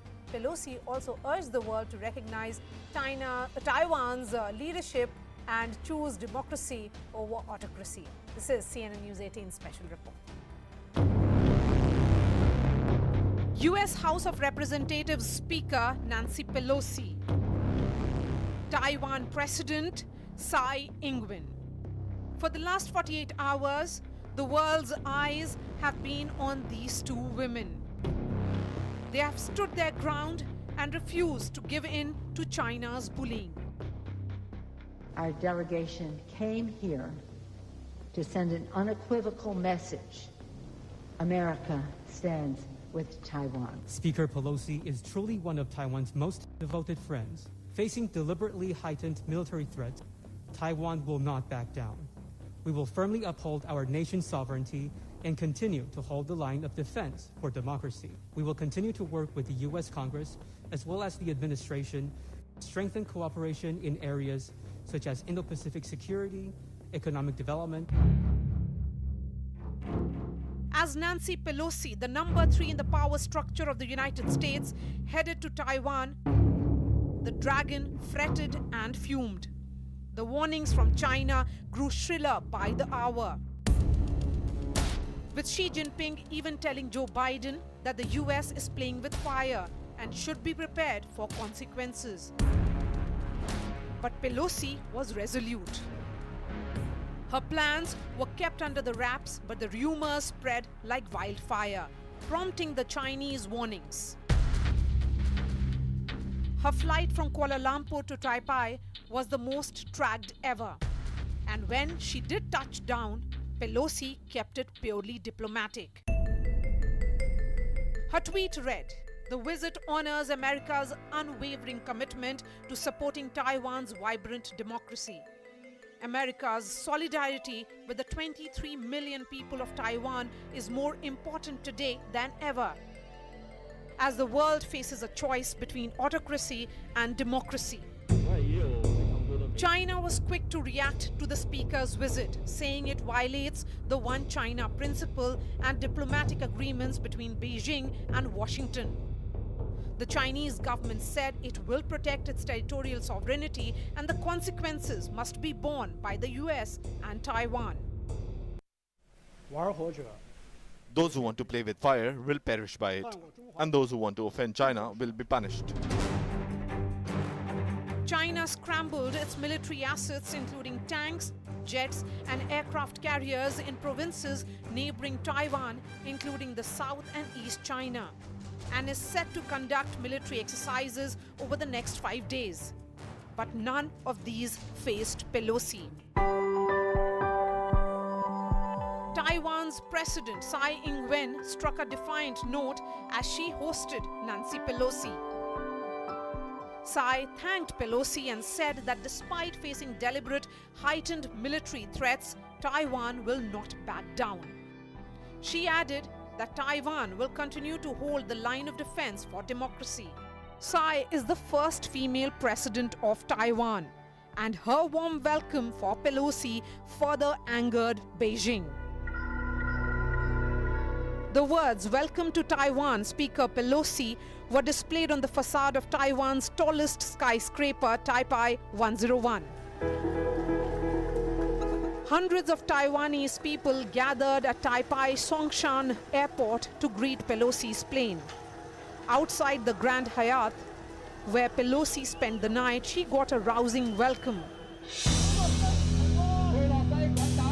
But some protesters held up signs reading "Yankee, go home." The bully only warned, like bullies do. Pelosi, who is the highest-ranked US official to visit Taiwan in 25 years, has had a long history of opposing Beijing. And she struck a chord with Taiwan and its people. In New Delhi, this is Maria Shakil. Dr. Nancy Snow is distinguished faculty at Schwarzman College and an author and international policy expert. She joins me from New York. Dr. Snow, I really appreciate your time. The Chinese military has now encircled Taiwan. How far do you think Xi Jinping is prepared to go, and what price is Taipei, according to you, going to pay for hosting Speaker Pelosi?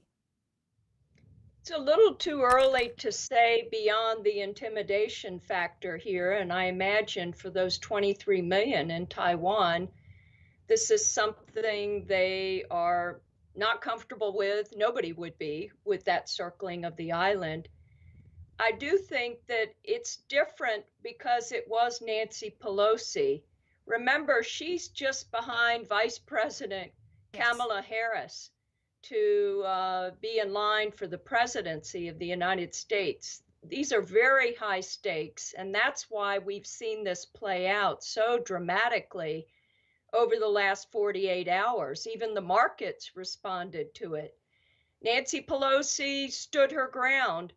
That was an excellent summary. You went over the fact that she's had a long history of denouncing human rights abuses in China. But I would add, she's also had wonderful meetings with Chinese leaders about global commons issues, notably on climate change and development and all these areas where these two, the US and China, have mutual interests. So I think now that she's left and gone to other parts of Asia, it's time to sort of take a deep breath and pull ourselves back from this getting out of hand.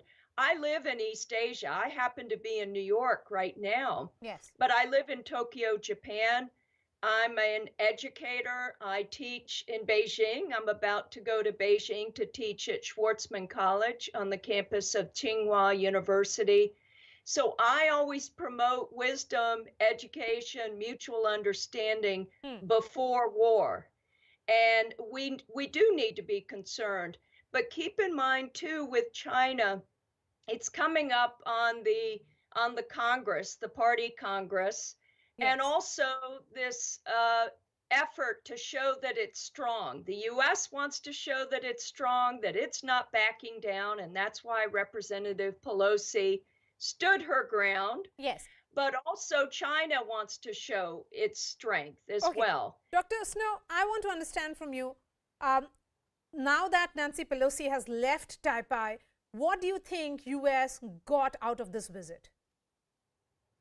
Well, the U.S. people, the U.S. government, it was curious to me when she announced that she was going no matter what, because you had President Joe Biden urging her publicly not to go, saying it wasn't a good time to go.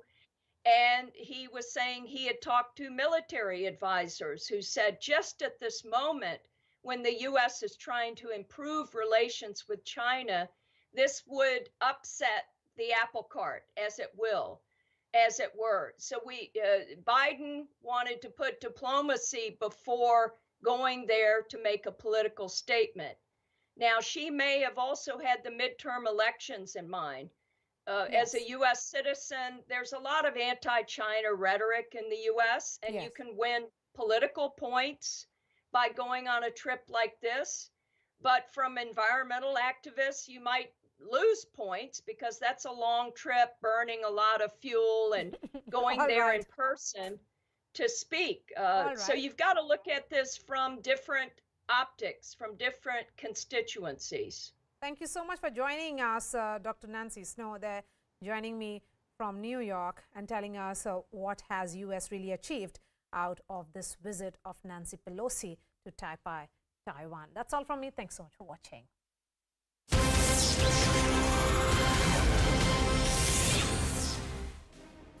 Hello and welcome to the late night edition with me, Ayushman Singh Jamwa. Shifting our focus to some health news coming in from the national capital, where Delhi has reported its 4th monkeypox case. This after a 31-year-old Nigerian woman tested positive for the virus. With this, India's monkeypox tally stands at 9. That's the piece of breaking news coming in from the national capital, where we have a Nigerian national, a woman who has tested positive for the monkeypox virus. I'm joined by Rupashri Nanda on the broadcast to get the latest details when it comes to this monkeypox scare that has gripped the national capital. Rupashri, give us the details. Well, what we have been able to confirm is that this person has been admitted into the LNJP hospital, and she is over 30 years old. And she has the normal symptoms or the predictable symptoms that are there from monkeypox, and her samples actually were sent for testing to NIT Pune, and the samples have returned today, and it has tested, and those samples have tested positive. So not very good news for the capital, because as the days pass by, every single day we are getting to hear of more cases of monkeypox being detected in the national capital. Remember, yesterday also Delhi reported 2 monkeypox cases, and today it has reported 1. Apart from that, in terms of the government's preparedness, both the central government and the Delhi government have taken note of it. There are 3 central government hospitals which have been made operational to treat monkeypox cases. Apart from that, Delhi government itself has set aside 3 hospitals or created isolation rooms in 3 hospitals that are being ruled by the Delhi government, and apart from that, also created isolation rooms in private hospitals in order to deal with monkeypox. Now, if those numbers are not huge. For instance, in LNGP, there are 20 isolation rooms. But what we are getting to hear is that if and as the cases rise, then these number of rooms are also going to be, it is going to be increased. Apart from that, when the other concern is because it is a contagious disease, are our medical professionals prepared or staff prepared to treat this? As far as LNGP is concerned, yes, they have been given the kind of training that is needed. And what we have been able to confirm is that the staff, the doctors, the nurses, anybody who is involved in treating a monkeypox case or supervising such a case is given PPE kits and follows the same sort of protocols that they used to follow when it came to COVID cases.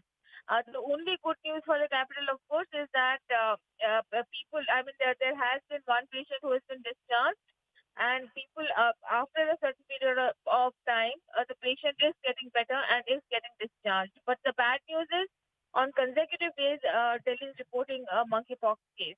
Absolutely. Rupashri, please stay with us. The COVID alarm in the national capital is not far behind as well. And that's the news that's coming in from Delhi, where Delhi's positivity rate has shot up to 11.64%. 2,073 new cases have been reported in the last 24 hours alone, ladies and gentlemen. Meanwhile, the number of deaths too have gone up compared to yesterday. Delhi reported 5 new deaths today. Yesterday, it was just 3. Rupashri continues to be with us on the broadcast. Rupashri, so this continues to be a cause of concern for the Delhi government, because Delhi was once the epicenter of the COVID surge, and now we're seeing an upward trend. 11.64% the positivity rate, 5 deaths in the last 24 hours. Decode the action plan of the Delhi government right now. Is it a wait and watch policy even now?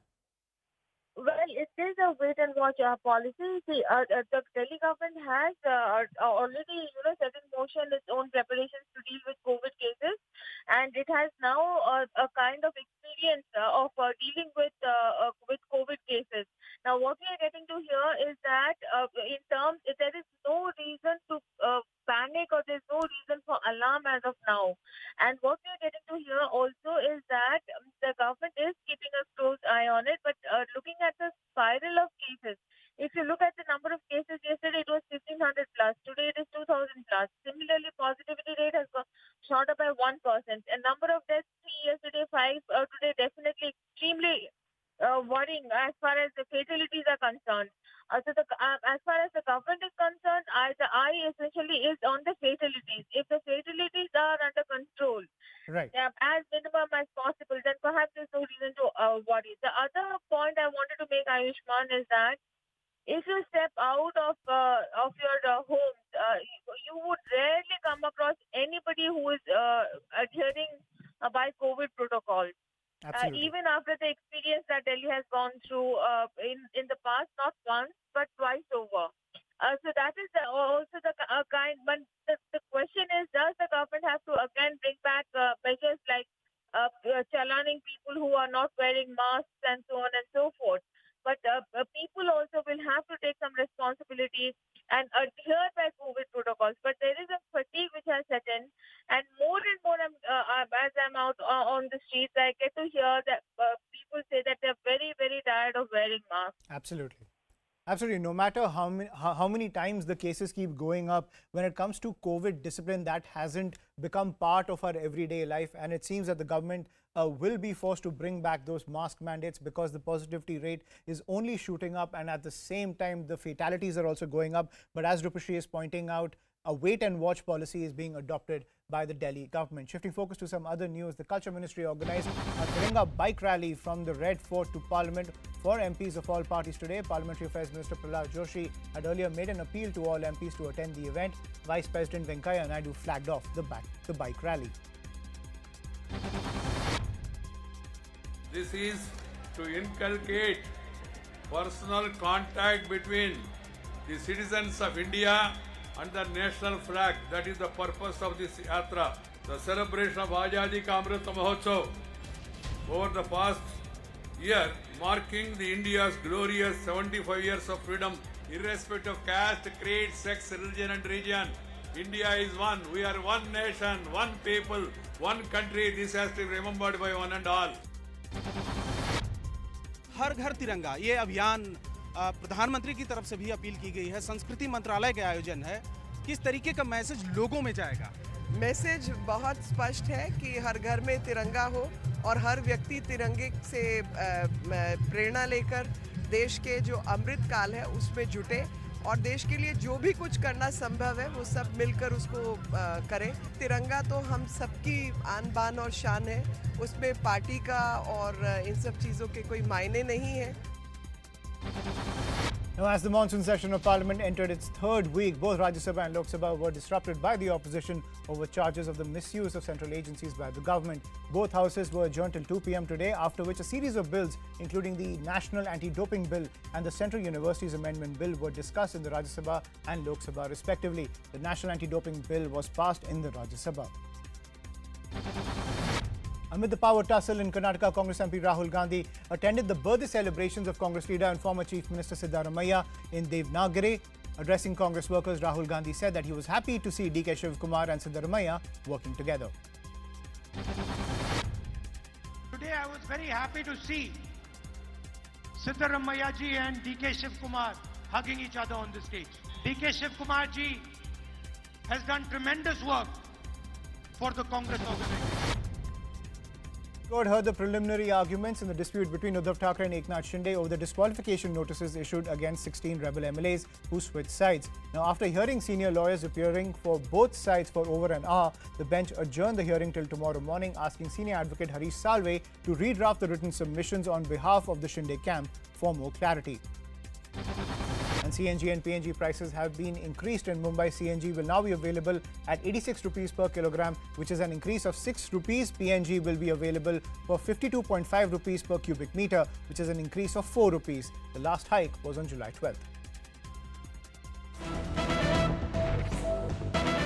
And more breaking news coming in, and this news coming in from down south. In the NEET exam scandal, the Kerala High Court has directed the National Testing Agency to file a detailed statement explaining the manner in which the test was conducted at its Kollam centre, where female aspirants were asked to remove their innerwear before attempting the exam. And this was done to deter cheating. That was the pitch coming in from that Kollam centre when it came to telling those aspirants to remove their innerwear. They wanted to deter cheating. I'm joined by Ananya Bhatnagar on the broadcast on this piece of breaking news. Ananya, give us the details. What kind of statement does the Kerala High Court want? Well, yes, the Kerala High Court has in fact directed the National Testing Agency, that is the NTA, which is responsible for conducting all of these examinations, to in fact submit a report with regards to the incident that had happened in Kerala when the NEET exams had taken place. Remember, what had happened was certain students, certain female students were in fact asked to appear before the examination after removing their undergarments, and only after removing the undergarments they were allowed to sit into that examination. That was said that it was due to a security purpose, and a lot of hue and cry had happened. In fact, the National Commission for Women had also issued notices to the NTA and the agencies that are conducting the NEET examination, sought a response from them.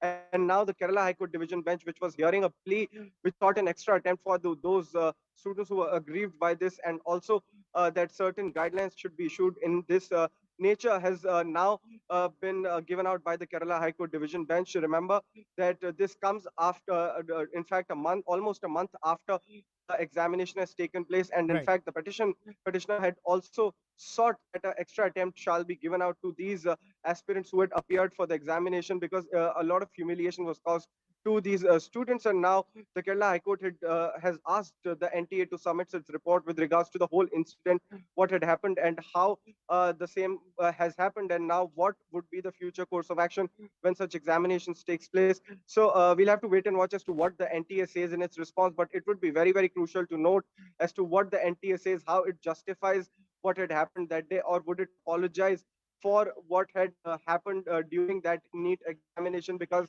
a lot of protests had taken place and a lot of agencies had come out, including the National Commission for Women and the State Commission for Women, had come out in open against this whole incident that had happened, where the students were asked to remove their undergarments before appearing for these examinations. And now we'll have to wait and watch as to how the NTA responds to it and what does it say in its affidavit before the Kerala High Court. Right. So the NTA has a lot of explaining to do. Thank you, Ananya, for joining us on the broadcast with that piece of breaking news. Shifting focus to the rain havoc taking place across the country, SDRF teams rescued 3 people trapped in the middle of a river in Uttarakhand's Dehradun. Remember, incessant rains have lashed various parts of Uttarakhand, triggering a number of landslides and overflowing of rivers. The landslide was reported near the Koti Bridge in the Chamba district, due to which movement of vehicles remained suspended for several hours. The National Highway Division has started the work to clear the rocks from the highway. The famous Aluva Mahadeva temple in Ernakulam has been submerged due to the rise of the water level in the Periyar River. The temple administration has barred devotees from visiting the site. Heavy rains lashing Kerala's Kottayam have created a flood-like situation in the city. The weather department has issued a red alert in 10 districts of the state. The department has also warned of widespread rainfall in the state till the 5th of August. And the Deputy Commissioner of Karnataka's Koppal district announced a holiday for schools and colleges after heavy rains lashed many parts of